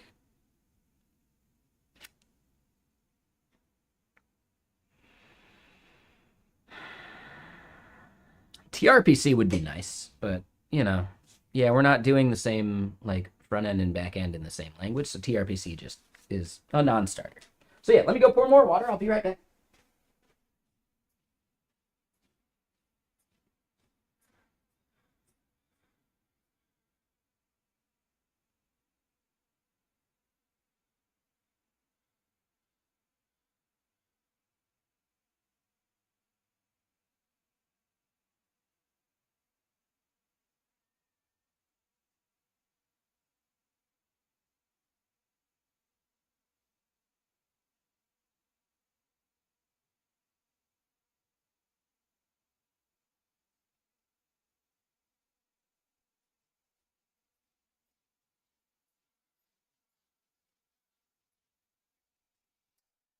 But yeah, I just like building stuff here on this stream.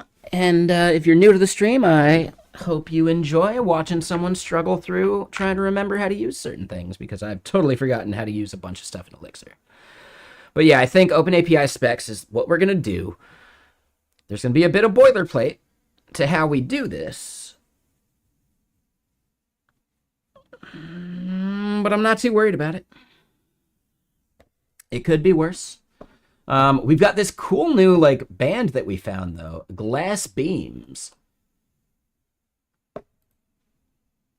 So I almost want to see if they're like coming to Seattle anytime soon because they could be a cool concert, right? They're like a young Krungman.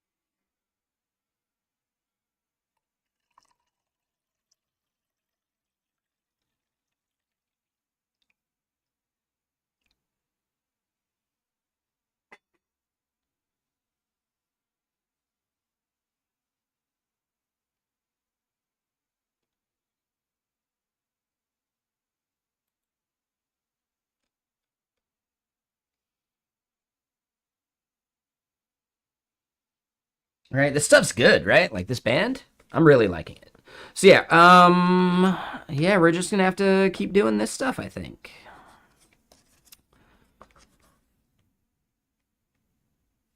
So yeah, cast and validate.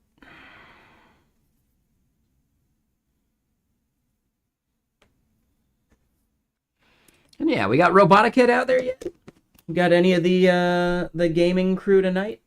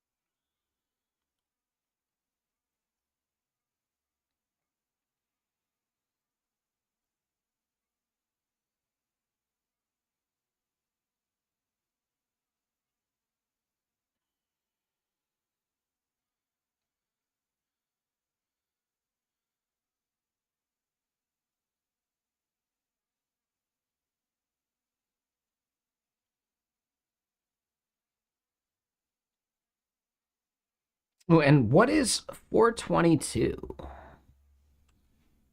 Uh,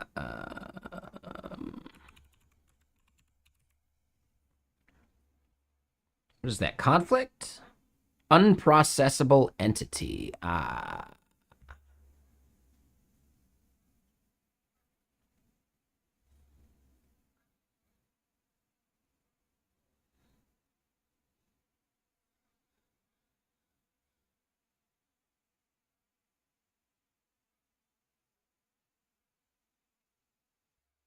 Oh, interesting. So 422 instead of a 400.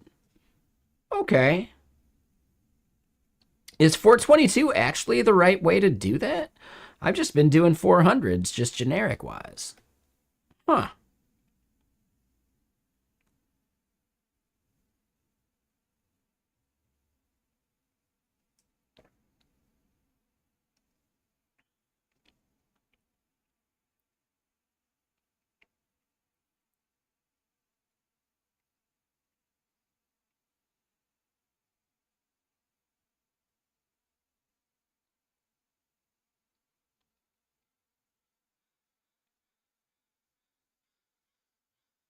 Yeah, so Morgul.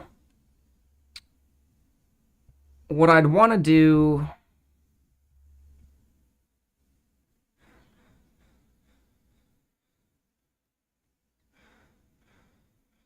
Like, do I really want to have to, like, do this everywhere? Or if I do this at like the global level as a plug, right, in the router, then is it only going to apply to things that have this like operation?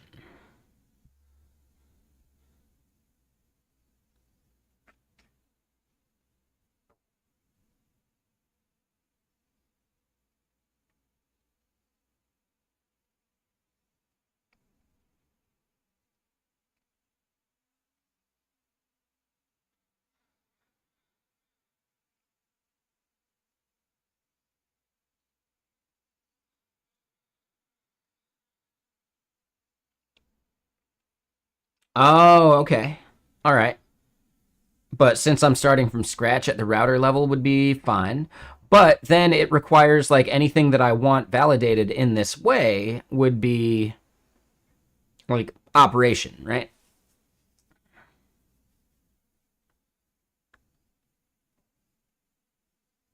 Right? So then if I have an endpoint that doesn't have operation, then it just doesn't get validated like that, right?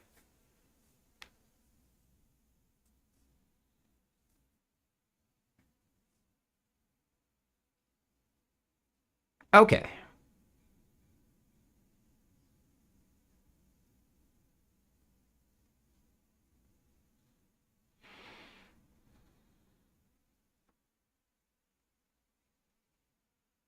Okay. Yeah, no worries. Yeah, thank you for the help. I appreciate that.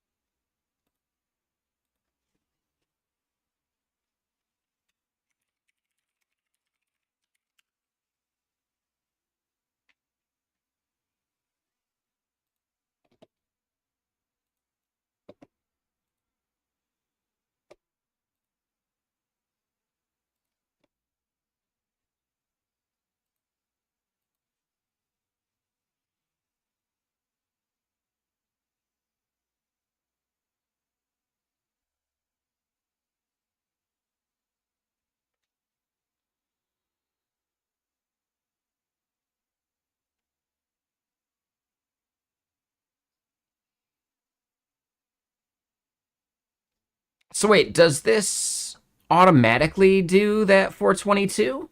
So then theoretically, I could list other error responses and I would just spit those out, right? But this operation, I'm going to say decorator or function or whatever you want to call it, it's only responsible for spitting out this 422, right?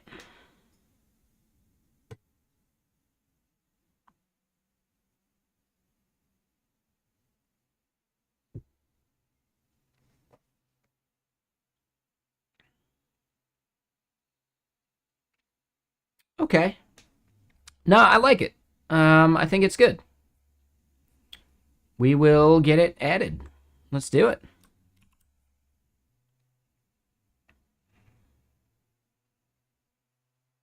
So yeah, it's been ages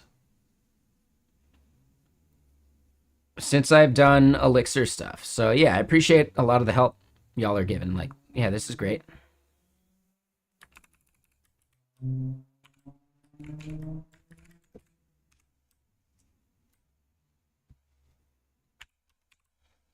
How do you like this music, by the way? This shit's good. I really like it.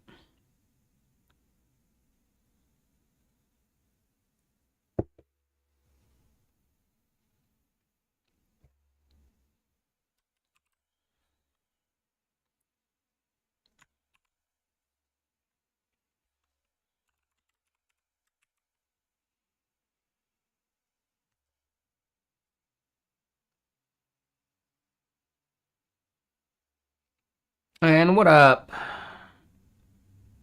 Ms. Carr?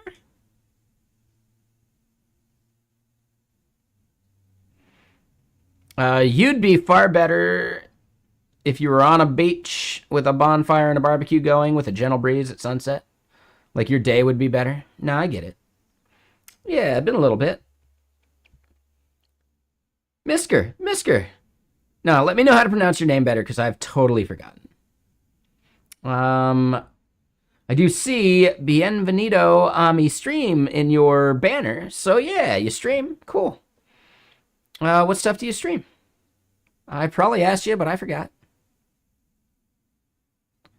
Mascar. Okay. Some people call you Madagascar. Okay. I can do that. Some people call me Maurice. Sorry, that's a reference to that one guy band. Shit. Yeah. Steve Miller. Woo woo. Exactly there, Morgal. Yeah, totally. Hey, what's up, Darren? Yeah, how you doing, man? Oh, I feel like this is like the junior part is new. Have you always had the junior? I just thought it was Darren Baldwin in the past, but I might have forgotten. I don't remember the junior that being there, but I guess it's just been that long since you chatted.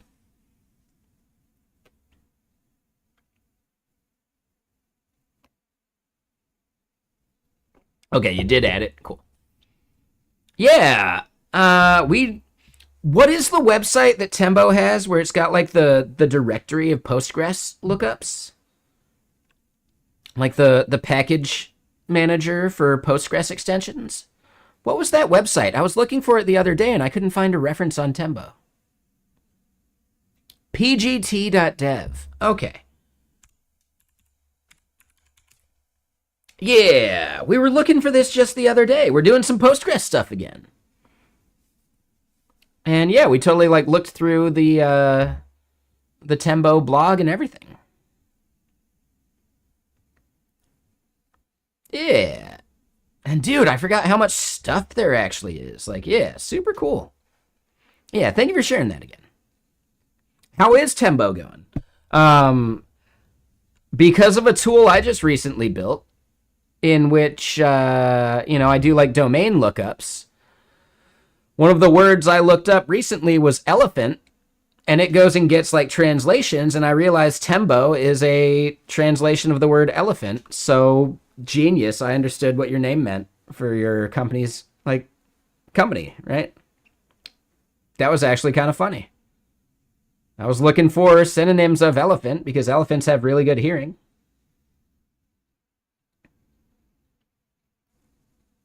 Yeah. So that was just funny. It was like serendipitous. I'm looking for definitions and like Oliphant might be a good one. Oliphant's not bad. I kind of like Oliphant. Right now we've just got this thing called Harker. But we could do Oliphant. That's fine. We could call our mascot Timothy. Timothy the Oliphant. Oh, I really like that, actually. I think we're going to have to do that.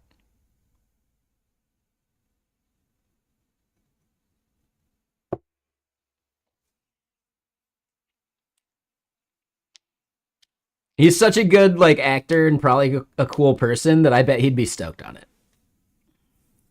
Yeah, exactly. Timothy Oliphant. Damn right.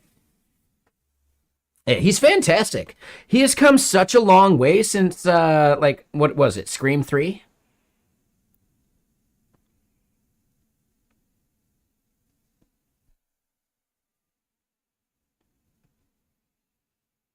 He has come such a long way since Scream 3. It's really cool, actually.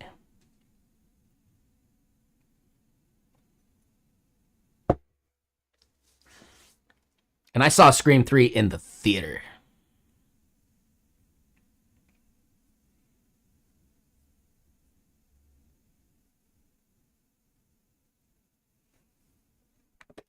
But yeah, hold on. So, Darren, you just mentioned something. And yes, I know so many frameworks and libraries now that I should just probably add a star, like a wild card to my resume for experience. I like that. It's not bad. But you guys are launching a new product. Ooh, yeah. Can you give us any like little bit of intel or anything, or do we just gotta wait? And yeah, GitKraken's going great. I'm stoked as a developer advocate at GitKraken. It's quite fun. I think I would have also been successful at Tembo. But yeah, no, get cracking. Like, I work with a good team, and I think a lot of people see my value in a really cool way. So it's fun. Some vague stuff on the Twitter, right? So you don't want to dox it yet. But nah, sounds cool. That's awesome.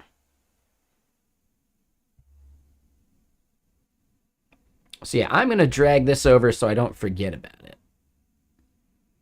And trunk is what you guys called it. Was it always at pgt.dev? I thought it was like maybe like trunk was in the URL at one point.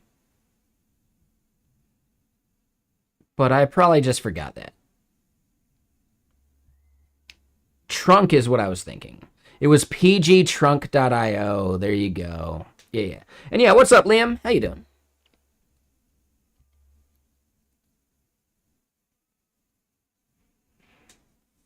I know, right?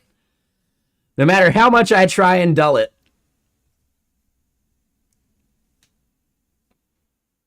Yeah, we made a joke on Twitter and Blue Sky the other day where it's like, yeah, my giant, like, yes, I'm balding. My giant forehead is actually a heat sink. Obviously people with full heads of hair don't have overclocking going.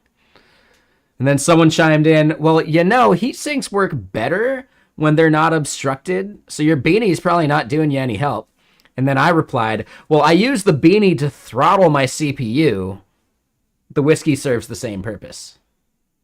Right? I do it for battery life. And 1 second, Liam.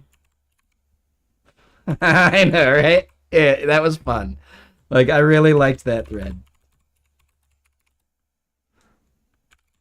Use vscode.com? No, I'm good. And isn't it vscode.dev?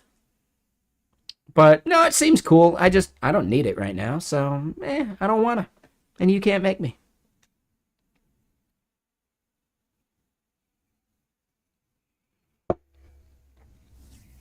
But yeah, I use the beanie to throttle my CPU for battery life.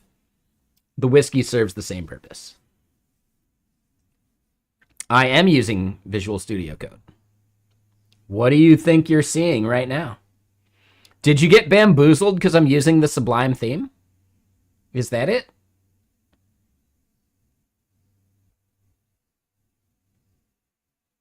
Did we get another one? Did we bamboozle yet another person into thinking I was using Sublime?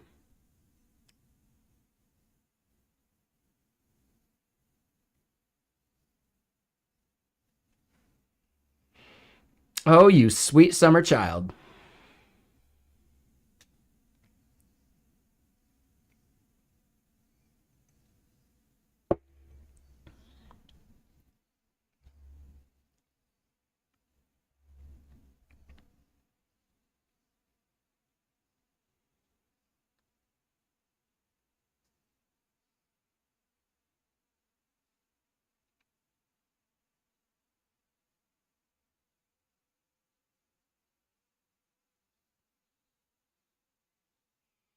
This is obviously Notepad++. No, this is Dreamweaver. There we go. Yeah, this is obviously Dreamweaver. Ooh, front page. No, this is front page for sure.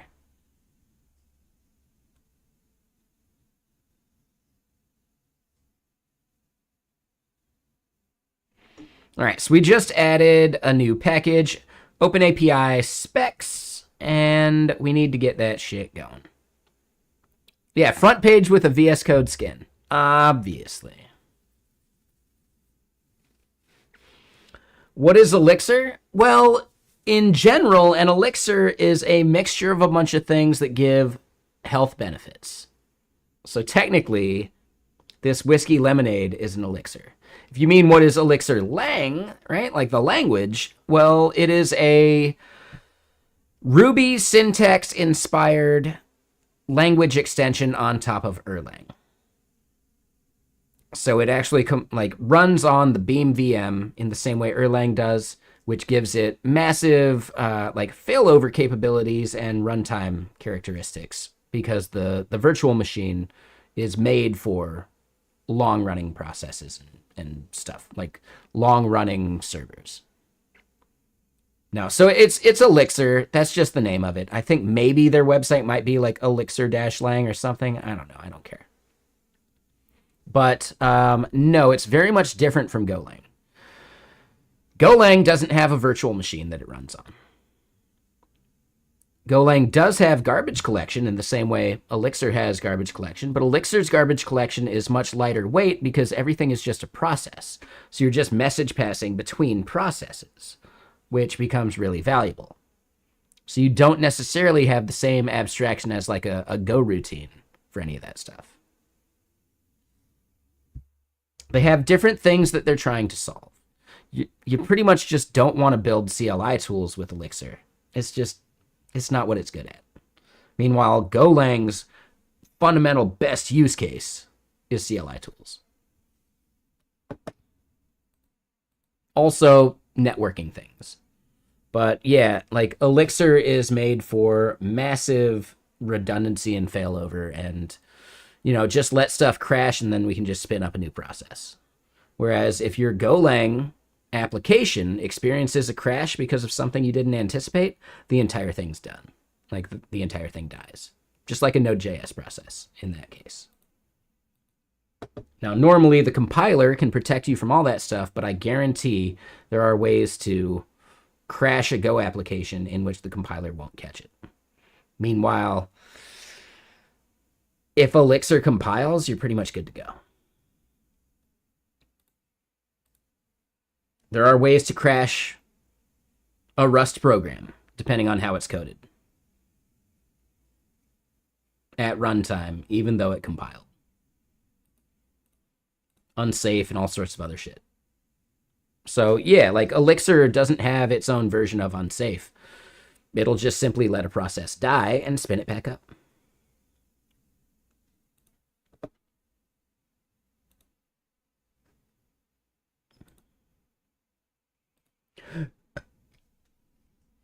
So yeah, just chilling. But yeah, dude, Darren, it's super cool. Like we were just mentioning and chatting about you the other day. Like especially because I was looking for that Tembo trunk thing, and we went looking through the blog post, and I saw that, your smiling mug was the thumbnail for one of the blog posts. So yeah, that was cool. Very serendipitous. Thanks for hanging out.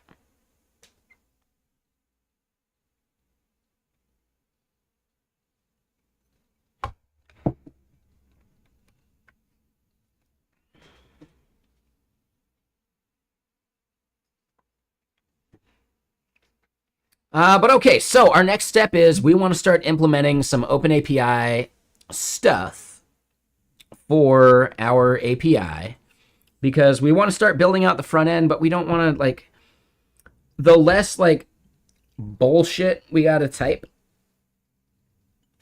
the better. And yes, we're doing whiskey lemonade. It is delicious, and I maybe had a few too many yesterday, but it worked out. It's fine. It worked out. It's fine.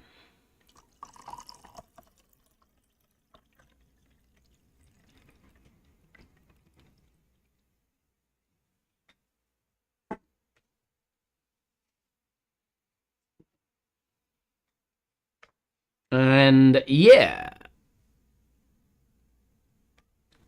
Stop cursing? Fuck no. And also, Liam, you're not allowed to actually joke about being under the age of 13 here on Twitch. I would recommend you never do so. I think we can assume that you're kidding, but Twitch is really like zero tolerance on joking about being under the age of being allowed to make an account. So I would recommend you never joke about that again on Twitch. Doesn't bother me, but Twitch is massively concerned with that. Legally, right? Like they could get fucked if they're allowing people under the age of 13 to sign up.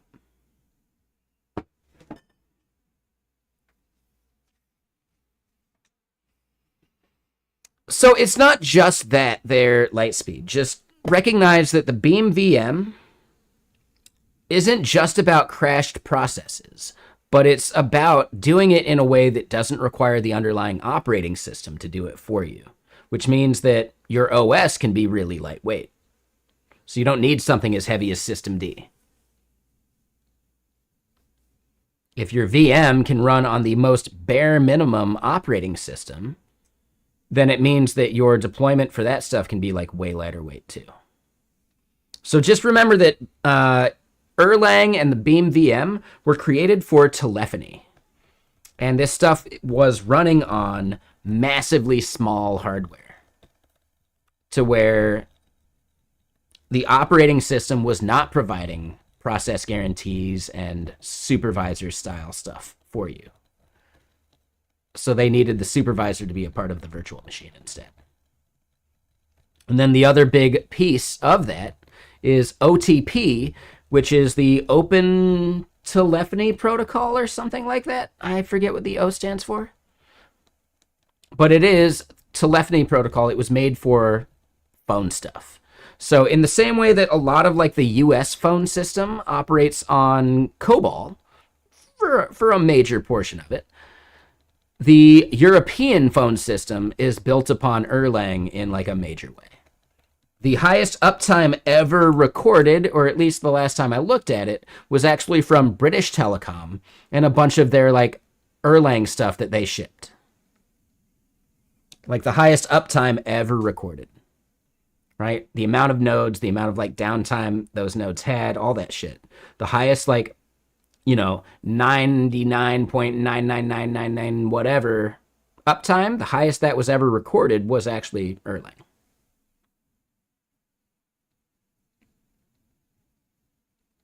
And it's able to do so because of the virtual machine as well as OTP, meaning that everything is message passing.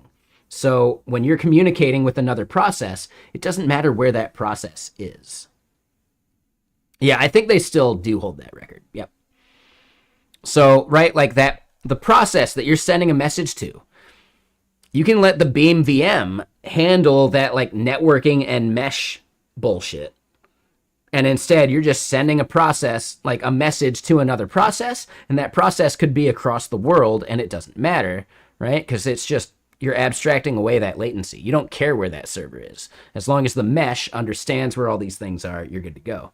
When we start using words like mesh and, processes and all that shit, you can start to recognize that Kubernetes is basically bringing the Beam style of let it fail and just pass the message again type stuff to other languages. So Kubernetes is almost like an abstraction trying to mimic Erlang's like Beam VM and like mesh networking stuff. It becomes really cool, actually. There's a lot of things that you get with Erlang that you have to do a bunch of like other bullshit for. So I don't know if you've heard of memcached, but Erlang basically has its own version of memcache. I forget the name of it now.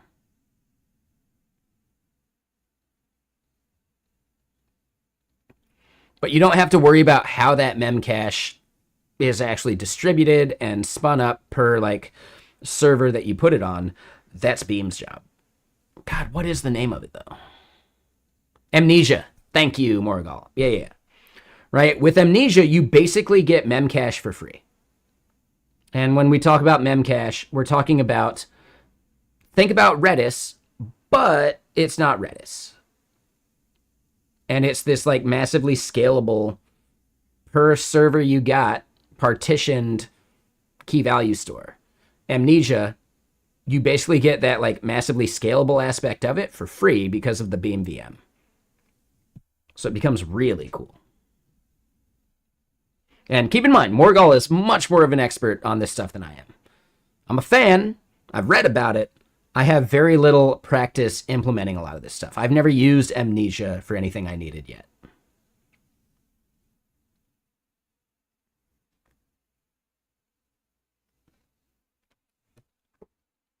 So yes, I may have a little bit of knowledge about the theory, but I am not as experienced as Brainless or Morgal are. Yeah, exactly, Brainless. Yeah, Morgal recommended we look at OpenAPI specs because we got to start thinking about how we do validation and how we start like spitting out types for our front end. And it seems like OpenAPI specs is like the right way to do that. I get it. Hence your name. Technically, brainless society. No, you're just talking about society and how brainless society is. Like, yeah, that's the way it's always been. Kurt Vonnegut was writing about mooks and midriffs back in the 60s. So, yeah, like, oh my God, kids these days are so vapid and shallow. It's always been that way. Kurt Vonnegut was writing about mooks and midriffs back in the 60s.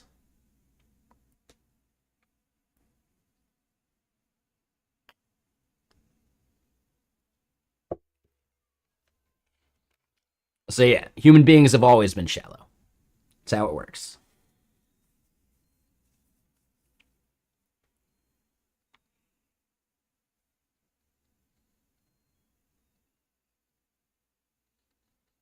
These days, nobody pays attention to the world around them. You can go look at a photo from 1920 something and see everyone focused on their newspaper, you know? Same shit.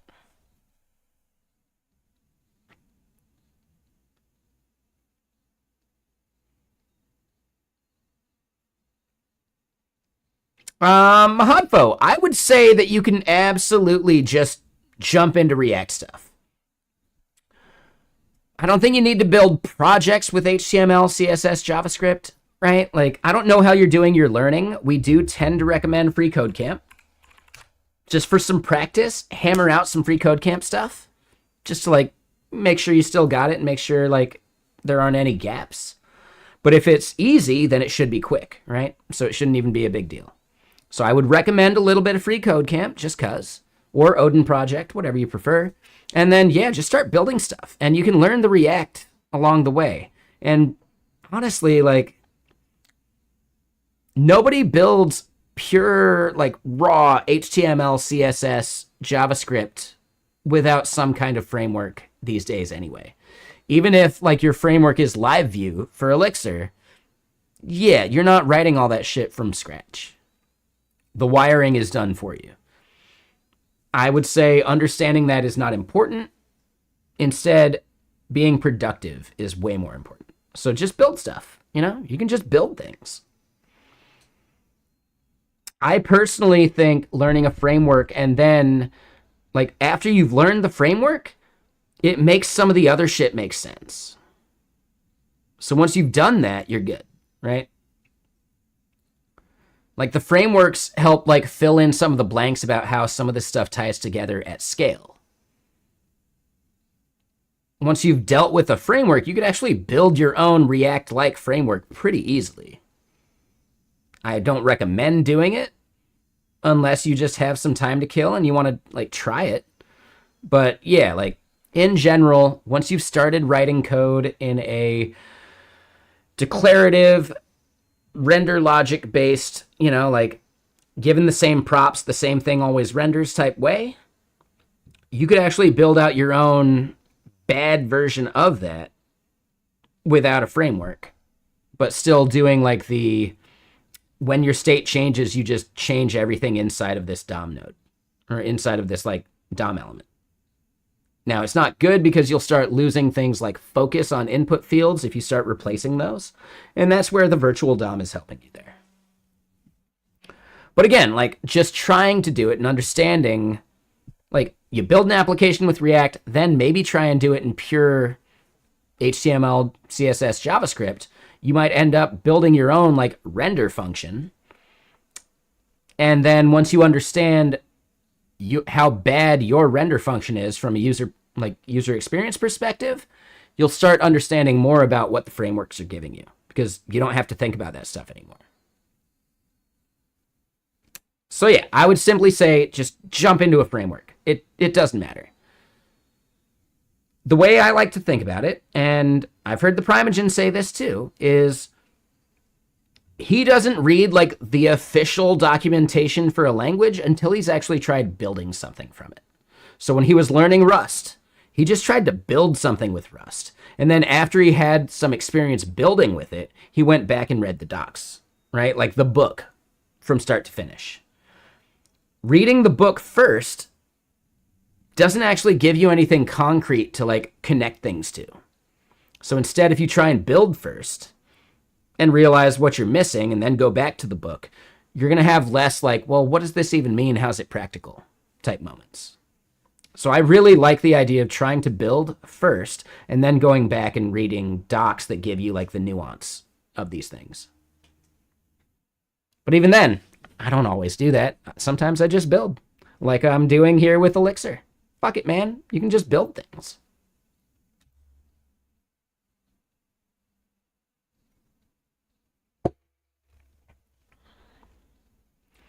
Vibe coding before vibe coding was a thing. Damn right. Exactly, the bread. I've been vibe coding since before LLMs even like were something we could use. Since before OpenAI pivoted to being money hungry instead of open source. Damn right. Hold on. Whose emote is that? This is not the first time I've seen it. Who is that in that emote? Is that, hold on. Is that the guy that's really good at first-person shooters? I'm forgetting his name.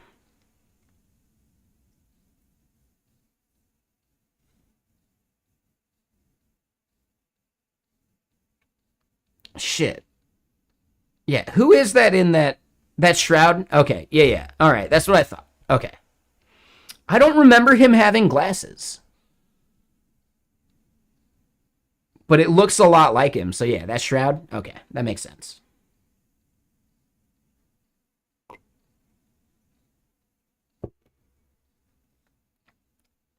You didn't even know. That's fine, Mahad. That's okay. No worries. And hold on. Yeah. Real quick. Brainless. I started out doing... Hold on, not that part.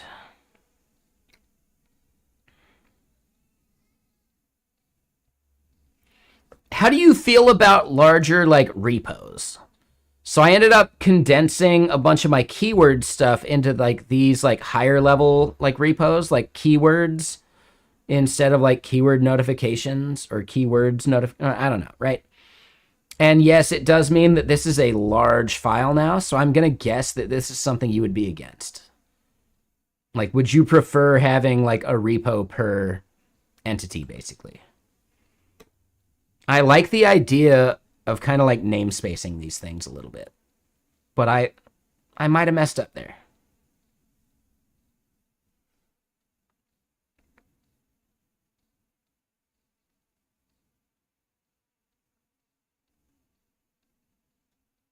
And then, yeah, there was one other thing I was looking at. I wanted to double check with you. Yeah, so defining types. If it's 1,000 lines of unrelated things, please no. Yeah, I get it. But like, yeah, like keyword notifications, a keyword itself, the keyword notification SMS versus keyword notification email. I think those are all relevant within one file, and then I'm okay with it. So, yeah, I was just curious, right? You mentioned being somewhat obsessive about organization. I was curious how you would organize this stuff. All right, cool. So then, yeah, my next question for you was, I adopted ULID for primary and foreign key, but I still wanted like these type definitions so that I could get a little bit more editor tooling stuff. I wanted to use typed schema, but typed schema didn't like these because ecto.ulid didn't have a .t defined. So instead I needed to do this part separate. And then any ID is just binary, because why not?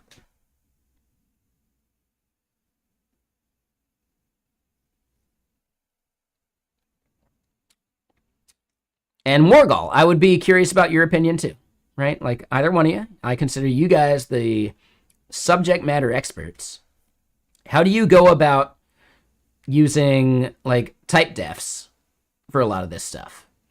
I know it's a little boilerplatey, but does this seem okay to you?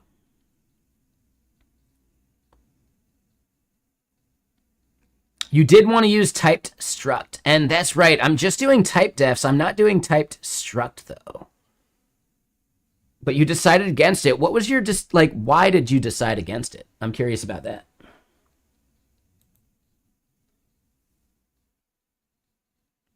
So just at type, I get it. I've done typed struct before. I'm almost positive I'm using typed struct on the chat overlay. But I'm trying to remember like why I did it versus just at type. Like, what was your arguments against typed struct? I'm really curious about that.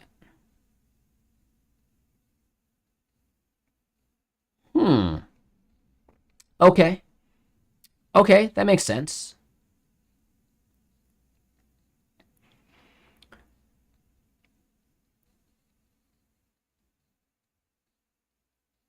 More of a problem for new people joining the code base. Interesting. Okay. Let me go look at typed struct again.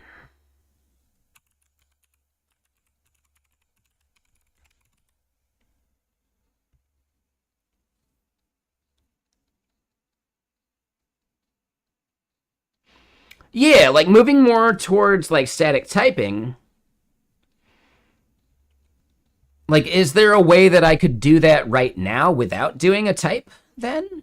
Right? Like, this looks like that, but then if you do typed struct, it becomes simpler, right?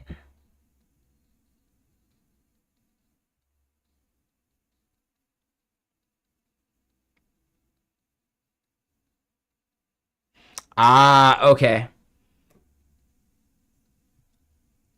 As long as you get the warnings in your editor, I'm fine with it.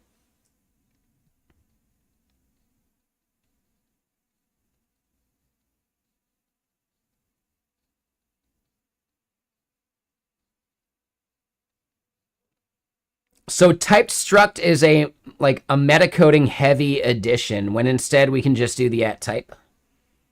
Okay.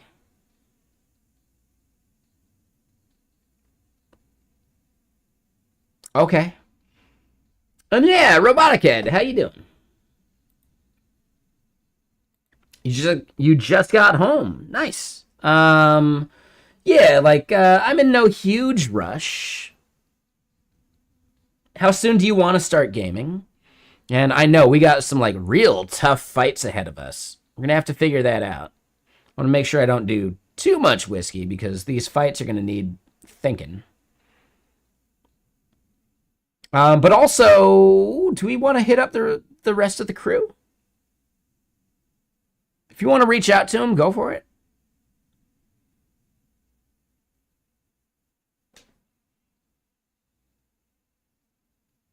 Mm-hmm. Yeah, no worries. And if they want to play some Pal World or anything else, like we can do that too. I just, just wanted to think about it. What game are we playing? So me and Robotic Head have a game in Divinity Original Sin, the first one. But we're at some like really tough fights right now. Like we need to level up, but like experience is few and far between.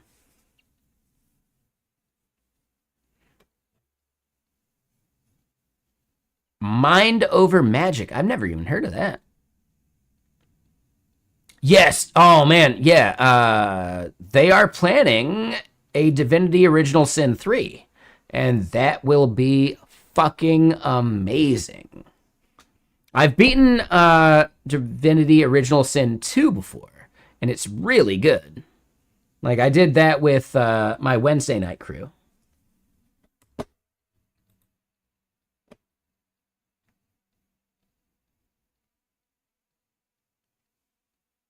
All right, so Algo Bro is available. All right, all right.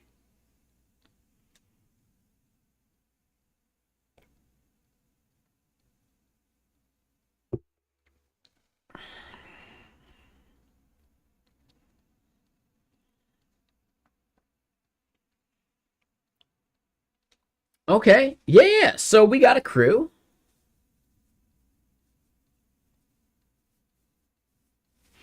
I would say try and use ChatGPT less. The more you depend on ChatGPT, the more it's going to gloss over the things that you should probably know. But this is from my perspective of just being kind of like anti-LLM. Like, keep in mind, I've got a Claude tab in which I asked it some stuff. It wasn't 100% accurate, but it worked enough. But just if you can't evaluate what it's giving you, it's hard to know if it's giving you bullshit. So instead, just try and build stuff yourself and then use ChatGPT.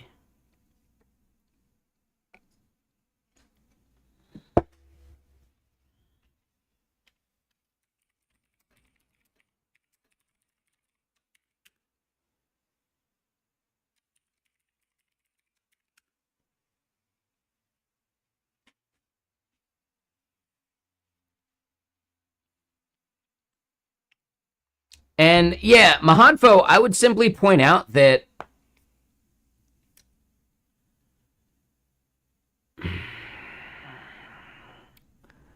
the more you get into programming, the less videos are going to be helpful for like technical things. Instead, you're going to start reading documentation more than anything. So you should actually build up the skill of learning how to read documentation. I would recommend that because that is also a skill.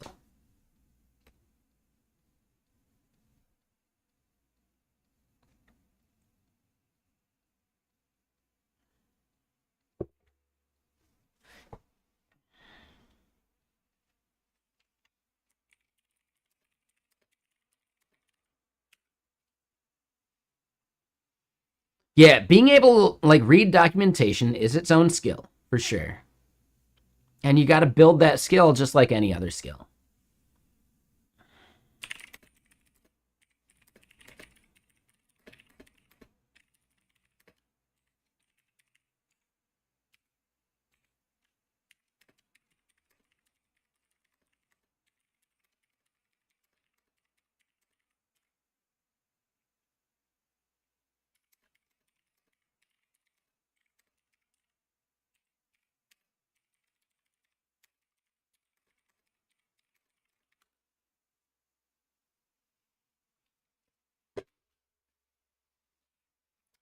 And yeah, Robotic Head, maybe start getting that game downloading.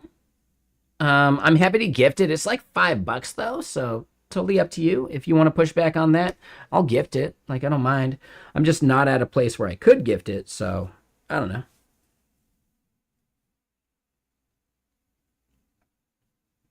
Okay, just making sure. Like, I'm happy to gift it.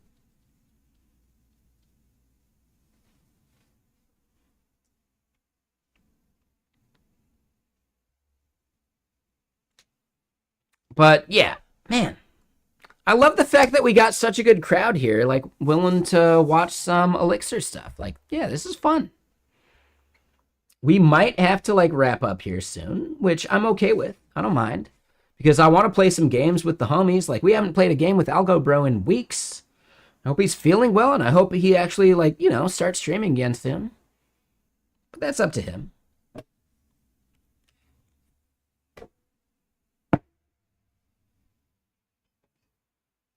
Right? Who here loves watching Algo Bro stream and is like bummed that he hasn't been streaming for a while?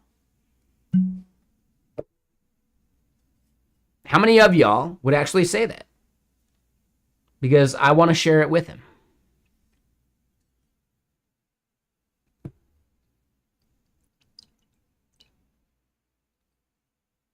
Yeah, Robotic Head. Yeah, I know you're a big fan. Yeah, I've seen you in his stream. Colton, you love his streams. Also just love talking to him because he has legit awesome opinions. All right, all right. Yeah, hopefully we can motivate him to stream again soon. But yeah, hold on. What was the thing? What is the best Linux distribution? You were using Arch for 2 years and now you want to change? I mean, why do you want to change? Like, I don't know, man. Like, you shouldn't change just for change's sake. If you have a good reason, then do it. But if you just want to change for the sake of changing, I don't think there's value to that. I think you could do other things instead. Changing Linux distro is only free if your time is worthless. But Miami PHP. Ooh, that's a good name. I like that. Man, I'm a little bummed I'm not going to be going to React Miami this year because it seems like such a good time. It seems so cool. But yeah, I guess this is just yet another year in which I won't be making it to React Miami, but maybe next year.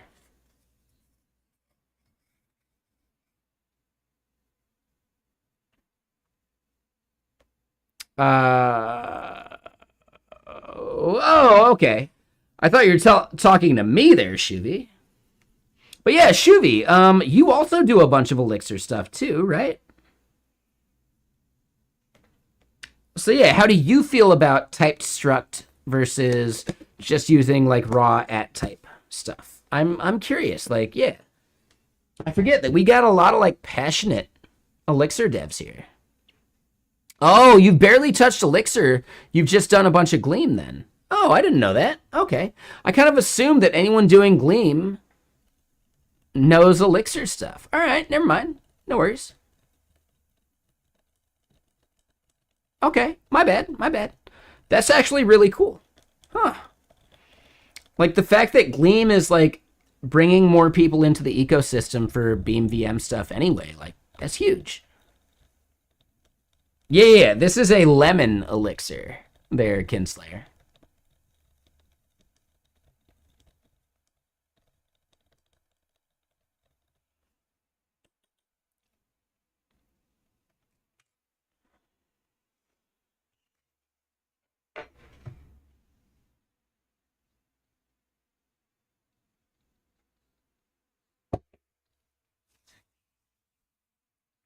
And yeah, Colton is saying over on YouTube, it sounds like the person asking about Linux distros is just looking to explore, set up other distros on partitions or USB keys, and just check them out. No need to fully switch. Yeah, that's nice. I like that. And Colton has touched a lot of things, but hasn't touched Elixir yet. May have to check it out when you do a small project. I would say Phoenix is amazing, and Gleam just needs like a Phoenix wrapper or its own version of Phoenix at some point. And then Gleam would be something a pleb like me could use.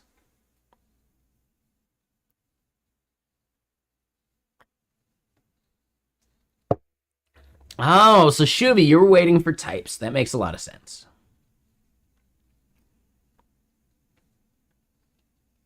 Like literally, like you know the repo, or you can just imagine that someone's trying to do it. Because I know there's some like libraries, like Mist, I think is the one that the Gleam like package search is built on. So yeah, it seems like there's a bit of stuff that was just like spun up from scratch in Gleam anyway. But yeah, like is the Gleam Phoenix, or not Gleam Phoenix, Gleam Elixir interop actually like really easy and chill? Because that would be crazy to me. I was unaware that those things could coexist. I thought they were completely separate and never the twain shall meet. Sorry for the burp.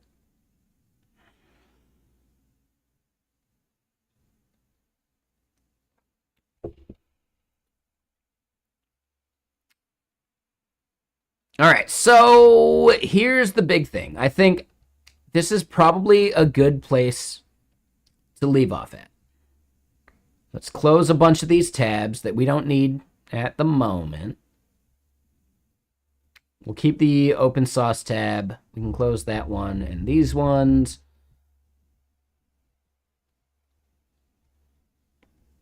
Quantum we can leave, and then yeah, OpenAPI specs is definitely something we want to like work with and do stuff with.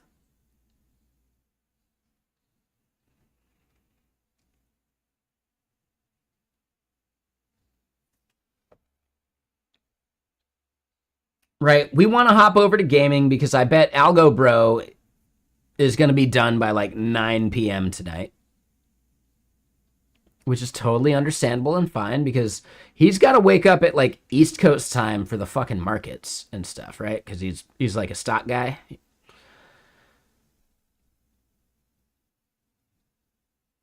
Your computer is unhappy with the game. Hold on, Brainless, what game are you talking about? Sorry, I might have missed that part.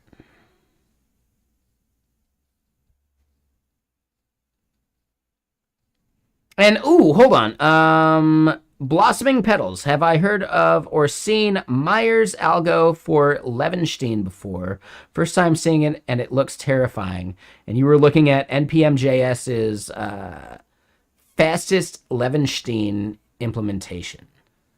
Ah, okay. I have not seen that whatsoever, but I'm curious about how it's like a faster Levenstein. No, that sounds super cool. So yeah, oh yeah. You were playing Mind Over Magic, and it's a colony builder. Is it like a multiplayer colony builder or just on your own thing, like just solo? Uh huh. Is it like on par with shit? What's the game where stuff gets gnarly real quick? What is it? Rimworld? Is it like Rimworld? I think that's it. Oh, it's similar to Oxygen Not Included and Rimworld. I didn't realize Oxygen Not Included was actually related to Rimworld. I thought those were like way different. Okay. So Mind Over Magic. No, that sounds cool.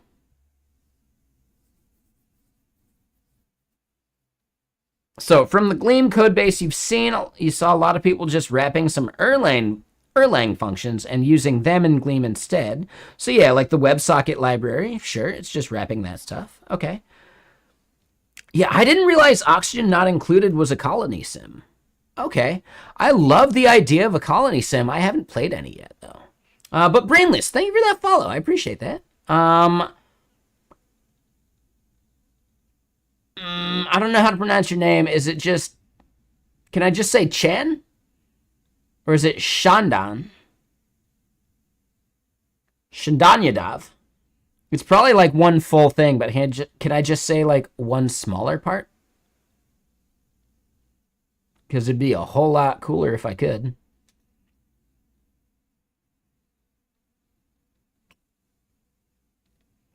But yeah, Brainless, thank you for the help. We are getting towards the point where I probably need to just wrap up for the day, start cooking some hot dogs, right? Make some dinner, eat some food, play some games with some friends, and then come back to this on Monday because I take Sundays off. And tomorrow, Sunday, like I've got video editing to do, I've got some blog posts to do. Like I treat Wednesdays and Sundays as my like full on like work days, etc. And then the other days of the week I'm available, but I don't necessarily like grind the stone early in the day. I will often do co-working at night after streaming for a work day. But yes, Wednesdays and Sundays are, I'll easily put in 12 hours of work type shit, you know? And tomorrow is probably going to be one of those days for sure. Like, not just 8 hours or like a bit of light work. I don't work a dev job. I work as a developer advocate. This is my first role as a developer advocate. I've been a front-end engineer by trade for most of my career. Which is why, like, yeah, when you're seeing me do this, like, back-end stuff, it works. It's good. But my bread and butter is the front end. In ways that, like, yes, I understand a lot of just, like, front-end semantics that back-end devs just don't, like, care about even, you know? Building front-end applications is my bread and butter, regardless of the framework. I can do it with Angular, React, Vue. I don't give a shit.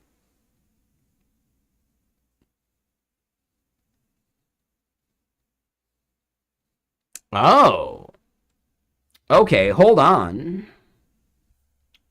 So let me do this in planning.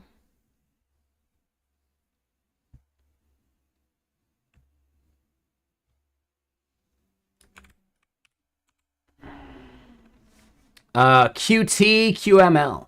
I haven't done any Qt stuff. I've looked into it previously. I've done like Objective-C stuff in the past, and using their like UI whatever.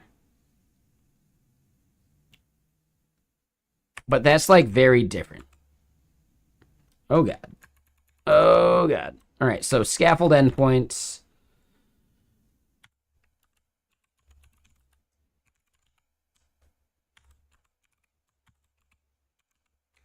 Set up OpenAPI specs. And what you're saying is, and hold on, let me make sure I don't forget that.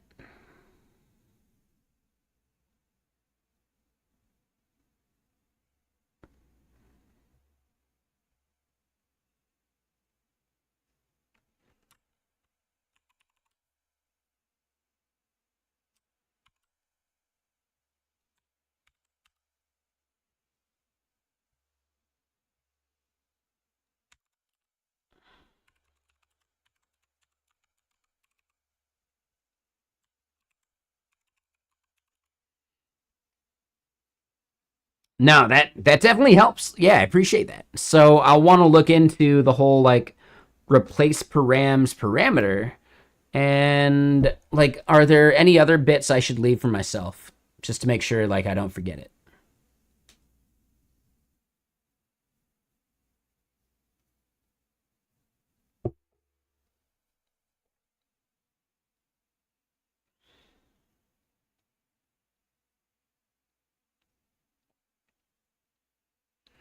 Okay, that's fine. Yeah, no, we'll look into it. Like, that is also just a really good comment. I appreciate you. Yeah, no, that's really nice. Yeah, we're gonna have to set up OpenAPI specs because I want to be able to like give the front end types and rebuild them, and then have the front end understand it. I will eventually move this Elixir folder within like a monorepo folder of some kind.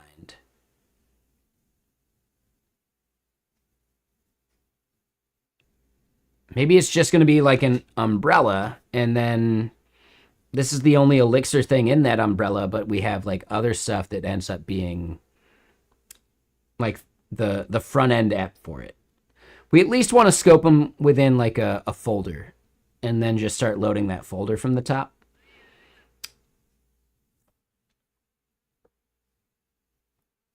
But yeah, we'll totally do that. So instead, yeah, I think we had a really awesome stream today. 6 hours under our belt.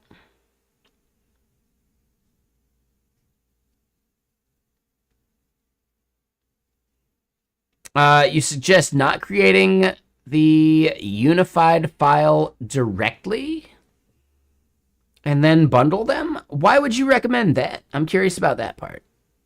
Does it just make like the pull requests gnarlier? I'm super curious about like the why.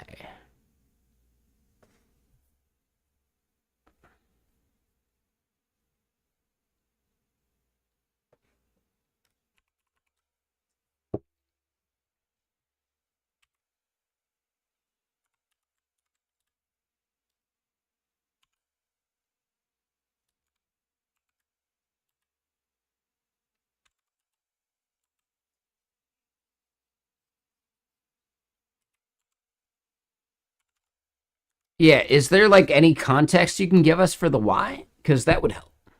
I'd rather wait to raid someone before like, getting this bit.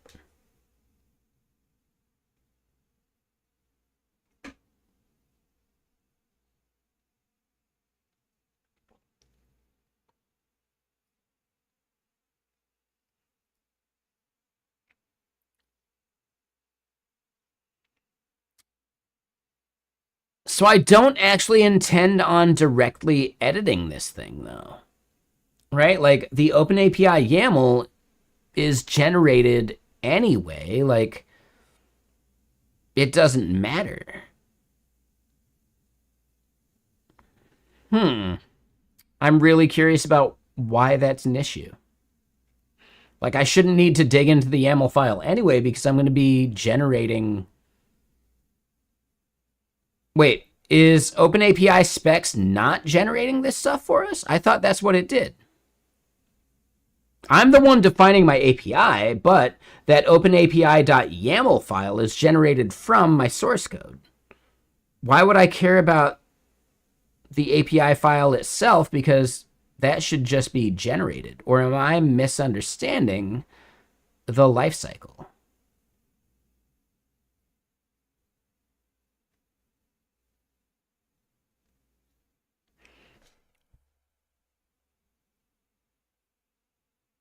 I was under the impression that this was going to generate the OpenAPI, yeah, right? Generate and serve the OpenAPI spec document from my code.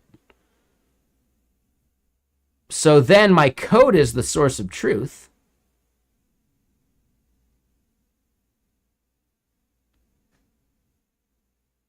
And I should never be modifying that file by hand anyway.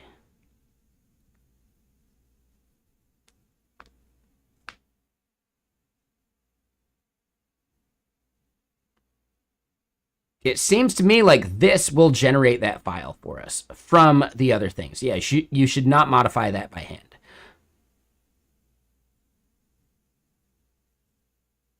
Oh, got it there, brainless. No, so what I would do is I'd actually treat this as like the code would be the source of truth, and then I would probably end up using something like Dread to validate it. So if you're not aware of Dread.js, like, yeah, I would not generate the OpenAPI spec by hand. I would actually generate that via the code and like annotations in my API. And then I would use something like Dread to actually validate that myself. But I don't know if Dread is actually necessary or if the other thing would make sense instead. But yeah, personally, I like Dread as a validation layer. Validators with OpenAPI generators. Like, so even if you're building like a validator with an OpenAPI generator, you still have to do something that establishes like when you validate one endpoint, you need data to pass to it. And how do you store and cache that data? And that's what Dread will help you with. I'm not sure I'm going to need Dread itself.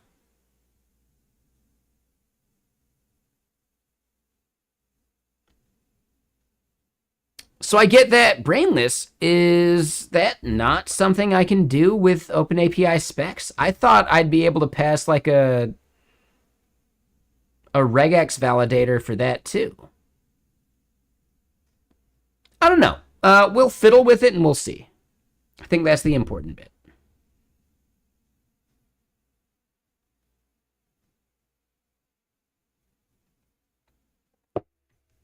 Yeah, I thought that granularity would be supported from the top level. Okay. All right. So yeah, like, yeah, even though I consider you a bit of an expert in this stuff, just like Morgal and just like some other people are, even experts have blind spots, and this is one of them. And maybe we do this and you see another way of using the library, which sounds even cooler, right? So yeah, that'll be our plan on Monday, I think. Implementing the OpenAPI spec stuff. And then once we have that, we can generate an SDK for it that the front end consumes. And that makes our like dashboard stuff way easier to work with. Yeah, I like it. I'm into it.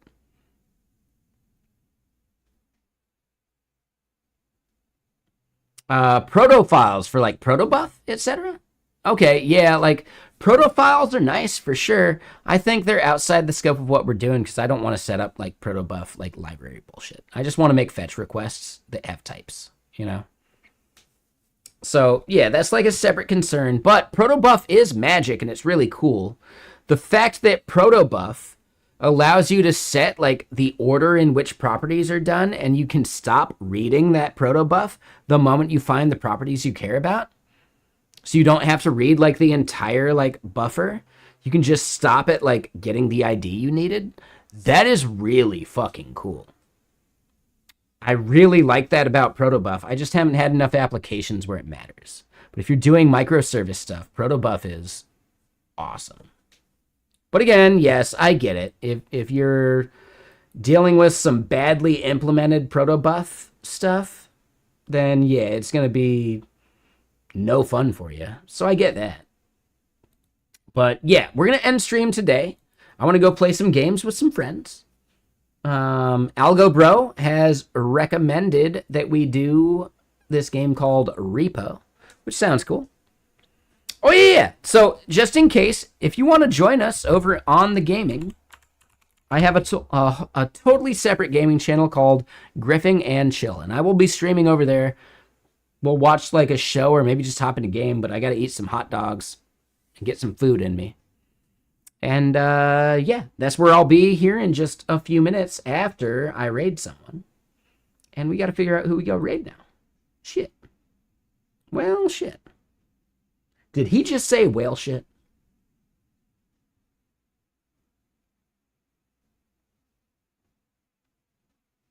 Did I just say whale shit?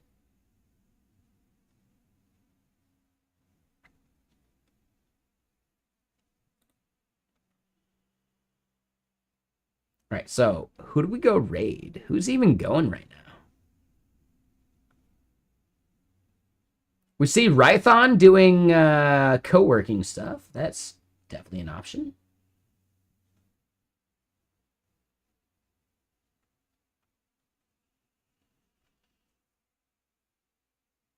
Wow, the category is kind of like low right now. Let's just go look at the category instead and see who's going.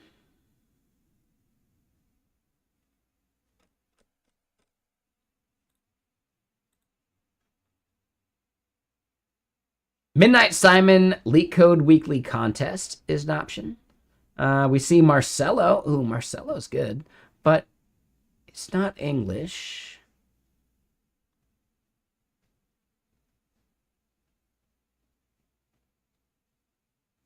Pure ASMR Escape.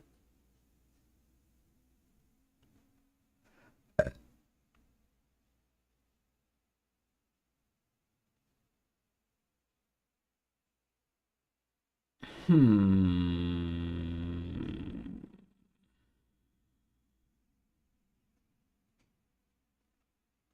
don't see a lot of like software devs. We're just seeing a lot of like game devs. Well, shit.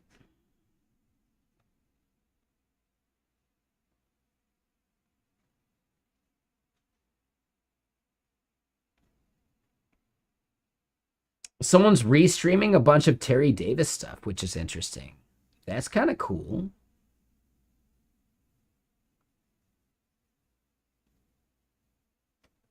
Pro coding Otito Algos, and they're doing a bunch of whiteboarding.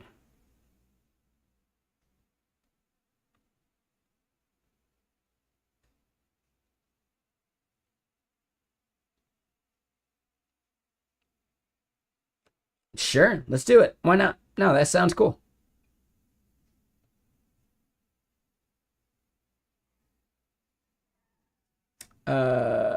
No, they're just watching some YouTube video. And it's paused. Yeah, no. Never mind. Never mind.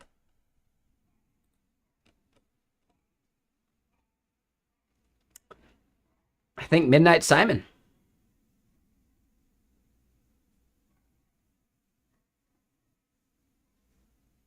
Oh, Fruitsy Collins. That's a solid name. Ooh, that's actually really good.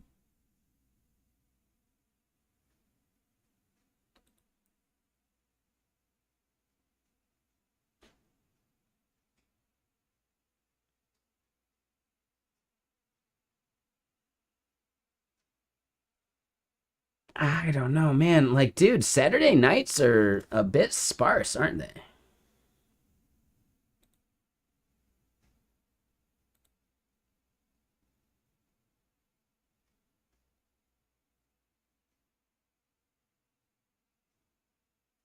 There's no way that's real. They're just watching some YouTube video. Shit, man. Dude, Saturdays are rough.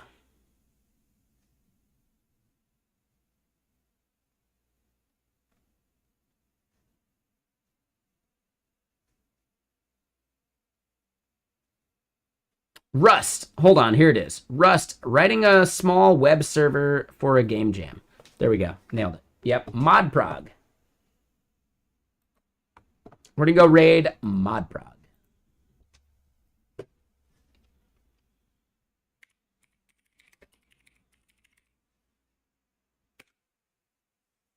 Yeah, some Rust stuff. If you're not familiar with Rust, it's worth checking out. Let's go say hi to them and see what they're building. They got a camera, they got a mic, and they're just making stuff, so that sounds great.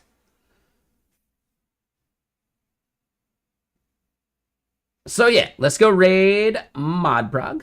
They seem cool. And yeah, YouTube, thank you all for hanging out. Appreciate you. We'll see